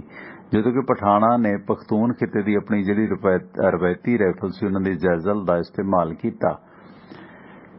सारागढ़ी हमले तो पहलां दे हालात ये सन कि 25 अगस्त 1897 नूं 25,000 के करीब हथियारबंद ओरकजाई कबीले के जिहड़े पठान सी वो खड़पा घाटी ते ट्राई जंक्शन विच इकट्ठे होए। 27 अगस्त नूं लाखा सैफुल तारा चौंकियां ते इन्हां ने हमला किया ते चौंकियां तबाह कर दित्तियां, कब्जा कर लिया। 28 अगस्त नूं ओरकजाई दे लश्कर ने गोगरा ते तसाली दे किले तबाह कर दिते ते इन्हां चौंकियां ते किलियां दे स्थानक सिपाही तैनात सन। वो स्थानक सिपाही सी उत्थों दे सिख नहीं सन। ते 30 अगस्त नूं फिर इन्हां पठाणा ने धार चौकी ते हमला कर दिता ते उत्थे तैनात 37 सिखां ने पठाणा नूं परां धक्क दिता। 3 सितंबर 1897 नूं ओरकजाई पठाणा ने किला गुलिस्तान दे उत्ते समाणा सूक वल्लों हमला करके बाहरी ठिकाणे ते कब्जा कर लिया ते आले दुआले अग ला दित्ती। पर किले दे विच मौजूद सिपाही सुंदर सिंह ते हरनाम सिंह ने बहादुरी दिखाउंदे होए किले तो बाहर जाके अग बुझा दित्ती ਤੇ ਅੱਧੀ ਰਾਤ ਨੂੰ ਜਾਂਬਾਜ਼ ਯੋਧੇ ਵਰਿਆਮ ਸਿੰਘ ਤੇ ਗੁਲਾਬ ਸਿੰਘ ਨੇ ਅੱਗੇ ਜਾ ਕੇ ਮਸ਼ਾਲ ਦੇ ਚਾਨਣ ਦੇ ਵਿੱਚ ਦੁਸ਼ਮਣ ਵੱਲੋਂ ਬਣਾਏ ਗਏ ਮੋਰਚਿਆਂ ਦੀ ਨਿਸ਼ਾਨਦੇਹੀ ਕਰ ਲਈ ਤੇ ਅਗਲੇ ਦਿਨ 4 ਸਤੰਬਰ ਨੂੰ ਸਿੱਖਾਂ ਨੇ ਔਰਕਜਾਈਆਂ ਦੇ ਮੋਰਚਿਆਂ ਦੇ ਉੱਪਰ ਕਿਲੇ ਤੋਂ ਪਿਛਲੇ ਪਾਸਿਓਂ ਹਮਲਾ ਕਰਕੇ ਤਬਾਹ ਕਰ ਦਿੱਤਾ, ਜਿਸ ਕਰਕੇ ਪਠਾਨ ਭਾਰੀ ਨੁਕਸਾਨ ਕਰਾ ਕੇ ਮੈਦਾਨ ਛੱਡ ਗਏ ਸਨ। ਔਰਕਜਾਈ ਕਬੀਲੇ ਦੀਆਂ ਸਿੱਖਾਂ ਹੱਥੋਂ ਹੁੰਦੀਆਂ ਲਗਾਤਾਰ ਹਾਰਾਂ ਕਰਕੇ ਉਹ ਸਿੱਖ ਫੌਜੀਆਂ ਤੋਂ ਬਹੁਤ ਦੁਖੀ ਸਨ। ਸੋ ਕਬਾਇਲੀ ਸੰਗਠਨਾਂ ਦੇ ਮੁਖੀਆਂ ਨੇ ਫਿਰ ਇੱਕ ਮੀਟਿੰਗ ਬੁਲਾਈ, ਜਿਹਨੂੰ ਇਹ ਜਿਰਗਾ ਮੀਟਿੰਗ ਕਹਿੰਦੇ ਸਨ, ਤੇ ਇਹ ਬੈਠਕ ਤੇਰਾ ਬਾਗ ਦੇ ਇਲਾਕੇ ਦੀ ਮਸਜਿਦ ਦੇ ਵਿੱਚ ਮੁੱਲਾ ਸੈਯਦ ਅਕਬਰ ਦੀ ਅਗਵਾਈ ਹੇਠ ਹੋਈ। ਇਸ ਮੀਟਿੰਗ ਦੇ ਵਿੱਚ ਇਹ ਫੈਸਲਾ ਲਿਆ ਗਿਆ ਕਿ ਗੁਆਂਢੀ ਇਲਾਕੇ ਦੇ ਅਫਰੀਦੀ ਕਬੀਲੇ ਤੋਂ ਮਦਦ ਲਈ ਜਾਵੇ। ਇਹ ਔਰਕਜਾਈ ਕਬੀਲਾ ਸੀ ਜਿਹੜਾ ਇਹ ਪਹਿਲਾਂ ਲੜਦਾ ਸੀ, ਇਹ 10,000 ਦੇ ਕਰੀਬ ਸੀਗੇ। ਫਿਰ ਇਹਨਾਂ ਨੇ ਅਫਰੀਦੀਆਂ ਨੂੰ ਮਦਦ ਲਈ ਸੱਦਿਆ। ਔਰਕਜਾਈ ਤੇ ਅਫਰੀਦੀਆਂ ਨੇ ਪੂਰੀ ਤਾਕਤ ਨਾਲ 11 ਸਤੰਬਰ ਨੂੰ ਦੁਪਹਿਰ ਸੰਘਰ ਚੌਂਕੀ ਤੇ ਹਮਲਾ ਕਰ ਦਿੱਤਾ, ਜਿੱਥੇ 44 ਸਿੱਖ ਤਾਇਨਾਤ ਸਨ। ਇਸ ਹਮਲੇ ਨੂੰ ਵੇਖਦੇ ਹੋਏ ਕਮਾਂਡਰ ਹਾਟਨ ਨੇ ਕਿਲਾ ਲੌਕਹਾਰਟ ਤੋਂ 37 ਸਿੱਖਾਂ ਦੀ ਟੁਕੜੀ ਨੂੰ ਸੰਘਰ ਵੱਲ ਭੇਜਿਆ। ਸਿੱਖਾਂ ਨੇ ਇਕੱਠੇ ਹੋ ਕੇ ਲੜਦੇ ਹੋਏ ਪਠਾਣਾਂ ਤੇ ਹਮਲਾ ਕਰਕੇ ਉਹਨਾਂ ਨੂੰ ਪਛਾੜ ਦਿੱਤਾ ਤੇ ਔਰਕਜਾਈ ਤੇ ਅਫਰੀਦੀ ਹੁਣ ਤੱਕ ਇਹ ਸਮਝ ਚੁੱਕੇ ਸੀ ਕਿ ਉਹਨਾਂ ਦੀਆਂ ਹਾਰਾਂ ਦਾ ਮੁੱਖ ਕਾਰਨ ਸਾਰਾਗੜ੍ਹੀ ਚੌਕੀ ਹੈ, ਜੋ ਕਿ ਹੋਣ ਵਾਲੇ ਹਮਲੇ ਦੀ ਕਿਲਿਆਂ ਨੂੰ ਅਗਾਊਂ ਸੂਚਨਾ ਦੇ ਕੇ ਉਹਨਾਂ ਨੂੰ ਪਛਾੜ ਦਿੰਦੀ ਹੈ, ਕਿਉਂਕਿ ਇੱਕ ਕਿਲਾ ਦੂਜੇ ਕਿਲੇ ਨੂੰ ਫੌਜੀ ਮਦਦ ਭੇਜ ਦਿੰਦਾ। 12 ਸਤੰਬਰ 1897 ਦਿਨ ਐਤਵਾਰ ਨੂੰ ਕਬਾਇਲੀਆਂ ਨੇ ਆਪਣੀ ਰਣਨੀਤੀ ਬਦਲ ਕੇ 3 ਗਰੁੱਪ ਬਣਾ ਲਏ। 7,000 ਦੇ ਕਰੀਬ ਅਫਗਾਨਾਂ ਦੇ ਇਹਨਾਂ ਇੱਕ ਧੜੇ ਨੇ ਕਿਲਾ ਲੌਕਹਾਰਟ ਤੋਂ ਸਾਰਾਗੜ੍ਹੀ ਪਿੰਡ ਨੂੰ ਜਾਂਦੇ ਰਸਤੇ ਦੀ ਮੋਰਚਾਬੰਦੀ ਕਰ ਲਈ ਤੇ ਦੂਜੇ ਧੜੇ ਨੇ 8,000 ਦੇ ਕਰੀਬ ਜਿਹਦਾ ਲਸ਼ਕਰ ਸੀ ਉਸਨੇ ਕਿਲਾ ਗੁਲਿਸਤਾਨ ਦੇ ਰਸਤੇ ਨੂੰ ਘੇਰ ਲਿਆ ਤੇ ਤੀਜਾ ਗਰੁੱਪ ਜੋ 10,000 ਦੇ ਕਰੀਬ ਸੀਗਾ ਇਹਨਾਂ ਪਠਾਣਾਂ ਦਾ, ਉਹਨਾਂ ਨੇ ਸਾਰਾਗੜ੍ਹੀ ਵੱਲ ਮਾਰਚ ਸ਼ੁਰੂ ਕਰ ਦਿੱਤਾ। ਜਾਣੀ ਕਿ 25,000 ਦੇ ਕਰੀਬ ਟੋਟਲ ਲੋਕ ਸਨ ਤੇ ਸਵੇਰੇ 8 ਵਜੇ ਇਹਨਾਂ ਪਠਾਣਾਂ ਨੇ ਸਾਰਾਗੜ੍ਹੀ ਚੌਕੀ ਨੂੰ 3 ਪਾਸਿਓਂ ਘੇਰ ਲਿਆ, ਕਿਉਂਕਿ ਚੌਥੇ ਪਾਸੇ ਡੂੰਘੀ ਖੱਡ ਸੀ। ਸੋ ਸਾਰਾਗੜ੍ਹੀ ਦੇ ਇਹਨਾਂ 21 ਬਹਾਦਰ ਜਾਂਬਾਜ਼ ਅਣਖੀ ਸੂਰਮਿਆਂ ਦੇ ਵਿੱਚੋਂ ਹਰ ਇੱਕ ਤੋਂ ਇੱਕ ਬਾਅਦ ਹਰ ਇੱਕ ਕੋਲ ਤਕਰੀਬਨ 400 ਦੇ ਕਰੀਬ ਗੋਲੀਆਂ ਸਨ। ਉਹਨਾਂ ਦਾ ਮੁਕਾਬਲਾ 476 ਪਠਾਣਾਂ ਨਾਲ ਸੀ, ਪਰ ਇਸ ਦੌਰਾਨ ਉਹਨਾਂ ਨੂੰ ਜਿਸ ਤਰ੍ਹਾਂ ਉਹਨਾਂ ਦਾ ਪਿਛੋਕੜ ਸੀਗਾ ਖਾਲਸਾਈ ਫੌਜਾਂ ਦਾ, ਉਹ ਪੈਸ਼ਨਮੰਦ ਸੀ। ਪਠਾਣਾਂ ਦੇ ਆਗੂ ਗੁੱਲ ਬਾਦਸ਼ਾਹ ਨੇ 8:30 ਵਜੇ ਸੁਨੇਹਾ ਭੇਜਿਆ ਕਿ ਸਾਡੀ ਤੁਹਾਡੇ ਨਾਲ ਸਿੱਖਾਂ ਨਾਲ ਕੋਈ ਲੜਾਈ ਨਹੀਂ ਹੈ, ਤੁਸੀਂ ਅੰਗਰੇਜ਼ ਦੇ ਨੌਕਰ ਹੋ, ਤੁਸੀਂ ਆਪਣੀ ਨੌਕਰੀ ਕਰ ਰਹੇ ਹੋ, ਕੋਈ ਨਹੀਂ, ਤੁਸੀਂ ਆਪਣੀ ਚੌਕੀ ਖਾਲੀ ਕਰ ਦਿਓ, ਹਥਿਆਰ ਸੁੱਟ ਦਿਓ, ਆਤਮ ਸਮਰਪਣ ਕਰਕੇ ਬਾਹਰ ਆ ਜਾਓ, ਅਸੀਂ ਤੁਹਾਨੂੰ ਸੁਰੱਖਿਅਤ ਰਸਤਾ ਦੇ ਦੇਵਾਂਗੇ, ਤੁਹਾਡੀ ਜਾਨ ਨਹੀਂ ਲਵਾਂਗੇ। ਤਾਂ ਹਵਾਲਦਾਰ ਈਸ਼ਰ ਸਿੰਘ ਨੇ ਖਾਲਸਾਈ ਜੈਕਾਰਾ ਬੋਲਿਆ ਕਿ ਗੁਰੂ ਦਾ ਖਾਲਸਾ ਕਦੇ ਵੀ ਹਥਿਆਰ ਨਹੀਂ ਛੱਡਦਾ, ਆਪਣੀ ਜੌਬ ਤੋਂ ਨਹੀਂ ਭੱਜਦਾ, ਤੁਸੀਂ ਸਾਡੇ ਤੋਂ ਵਿਰਸੇ ਤੋਂ ਜਰਨੈਲ ਨਲਵਾ ਤੋਂ ਜਾਣੂ ਹੋ। ਤੇ ਜਦੋਂ ਜਿਹੜਾ ਅਫਗਾਨ ਮਾਮਾ ਬੱਚਿਆਂ ਨੂੰ ਡਰਾਉਣ ਲਈ ਕਹਿੰਦੇ ਸੀ, ਚੁੱਪ-ਚਾਪ ਬਚੜਾ ਹਰੀਆ ਰੰਗ ਲੈ, ਯਾਨੀ ਕਿ ਸੌਂ ਜਾ ਨਹੀਂ ਤੇ ਨਲੂ ਆ ਜਾਵੇਗਾ। ਸੋ ਹਵਾਲਦਾਰ ਈਸ਼ਰ ਸਿੰਘ ਨੇ ਮੋੜਵਾਂ ਜਵਾਬ ਜਦੋਂ ਦਿੱਤਾ ਤਾਂ ਫਿਰ ਲਸ਼ਕਰ ਦੇ ਵਿੱਚ ਮੌਜੂਦ ਮੁੱਲਾ ਸੈਯਦ ਅਕਬਰ ਗੁੱਸੇ ਨਾਲ ਲੋਹਾ ਲਾਖਾ ਹੋ ਗਿਆ ਕਿ ਆਖਰ ਇਹਨਾਂ ਨੂੰ ਅਸੀਂ ਖਤਮ ਕਰਾਂਗੇ। ਇਸ ਤੇ ਗੁੱਲ ਬਾਦਸ਼ਾਹ ਨੇ ਗੁੱਸੇ ਦੇ ਵਿੱਚ ਆ ਕੇ ਪਠਾਣਾਂ ਨੂੰ ਸੰਬੋਧਨ ਕਰ ਦਿੱਤਾ ਕਿ 21 ਕਾਫਰ ਸਿਕੜੇ ਸਾਡੇ ਹਜ਼ਾਰਾਂ ਦਾ ਕੀ ਮੁਕਾਬਲਾ ਕਰਨਗੇ, ਅਸੀਂ ਇਹਨਾਂ ਦਾ ਸਫਾਇਆ ਕਰਾਂਗੇ। ਆਖਰ ਜਦੋਂ ਭਾਈ ਈਸ਼ਰ ਸਿੰਘ ਹੋਰਾਂ ਵੱਲੋਂ ਇਹਨਾਂ ਨੂੰ ਹਥਿਆਰ ਸੁੱਟਣੋਂ ਨਾ ਕਰ ਦਿੱਤੀ ਤਾਂ ਅਖੀਰ ਪਠਾਣਾਂ ਨੇ 9 ਵਜੇ ਅੱਲਾਹੂ ਅਕਬਰ ਤੇ ਅਲੀ ਅਲੀ ਕਰਦੇ ਹੋਏ ਸਾਰਾਗੜ੍ਹੀ ਚੌਕੀ ਨੂੰ 3 ਪਾਸਿਓਂ ਘੇਰਿਆ ਤੇ ਗੋਲੀਆਂ ਦਾ ਮੀਂਹ ਵਰਾ ਕੇ ਥੋੜੇ ਸਮੇਂ ਦੇ ਵਿੱਚ ਹੀ ਸਿੱਖਾਂ ਨੇ 60 ਪਠਾਣਾਂ ਨੂੰ ਮਾਰ ਦਿੱਤਾ ਤੇ ਪਠਾਣ ਪਿੱਛੇ ਹਟਣ ਲੱਗੇ ਗੋਲੀਆਂ ਤੋਂ ਬਚਦੇ, ਕਿਉਂਕਿ ਉੱਪਰ ਸਨ ਚੌਕੀ ਤੇ, ਇਹ ਲੋਕ ਹੇਠਾਂ ਸਨ। ਫਿਰ ਪਠਾਣਾਂ ਨੇ ਲੁਕ-ਲੁਕ ਕੇ ਹਮਲੇ ਜਾਰੀ ਕੀਤੇ। ਸਵੇਰੇ 11 ਤੋਂ ਲੈ ਕੇ 11:30 ਦੇ ਦਰਮਿਆਨ ਜਿਹੜਾ ਸਿਗਨਲ ਮੈਨ ਸੀ 23 ਵਰਿਆਂ ਦਾ ਮੁੰਡਾ ਗੁਰਮੁਖ ਸਿੰਘ, ਉਸਨੇ ਚੱਲਦੀ ਸਾਰੀ ਲੜਾਈ ਦੀ ਜਾਣਕਾਰੀ ਕਮਾਂਡਰ ਜੋਹਨ ਹਾਟਨ ਨੂੰ ਭੇਜ ਦਿੱਤੀ ਕਿ ਹੁਣ ਤੱਕ ਸਾਡਾ ਇੱਕ ਜਵਾਨ ਸ਼ਹੀਦ ਹੈ ਤੇ ਇੱਕ ਨਾਇਕ ਜ਼ਖਮੀ ਹੋ ਚੁੱਕਾ ਹੈ। ਤੇ ਇਸ ਦੇ ਨਾਲ ਹਮਲੇ ਦੇ ਵਿੱਚ ਦੁਸ਼ਮਣ ਦੀਆਂ ਗੋਲੀਆਂ ਵੱਜ ਕੇ 3 ਰਾਈਫਲਾਂ ਵੀ ਸਾਡੀਆਂ ਬੇਕਾਰ ਹੋ ਗਈਆਂ ਨੇ। ਅੱਗੋਂ ਹਾਟਨ ਨੇ ਇਹਨਾਂ ਨੂੰ ਹਦਾਇਤ ਦਿੱਤੀ ਕਿ ਗੋਲੀ ਸਿੱਕਾ ਸੰਭਲ ਕੇ ਚਲਾਓ, ਅਸੀਂ ਤੁਹਾਨੂੰ ਜਲਦੀ ਮਦਦ ਪਹੁੰਚਾਉਂਦੇ ਹਾਂ। ਇਸ ਹਮਲੇ ਦੀ ਆੜ ਦੇ ਵਿੱਚ 2 ਪਠਾਣ ਚੌਕੀ ਦੇ ਉੱਤਰ ਪੱਛਮ ਵੱਲ ਦੀ ਕੰਧ ਤੱਕ ਪਹੁੰਚਣ ਦੇ ਵਿੱਚ ਕਾਮਯਾਬ ਹੋ ਗਏ। ਉਹਨਾਂ ਨੇ ਕੰਧਾਂ ਦੀਆਂ ਨੀਹਾਂ ਕੋਲ ਮਿੱਟੀ ਪੁੱਟਣੀ ਸ਼ੁਰੂ ਕਰ ਦਿੱਤੀ। ਇਹਨਾਂ ਪਠਾਣਾਂ ਨੂੰ ਕਿਲਾ ਗੁਲਿਸਤਾਨ ਤੋਂ ਮੇਜਰ ਡੇਸ ਵੋਕਸ ਦੀ ਦੂਰਬੀਨ ਸਾਫ਼ ਵੇਖ ਰਹੀ ਸੀ। ਉਹਨਾਂ ਨੇ ਇਸ ਦੀ ਸੂਚਨਾ ਸਿਗਨਲਮੈਨ ਗੁਰਮੁਖ ਸਿੰਘ ਨੂੰ ਭੇਜਣ ਦੀ ਕੋਸ਼ਿਸ਼ ਕੀਤੀ, ਪਰ ਪਠਾਣਾਂ ਨੇ ਸਾਰਾਗੜ੍ਹੀ ਦੀ ਚੌਂਕੀ ਦੇ ਆਸ-ਪਾਸ ਸੁੱਕੇ ਘਾਹ ਫੂਸ ਨੂੰ ਅੱਗ ਲਾ ਦਿੱਤੀ, ਕਿਉਂਕਿ ਉਹ ਪਤਾ ਸੀ ਕਿ ਇਹ ਸਿਗਨਲ ਦੇ ਰਾਹੀਂ ਧੂੰਆਂ ਸਿਗਨਲ ਦੇ ਰਾਹੀਂ ਹੀ ਇਸ਼ਾਰਾ ਜਾਂ ਸਥਿਤੀ ਬਾਰੇ ਦੱਸਿਆ ਜਾਂਦਾ। ਇਸ ਕਰਕੇ ਉਹਨਾਂ ਦੀ ਕੋਸ਼ਿਸ਼ ਸੀ ਕਿ ਹੈਲੀਓਗ੍ਰਾਫ ਸਿਗਨਲ ਦੇ ਰਾਹ ਦੇ ਵਿੱਚ ਧੂੰਆਂ ਕਰ ਦਿਓ ਤਾਂ ਜੋ ਸਿਗਨਲ ਨਾ ਪਹੁੰਚ ਸਕੇ, ਦੂਰੋਂ ਦੇਖਿਆ ਨਾ ਜਾ ਸਕੇ, ਨਾ ਦੂਰਬੀਨ ਨਾ ਸਿਗਨਲ ਰਾਹੀਂ। ਸੋ ਉਸ ਸਾਰਾਗੜ੍ਹੀ ਦੇ ਆਲੇ ਦੁਆਲੇ ਉਹਨਾਂ ਨੇ ਸੰਘਣਾ ਧੂੰਆਂ ਕਰ ਦਿੱਤਾ। ਦੁਪਹਿਰੇ 12 ਵਜੇ ਦੇ ਕਰੀਬ ਕਮਾਂਡਰ ਹਾਟਨ ਨੇ ਲੈਫਟੀਨੈਂਟ ਮੂਨ ਨੂੰ ਰਾਇਲ ਆਇਰਿਸ਼ ਰੈਜੀਮੈਂਟ ਦੇ 14 ਸਿਪਾਹੀਆਂ ਨੂੰ ਫਿਰ ਲੀ ਮੋਟਫੋਰਡ ਰਾਈਫਲਾਂ ਨਾਲ ਭੇਜਿਆ ਤਾਂ ਜੋ ਪਠਾਣਾਂ ਤੇ ਗੋਲੀ ਚਲਾ ਕੇ ਉਹ ਸਾਰਾਗੜ੍ਹੀ ਨੂੰ ਕੁਝ ਦੂਰ ਤੋਂ ਰਾਹਤ ਦੇ ਸਕਣ। ਪਰ ਇਸ ਟੀਮ ਨੂੰ ਘਾਤ ਲਾ ਕੇ ਬੈਠੇ ਪਠਾਣਾਂ ਦੇ ਗਰੁੱਪ ਨੇ ਵਾਪਸ ਮੁੜਨ ਲਈ ਮਜਬੂਰ ਕਰ ਦਿੱਤਾ। ਅਗਲੇ 3 ਘੰਟਿਆਂ ਦੇ ਵਿੱਚ ਲੜਾਈ ਜ਼ਿਆਦਾ ਘਮਸਾਣ ਦੀ ਹੋਣ ਲੱਗੀ ਤੇ ਪਠਾਣਾਂ ਨੇ ਇੱਕ ਨਵੀਂ ਤਰਕੀਬ ਸੋਚੀ। ਉਹਨਾਂ ਨੇ ਇੱਕ ਵੱਡੇ ਸਾਰੇ ਮੰਜੇ ਤੇ ਮਿੱਟੀ ਪਾ ਲਈ, ਉਸ ਉੱਤੇ ਜਾਨੀ ਮੰਜੇ ਤੇ ਮਿੱਟੀ ਵਿਛਾ ਕੇ ਉਸ ਉੱਤੇ ਪੱਥਰ ਦੀਆਂ ਸਲੈਬਾਂ ਰੱਖ ਲਈਆਂ। ਜਾਨੀ ਐਦਾਂ 3 ਫੁੱਟ ਮੋਟੀ ਉਹਨਾਂ ਨੇ ਤਹਿ ਬਣਾ ਲਈ, ਮਤਲਬ ਐਨ ਮੋਟੀ ਦੀਵਾਰ 3 ਫੁੱਟ ਦੀ, ਤੇ ਉਸ ਨੂੰ ਫਿਰ ਕਈ ਪਠਾਣਾਂ ਨੇ ਉਸ ਮੰਜੇ ਨੂੰ ਚੁੱਕ ਲਿਆ ਤੇ ਮਤਲਬ ਐਦਾਂ ਉੱਤੇ ਮਤਲਬ ਜਿਵੇਂ ਛਤਰੀ ਕਰ ਲੈਣਗੇ ਕਿਸੇ ਚੀਜ਼ ਦੀ 3 ਫੁੱਟ ਮੋਟੀ। ਸੋ 10-15 ਪਠਾਣ ਇਸ ਪੱਥਰ ਦੀ ਆੜ ਦੇ ਵਿੱਚ 3 ਫੁੱਟ ਮੋਟੇ ਪੱਥਰ ਦੀ ਆੜ ਦੇ ਵਿੱਚ ਚੌਕੀ ਵੱਲ ਨੂੰ ਵਧਣ ਲੱਗੇ। ਜਾਨੀ ਉਹਨਾਂ ਨੇ ਇਸ ਤਰ੍ਹਾਂ ਮੰਜਾ ਬਣਾ ਲਿਆ ਟੇਪਰ ਕਰਕੇ 3 ਫੁੱਟ ਮੋਟਾ, ਉੱਪਰ ਪੱਥਰ ਸੀ ਉਹਦੇ ਬੰਨੇ ਹੋਏ ਤੇ ਉਹਨੂੰ ਚੁੱਕੀ ਜਾ ਰਹੇ ਸਨ ਤੇ ਉਹਦੀ ਆੜ ਦੇ ਵਿੱਚ, ਕਿਉਂਕਿ ਉਹਦੇ ਚ ਗੋਲੀ ਨਹੀਂ ਸੀ ਲੱਗ ਸਕਦੀ, ਬੁਲਟ ਪ੍ਰੂਫ ਹੋ ਗਿਆ। ਸੋ ਚੌਕੀ ਦੇ ਮੁੱਖ ਦਰਵਾਜ਼ੇ ਨੂੰ ਉਹ ਮੰਜਾ ਸਰਕਾਉਂਦੇ ਵਧਣ ਲੱਗੇ ਤੇ ਉਹਨਾਂ ਦੀ ਆੜ ਦੇ ਵਿੱਚ 10-15 ਪਠਾਣ ਗੋਲੀਆਂ ਤੋਂ ਬਚਦੇ ਹੋਏ ਉਸ ਪੱਥਰ ਦੀ ਤਹਿ ਦੇ ਵਿੱਚ ਚੌਕੀ ਵੱਲ ਨੂੰ ਵਧਣ ਲੱਗੇ। ਹੁਣ ਪਠਾਣਾਂ ਨੇ ਚੌਕੀ ਦੇ ਮੁੱਖ ਦਰਵਾਜ਼ਾ, ਜੋ ਕਿ ਕਮਜ਼ੋਰ ਕੜੀ ਸਾਬਤ ਹੋਇਆ ਗੋਲੀਆਂ ਵੱਜਣ ਕਰਕੇ ਉਹ ਦਰਵਾਜ਼ਾ ਨੁਕਸਾਨਿਆ ਹੋਇਆ ਸੀ, ਉਸ ਨੂੰ ਅੱਗ ਲਾਉਣ ਤੋਂ ਬਾਅਦ ਕੰਧ ਦੇ ਨਾਲ ਹੁੰਦੇ ਹੋਏ ਆਪਣੇ ਸਾਥੀਆਂ ਕੋਲ ਪੁੱਜ ਗਏ, ਜੋ ਪਹਿਲਾਂ ਉੱਥੇ ਕੰਧ ਦੇ ਨੇੜੇ 2 ਇਹਨਾਂ ਦੇ ਪਠਾਣ ਸਾਥੀ ਢੋਆ ਪੁੱਟ ਰਹੇ ਸਨ ਚੌਕੀ ਦੇ ਵਿੱਚ ਪਾੜ ਲਾਉਣ ਵਾਸਤੇ। ਉਸ ਚੌਕੀ ਦੇ ਵਿੱਚੋਂ ਸਿੰਘਾਂ ਨੇ ਫਿਰ ਹਵਾਲਦਾਰ ਈਸ਼ਰ ਸਿੰਘ ਦੀ ਕਮਾਂਡ ਹੇਠ ਲਗਾਤਾਰ ਪਠਾਣਾਂ ਨੂੰ ਚੌਕੀ ਤੋਂ ਦੂਰ ਰੱਖਿਆ, ਪਰ ਹੁਣ ਉਹਨਾਂ ਕੋਲ ਗੋਲੀਆਂ ਖਤਮ ਹੋਣ ਵਾਲੀਆਂ ਸਨ।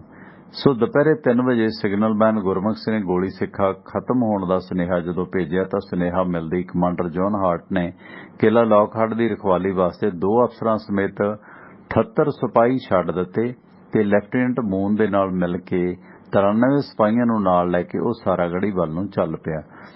ਪਠਾਣਾਂ ਨੇ ਉਹਨਾਂ ਨੂੰ ਰਸਤੇ ਵਿੱਚ ਰੋਕ ਲਿਆ, ਪਰ ਕਮਾਂਡਰ 100 ਗਜ ਤੱਕ ਪਠਾਣਾਂ ਨੂੰ ਪਿੱਛੇ ਖਦੇੜਦੇ ਹੋਏ ਅੱਗੇ ਵਧਦੇ ਗਏ।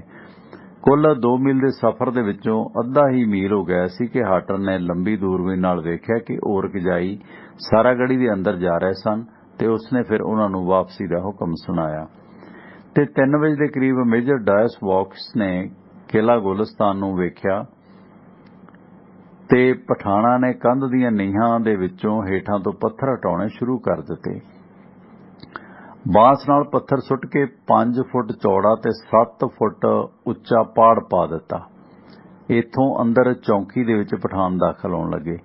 ਸਿਗਨਲਮੈਨ ਗੁਰਮੁਖ ਸਿੰਘ ਨੇ ਇਸ ਦੀ ਸੂਚਨਾ ਹਵਾਲਦਾਰ ਈਸ਼ਰ ਸਿੰਘ ਨੂੰ ਦਿੱਤੀ ਤਾਂ ਉਸਨੇ ਨਾਇਕ ਲਾਲ ਸਿੰਘ, ਜੋ ਸੰਧੂ ਸਾਹਿਬ ਹੋਰਾਂ ਦੇ ਵੱਡ ਵਡੇਰੇ ਸਨ, ਬਲਾ ਸਿੰਘ ਸੰਧੂ ਅੰਕਲ ਹੋਰਾਂ ਦੇ, ਤੇ ਫਿਰ ਨਾਇਕ ਲਾਲ ਸਿੰਘ ਦੀ ਟੁਕੜੀ, ਜਿਸ ਦੇ ਵਿੱਚ ਸਿਪਾਹੀ ਨਰੈਣ ਸਿੰਘ, ਗੁਰਮੁਖ ਸਿੰਘ ਤੇ ਜੀਵਨ ਸਿੰਘ ਹੀ ਬਚੇ ਸਨ, ਉਹਨਾਂ ਨੂੰ ਪਾੜ ਵਾਲੀ ਥਾਂ ਤੇ ਭੇਜਿਆ ਤੇ ਇਸ ਟੁਕੜੀ ਨੇ ਅੰਦਰ ਆਏ 15-20 ਪਠਾਣਾਂ ਨੂੰ ਢੇਰੀ ਕਰ ਦਿੱਤਾ, ਪਰ ਉਹਨਾਂ ਦੀ ਟੁਕੜੀ ਕੋਲ ਜਾਣੀ ਲਾਲ ਸਿੰਘ ਹੋਰਾਂ ਕੋਲ ਵੀ ਫਿਰ ਗੋਲੀਆਂ ਖਤਮ ਹੋ ਗਈਆਂ।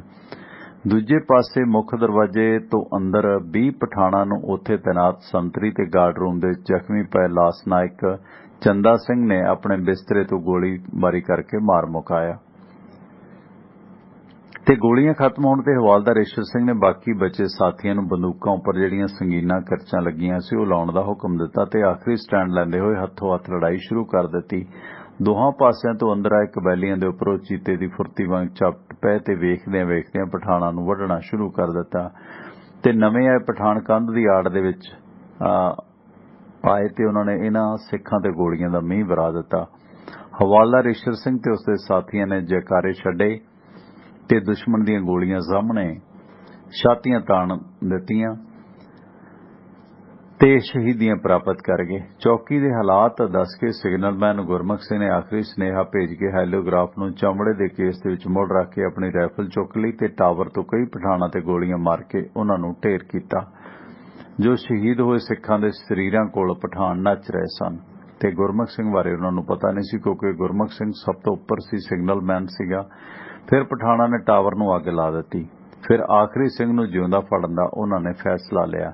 ਸੋ 23 ਫੁੱਟ ਦੇ ਇਸ ਸਿਗਨਲਮੈਨ ਮੁੱਛ-ਫੁੱਟ ਗੱਭਰੂ ਗੁਰਮੁਖ ਸਿੰਘ ਦੀਆਂ ਜਦੋਂ ਗੋਲੀਆਂ ਖਤਮ ਹੋ ਗਈਆਂ ਤਾਂ ਪਠਾਨ ਉਸ ਨੂੰ ਫੜਨ ਦੇ ਲਈ ਜਦੋਂ ਟਾਵਰ ਉੱਪਰ ਚੜ੍ਹਨ ਲੱਗੇ, ਫਿਰ ਉਹ ਸਣਖੀ ਸੂਰਮੇ ਨੇ ਪਹਿਲਾਂ ਹੀ ਆਪਣੀ ਇੱਕ ਗੋਲੀ ਬਚਾ ਕੇ ਰੱਖੀ ਹੋਈ ਸੀ ਤੇ ਆਖਰੀ ਜਕਾਰਾ ਛੱਡਦੇ ਹੋਏ ਗੁਰਮੁਖ ਸਿੰਘ ਨੇ ਫਿਰ ਆਖਰੀ ਗੋਲੀ ਆਪਣੇ ਸਿਰ ਦੇ ਵਿੱਚ ਮਾਰ ਕੇ ਸ਼ਹਾਦਤ ਦਾ ਜਾਮ ਪੀ ਲਿਆ, ਕਿਉਂਕਿ ਇਹਨਾਂ ਪਠਾਣਾਂ ਦੀ ਕੋਸ਼ਿਸ਼ ਸੀ ਕਿ ਉਹ ਉਸ ਨੂੰ ਜਿੰਦਾ ਫੜਨ, ਇਸ ਲਈ ਉਹਨਾਂ ਨੇ ਟਾਵਰ ਨੂੰ ਵੀ ਅੱਗ ਲਾਈ। ਇਹ ਲੜਾਈ ਐਤਵਾਰ 9 ਵਜੇ ਸਵੇਰੇ ਸ਼ੁਰੂ ਹੋਈ ਤੇ ਸ਼ਾਮ 4 ਵਜੇ ਤੱਕ ਜਾਰੀ ਰਹੀ ਤੇ ਇਹਨਾਂ 7 ਘੰਟਿਆਂ ਦੇ ਦੌਰਾਨ 21 ਸਿੰਘਾਂ ਨੇ ਆਪਣੀਆਂ ਜਾਨਾਂ ਕੁਰਬਾਨ ਕੀਤੀਆਂ। ਜਾਨਾਂ ਕੁਰਬਾਨ ਕਰਨ ਤੋਂ ਪਹਿਲਾਂ ਇਹਨਾਂ ਨੇ 180 ਤੋਂ ਲੈ ਕੇ 200 ਤੱਕ ਪਠਾਣਾਂ ਨੂੰ ਮਾਰ ਮੁਕਾਇਆ ਤੇ ਕਈਆਂ ਨੂੰ ਗੰਭੀਰ ਜ਼ਖਮੀ ਕੀਤਾ। ਸਾਰਾਗੜੀ ਚੌਕੀ ਤੋਂ ਬਾਅਦ ਪਠਾਣਾਂ ਨੇ ਕਿਲਾ ਗੁਲਿਸਤਾਨ ਦੇ ਉੱਪਰ ਹਮਲਾ ਕੀਤਾ ਤੇ ਜਿੱਥੇ ਫਿਰ ਮੇਜਰ ਡੌਸ ਵਾਕਸ ਅਤੇ 3 ਅਫਸਰ ਤੇ 175 ਸਿੱਖਾਂ ਨੇ ਬਿਨਾਂ ਆਰਾਮ ਕੀਤਿਆਂ 30 ਘੰਟਿਆਂ ਤੋਂ ਵੱਧ ਸਮੇਂ ਤੱਕ ਉਸ ਕਿਲੇ ਦੀ ਰੱਖਿਆ ਕੀਤੀ, ਗੁਲਿਸਤਾਨ ਕਿਲੇ ਦੀ। ਭਾਵ ਕਿ 12 ਸਤੰਬਰ ਸ਼ਾਮ 4 ਵਜੇ ਤੋਂ ਲੈ ਕੇ 14 ਸਤੰਬਰ ਮੰਗਲਵਾਰ ਦੀ ਸਵੇਰ ਤੱਕ। ਇਸ ਦੌਰਾਨ 2 ਰਸੋਈਏ ਜੋ ਕਿ ਬਾਹਰ ਲੱਕੜਾਂ ਲੈਣ ਲਈ ਗਏ ਸਨ, ਉਹਨਾਂ ਨੂੰ ਪਠਾਣਾਂ ਵੱਲੋਂ ਫੜ ਕੇ ਮਾਰ ਦਿੱਤਾ। ਇਸ ਲੰਬੀ ਲੜਾਈ ਦੇ ਦੌਰਾਨ ਹਵਾਲਦਾਰ ਕਾਲਾ ਸਿੰਘ, ਹਵਾਲਦਾਰ ਸੁੰਦਰ ਸਿੰਘ, ਸਿਪਾਹੀ ਬੇਲਾ ਸਿੰਘ ਨੇ ਕਿਲੇ ਦੀ ਰਾਖੀ ਲਈ ਕਮਾਲ ਦੀ ਬਹਾਦਰੀ ਵਿਖਾਈ।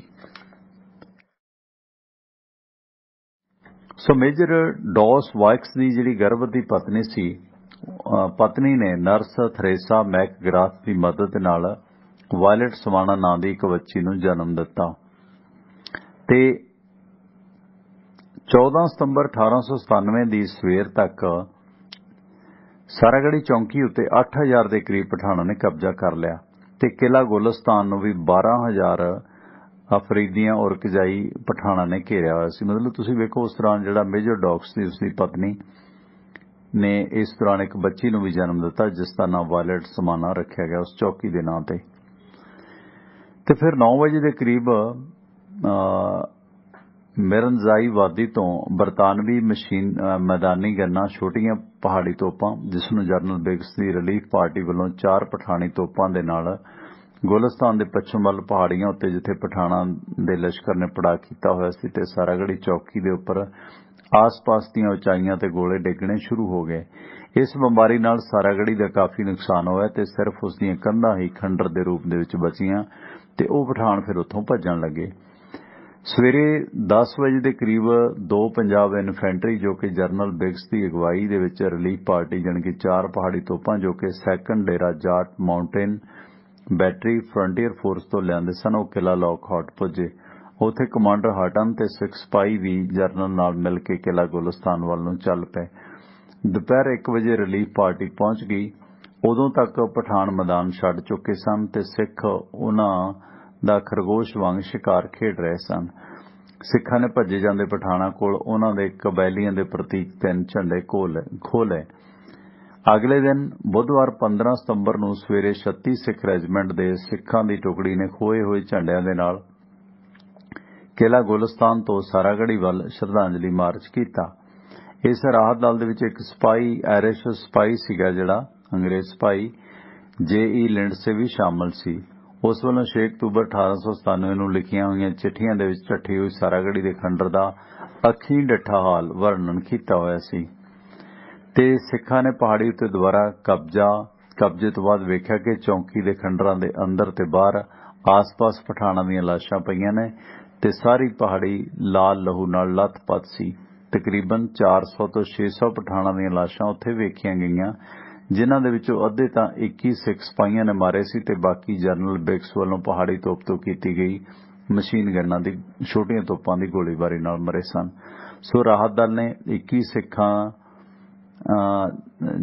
ਸ਼ਹੀਦ ਸਿੱਖਾਂ ਦੇ ਧਮਾਕੇ ਤੋਂ ਬਾਅਦ ਬਚੇ ਹੋਏ ਮ੍ਰਿਤਕ ਸਰੀਰਾਂ ਦਾ ਸਮੂਹਕ ਸੰਸਕਾਰ ਕੀਤਾ ਤੇ ਫਿਰ ਅੰਤਮ ਸੰਸਕਾਰ ਕਰਕੇ ਇਹਨਾਂ ਵਿਛੜੇ ਹੋਏ ਸਿੱਖੀ ਸਿੱਖ ਜਵਾਨਾਂ ਨੂੰ ਸ਼ਰਧਾਂਜਲੀ ਭੇਂਟ ਕੀਤੀ ਗਈ ਤੇ ਫਿਰ ਉੱਥੇ ਗੜੀ ਦੇ ਪੱਥਰਾਂ ਦੇ ਨਾਲ ਇੱਕ ਤਿਕੋਨਾ ਪਿਰਾਮਿਡ ਵਰਗੀ ਜਗ੍ਹਾ ਜਿਸ ਨੂੰ ਕੈਰਨ ਕਿਹਾ ਜਾਂਦਾ ਉਹ ਬਣਾ ਦਿੱਤਾ ਗਿਆ ਤੇ ਮੌਜੂਦਾ ਸਮੇਂ ਵੀ ਇਸ ਯਾਦਗਾਰ ਦੀਆਂ ਕੇਵਲ 3-4 ਫੁੱਟ ਨੀਹਾਂ ਖੰਡਰ ਦੇ ਰੂਪ ਦੇ ਵਿੱਚ ਮੌਜੂਦ ਨੇ ਤੇ ਡਾਕਟਰ ਗੁਰਿੰਦਰਪਾਲ ਸਿੰਘ ਜੋਸ਼ਨ ਹੋਰਾਂ ਨੇ 122 ਸਾਲ ਬਾਅਦ ਫਿਰ 8 ਜੁਲਾਈ 2019 ਦੇ ਦਿਨ ਸੋਮਵਾਰ ਨੂੰ ਪਹਿਲੀ ਵਾਰੀ ਇਹਨਾਂ 21 ਸ਼ਹੀਦਾਂ ਪ੍ਰਤੀ ਅਰਦਾਸ ਕਰਕੇ ਇਸ ਯੁੱਧ ਭੂਮੀ ਉੱਤੇ ਕੇਸਰੀ ਨਿਸ਼ਾਨ ਸਾਹਿਬ ਚਲਾਇਆ ਸੀਗਾ।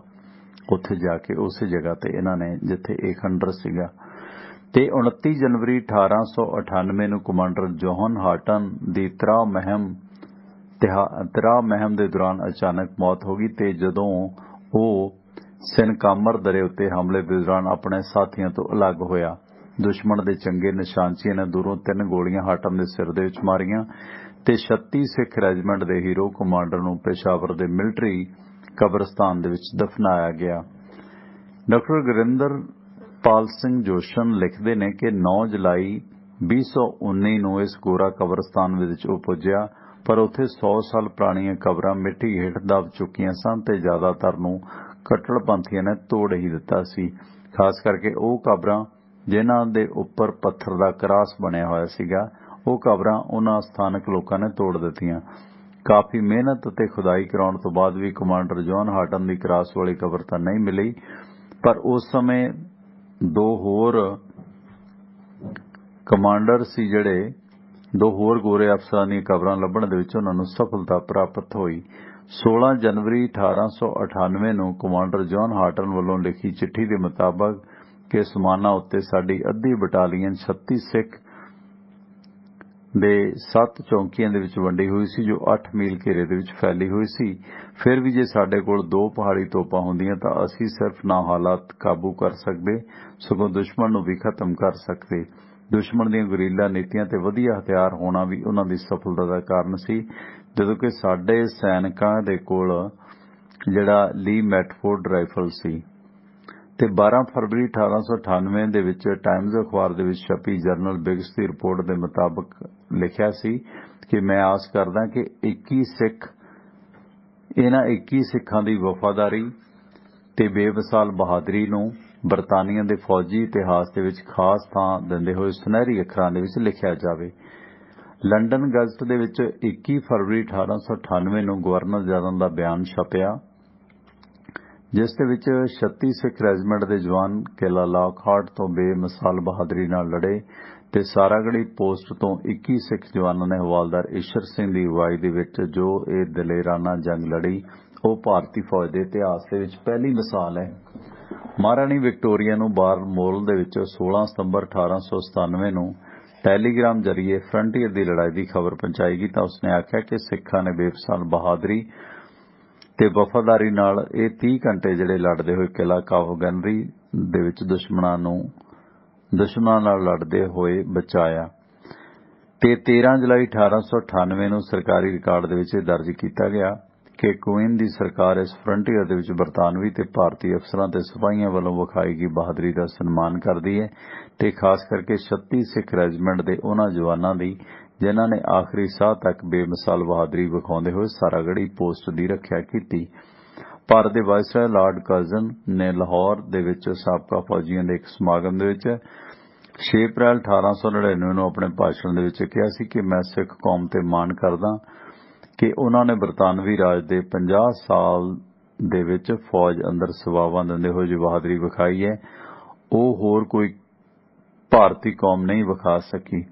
ਅਸੀਂ ਵੀ ਇਹ ਤਕਰੀਬਨ ਭੁੱਲ ਚੁੱਕੇ ਹਾਂ ਕਿ ਇਸ ਕੌਮ ਨੇ ਕਦੇ ਸਾਡੇ ਵਿਰੁੱਧ ਵੀ ਬਿਹਤਰੀਨ ਬਹਾਦਰੀ ਨਾਲ ਲੜਾਈਆਂ ਲੜੀਆਂ ਸਨ ਜਾਣੀ ਕਿ ਮਹਾਰਾਜਾ ਰਣਜੀਤ ਸਿੰਘ ਦੀਆਂ ਜੋ ਲੜਾਈਆਂ ਸੀ ਕਹਿੰਦੇ ਅਸੀਂ ਉਹ ਚੀਜ਼ਾਂ ਭੁੱਲ ਚੁੱਕੇ ਹਾਂ। ਸਨ 1900 ਦੇ ਵਿੱਚ ਸਰਕਾਰ ਨੇ ਸਾਰਾਗੜੀ ਦੇ 21 ਜਾਂਬਾਜ਼ ਸ਼ਹੀਦਾਂ ਦੇ ਪਰਿਵਾਰਾਂ ਵਾਲਿਆਂ ਨੂੰ 500 ਰੁਪਏ ਨਕਦ ਅਤੇ 2-2 ਮੁਰੱਬੇ ਜਾਣੀ ਕਿ 50 ਕਿੱਲੇ ਜ਼ਮੀਨ ਦੇ ਨਾਲ ਸਨਮਾਨ ਵਜੋਂ ਇੰਡੀਅਨ ਆਰਡਰ ਆਫ ਮੈਰਿਟ ਤਗਮਾ ਦਿੱਤਾ ਜਾਣੀ ਕਿ ਇਹਨਾਂ 21 ਸਿੱਖ ਫੌਜੀਆਂ ਨੂੰ 500 ਰੁਪਏ ਨਕਦ ਤੇ 2-2 ਮੁਰੱਬੇ 50 ਕਿੱਲੇ ਦਾ ਇਨਾਮ ਦਿੱਤਾ। ਪਰ ਇਹਦੇ ਵਿੱਚ ਤੁਸੀਂ ਵੇਖੋ ਬਹੁਤੇ ਜਿਵੇਂ ਹੁਣ ਅਜੇ ਇਹਨਾਂ 21 ਦੇ ਵਿੱਚੋਂ ਇੱਕ ਜਿਹੜਾ ਸੈਨਿਕ ਹੈ ਉਹਦਾ ਅਜੇ ਪਤਾ ਹੀ ਨਹੀਂ ਭੋਲਾ ਸਿੰਘ ਦਾ ਕਿ ਉਹ ਕਿੱਥੋਂ ਦਾ ਸੀ ਤੇ ਜਿਹੜੇ ਸੰਧੂ ਸਾਹਿਬ ਹੋਰਾਂ ਦੇ ਬਜ਼ੁਰਗ ਸੀ ਲਾਲ ਸਿੰਘ इन्हां दे भी कोई मैं तुहानूं वीडियो दे विच भी दस्सिया, वैसे भी इन्हां दे भी कोई वारस पहलां होर ही बन गए सीगे। ते जिहड़ा सिपाही भोला सिंह है उहदे बारे अजे तक भी नहीं पता। खैर इन्हां 21 लोगों नूं सरकार ने 50-50 किले जाण के 2-2 मरबे 25 किलियां दा मरबा हुंदा सन्मान वजों देण दा ऐलान कीता है। नवंबर 1901 ਦੇ ਵਿੱਚ किला लॉकहार्ट ਦੇ ਕੋਲ उस समय ओरकजाई एजेंसी ਦੇ हैडकुआटर ਦੇ ਨਾਲ ਸਾਰਾਗੜੀ ਦੇ 21 ਅਣਖੀ ਸੂਰਮਿਆਂ ਦੀ ਯਾਦ ਵਿੱਚ ਇੱਕ ਮਨਾਰ ਬਣਾਇਆ ਗਿਆ ਤੇ ਨਾਲ ਐਲਾਨ ਕੀਤਾ ਗਿਆ ਕਿ ਹਰ ਵਰੇ 12 ਸਤੰਬਰ ਦੇ ਦਿਨ ਰੈਜੀਮੈਂਟ ਦੇ ਵਿੱਚ ਛੁੱਟੀ ਹੋਇਆ ਕਰੇਗੀ।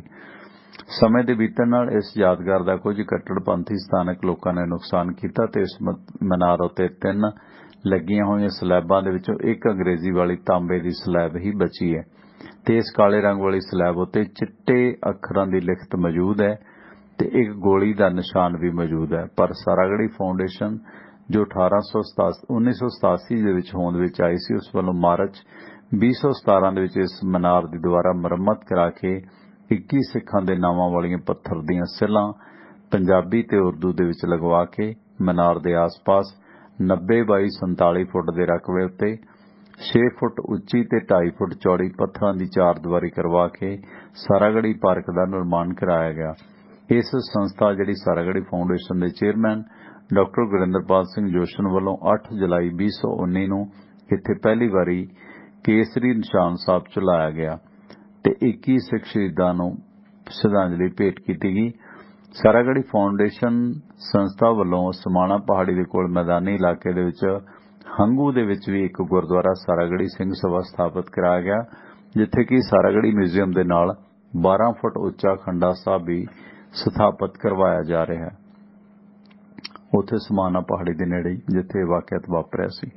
ਤੇ 16 ਅਪ੍ਰੈਲ 1902 ਨੂੰ ਅੰਮ੍ਰਿਤਸਰ ਦੇ ਵਿੱਚ ਗੁਰਦੁਆਰਾ ਸਾਰਾਗੜੀ ਸਾਹਿਬ ਦਾ ਉਦਘਾਟਨ commander in chief general sir Arthur Power Palmer ਨੇ ਕੀਤਾ ਸੀ ਤੇ ਆਪਣੇ ਭਾਸ਼ਣ ਦੇ ਵਿੱਚ ਉਹਨਾਂ ਨੇ ਇਸ ਗੁਰਦੁਆਰੇ ਦਾ ਨੀਂਹ ਪੱਥਰ ਜਿਹੜੇ ਬਾਅਦ ਚ ਢਾ ਦਿੱਤਾ ਗਿਆ ਨਾ, ਉਹਨੂੰ ਤਾਂ ਚੇਂਜ ਕਰ ਦਿੱਤਾ ਗਿਆ।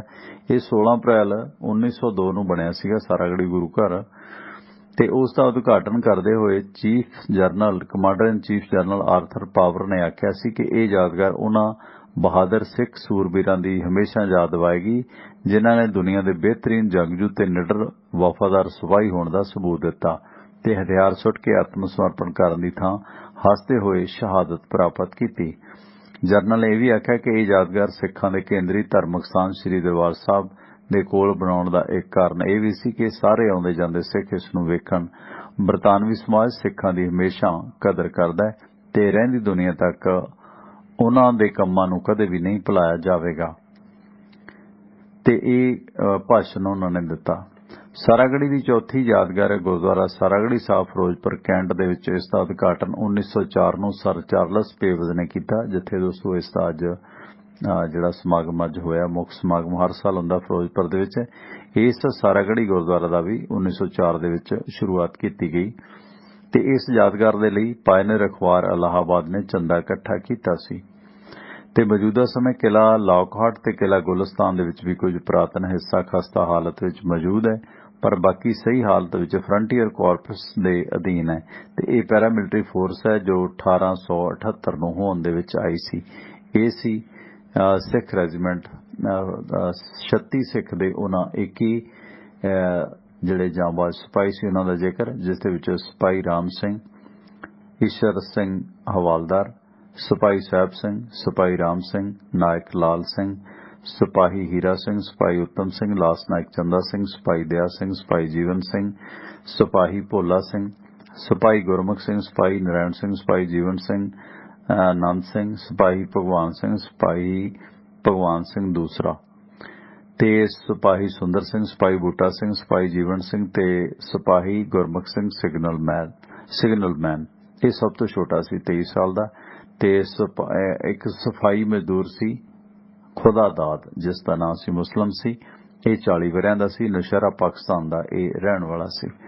ਇਹ ਸੀ ਦੋਸਤੋ 12 ਸਤੰਬਰ 1897 ਦੇ ਉਸ ਸਾਰਾਗੜੀ ਦੇ ਸਾਕੇ ਦੇ ਸੂਰਬੀਰਾਂ ਦਾ ਜ਼ਿਕਰ ਆਪਣੇ ਅੰਕਲ ਬਰਾਜ ਸਿੰਘ ਸੰਧੂ ਹੋਰਾਂ ਦੇ ਜਿਹੜੇ ਵੱਡ ਵਡੇਰੇ ਨੇ ਨਾਇਕ ਲਾਲ ਸਿੰਘ, ਉਹ ਵੀ ਇਸ ਦੇ ਵਿੱਚ ਮਾਝੇ ਦੇ ਖਲੋਤੇ ਸਨ ਤੇ ਬਾਕੀ ਦੁਆਬੇ ਤੇ ਮਾਝੇ ਨਾਲ ਵਾਬਸਤਾ ਸਨ। ਤੇ ਟਿਵਾਣਾ ਰੇਡੀਓ ਦੇ ਸਤਿਕਾਰਯੋਗ ਸਰੋਤੇ ਸੋਮਵਾਰ ਤੋਂ ਸ਼ਨੀਵਾਰ ਸਵੇਰੇ 6 ਤੋਂ 8 ਤੇ ਸ਼ਾਮੀ 7:30 ਤੋਂ 9:30 ਤੁਹਾਡੇ ਨਾਲ ਲਾਈਵ ਮੁਲਾਕਾਤ ਹੁੰਦੀ ਹੈ ਤੇ ਤੁਸੀਂ ਆਪਣੇ ਇਹਨਾਂ ਪ੍ਰੋਗਰਾਮਾਂ ਨੂੰ ਆਪਣੀ ਵੈਬਸਾਈਟ tiwanaradio.com ਦੇ ਜ਼ਰੀਏ ਸੁਣਦੇ ਹੋ, ਜਿੱਥੇ ਤੁਹਾਨੂੰ ਆਪਣੀ ਆਈਫੋਨ ਤੇ ਐਂਡਰਾਇਡ ਐਪਸ ਤੇ ਲਿੰਕ ਮਿਲਣਗੇ। ਇੰਸਟਾਲ ਕਰੋ। ਟਿਵਾਣਾ ਰੇਡੀਓ ਦਾ ਫੇਸਬੁੱਕ ਤੇ YouTube ਪੇਜ ਦਾ ਲਿੰਕ ਮਿਲੇਗਾ, ਲਾਈਕ ਕਰੋ, ਬੈਲ ਆਈਕਨ ਦਬਾਓ। ਤੇ ਇਸ ਤੋਂ ਇਲਾਵਾ ਉੱਥੇ ਤੁਹਾਨੂੰ ਆਪਣਾ ਅਮਰੀਕਾ ਦਾ ਕਾਲ ਟੂ ਲਿਸਨ ਨੰਬਰ ਮਿਲੇਗਾ। ਉਹ ਨੰਬਰ ਹੈ 667 930 9260 6679309260। ਉਸ ਨੰਬਰ ਤੇ ਡਾਇਲ ਕਰਕੇ ਵੀ ਇਸ ਪ੍ਰੋਗਰਾਮ ਦਾ ਆਨੰਦ ਮਾਣਿਆ ਜਾ ਸਕਦਾ ਹੈ। ਤੇ ਇਸ ਪ੍ਰੋਗਰਾਮ ਦਾ ਲਿੰਕ YouTube ਦਾ ਅਗਰ ਤੁਸੀਂ ਮੰਗਵਾਉਣਾ ਤਾਂ ਆਪਣੇ ਗਰੁੱਪ ਦੇ ਵਿੱਚ ਸ਼ਾਮਲ ਹੋ ਸਕਦੇ ਹੋ। ਉਹ ਗਰੁੱਪ ਹੈ ਆਪਣਾ WhatsApp ਗਰੁੱਪ 9876309655 ਤੇ ਉੱਥੇ ਤੁਹਾਨੂੰ ਲਿੰਕ ਸੈਂਡ ਕਰ ਦਿੱਤਾ ਜਾਂਦਾ। ਸਾਹਿਬ ਮਨਜੀਤਿੰਦਰ ਸਿੰਘ, ਸਤਿ ਸ਼੍ਰੀ ਅਕਾਲ ਜੀ। ਸਤਿ ਸ਼੍ਰੀ ਅਕਾਲ ਟੋਣਾ ਸਾਹਿਬ। ਸਤਿ ਸ਼੍ਰੀ ਅਕਾਲ ਭਾਜੀ, ਕੀ ਹਾਲ ਚਾਲ ਹੈ? ਬਹੁਤ ਬਹੁਤ ਧੰਨਵਾਦ ਜੀ, ਇੰਨੀ ਡਿਟੇਲ ਦੇ ਵਿੱਚ ਤੁਸੀਂ ਸਾਰੀ ਰਿਪੋਰਟ ਸਾਰਾਗੜ੍ਹੀ ਵਾਲੇ ਸਾਕੇ ਦੀ ਸੁਣਾਈ ਜੀ।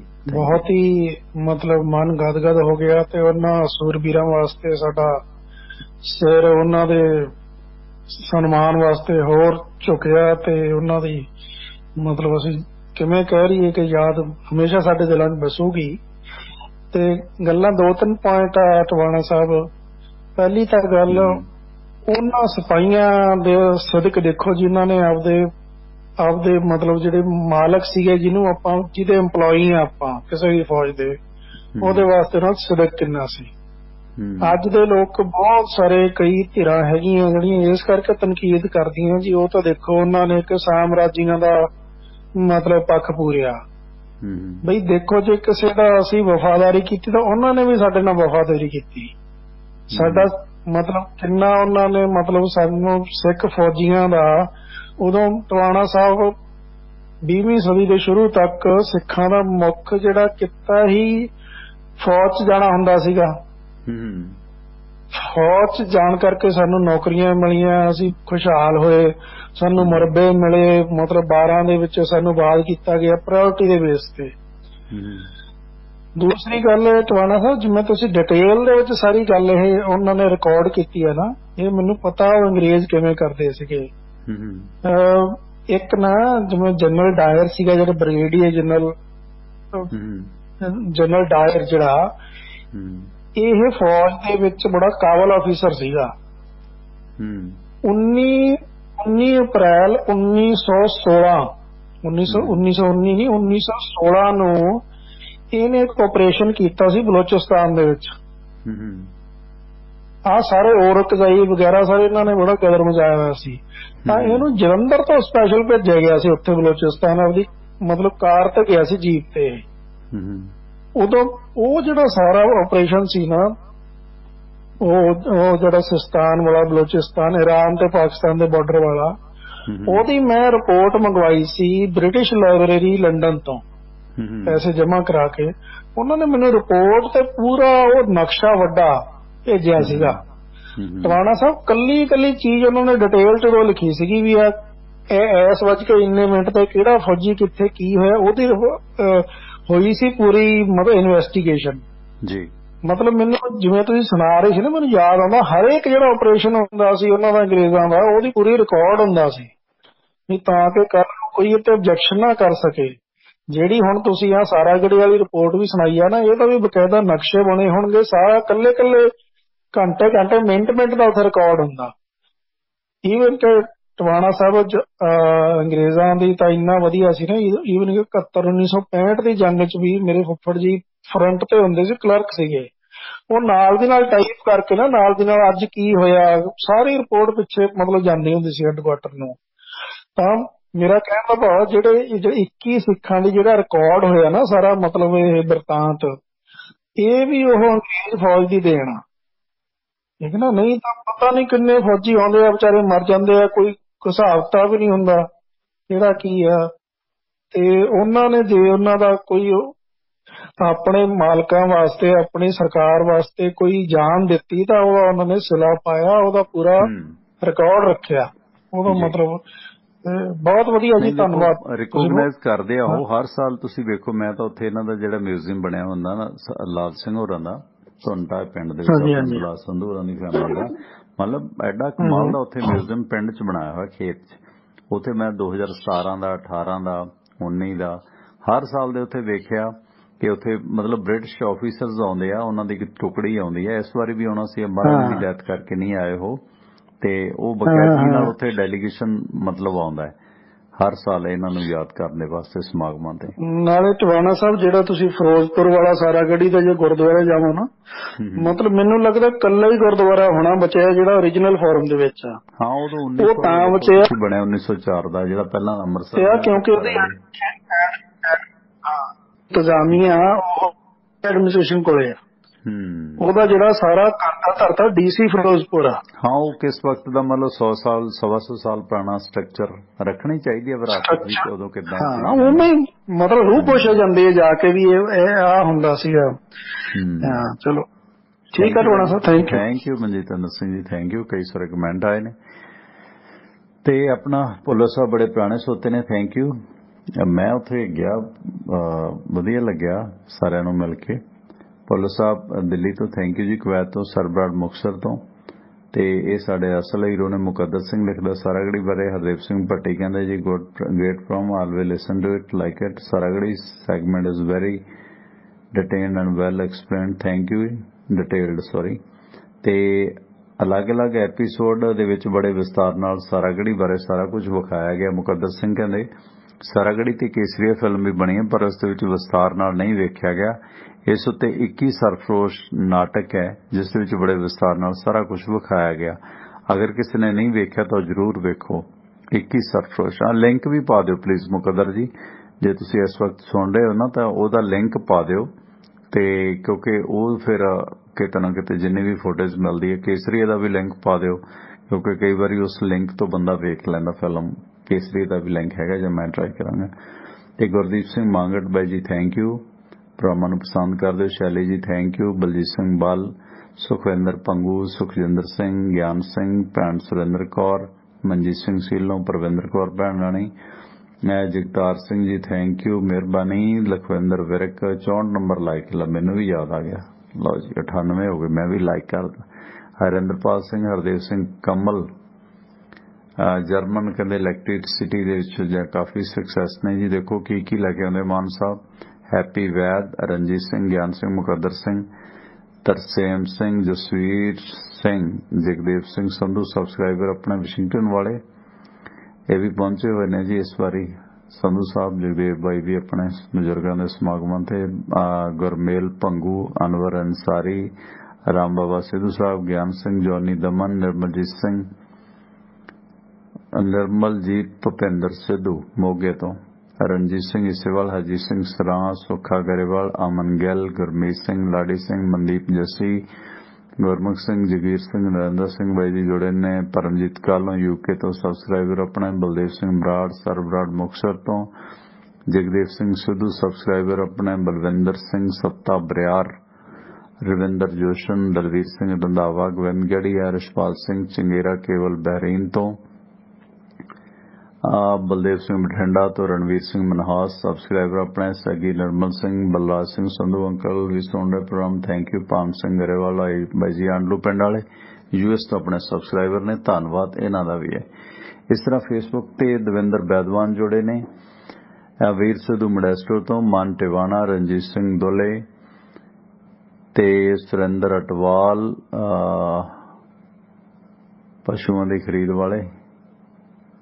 रघुवीर सिंह सबसक्राइबर अपने। हरविंदर सिंह, करमीर गिल, मनदीप जसी, रविंदरजीत सिंह, धर्मवीर सिंह गंडे, हरजीत सिंह हेड़ियां सबसक्राइबर अपने। जतिंदर सिंह, एसटीओ जगदीश जी ते मनदीप चाल कहंदा नरमे ते बिल्ली सवाई है कदे। नरमे ते बिल्ली कौन सौण दिंदा बई, क्योंकि नरमा ज्यादा हो जांदा उहदे नाल। प्रोफैसर जसवंत सिंह बाई जी अपने सबसक्राइबर ने। गुरमुख सिंह, मलूक सिंह लाहौरिया बाई जी, बलजीत सिंह बल, सुरेंद्र जौल सबसक्राइबर अपने पुराने। जोरा सिंह सिद्धू, गुरविंदर ढिल्लों, जसवीर सिंह, गुरमीत सिंह चाल ते बलविंदर सिंह उमैदप्रीत, दलवीर रंधावा गोविंदगढ़िया बाई जी। हैरी सेखों सपोर्ट करते हैं पनू, लाली टोड़ा, मनी दसांझ ते बलजिंदर मौड़। धन्नवाद सारे वीरां दा ते धन्नवाद साडे स्पॉन्सर साहब दा जिन्हां दी बदौलत ते प्रोग्राम तुहाडे तक पहुंचदे ने। ਤੇ ਲਓ ਦੋਸਤੋ, ਸਵੇਰੇ ਫਿਰ 6 ਵਜੇ ਹੁੰਦੀ ਹੈ ਮੁਲਾਕਾਤ। ਤਦ ਤੱਕ ਤੁਹਾਡਾ ਤੇ ਸਾਡਾ ਰੱਬ ਰਾਖਾ। ਸ਼ਬਾ ਖੈਰ, ਸਤਿ ਸ਼੍ਰੀ ਅਕਾਲ। ਜੁੜੇ ਰਹੋ ਟਿਵਾਣਾ ਰੇਡੀਓ ਦੇ ਨਾਲ।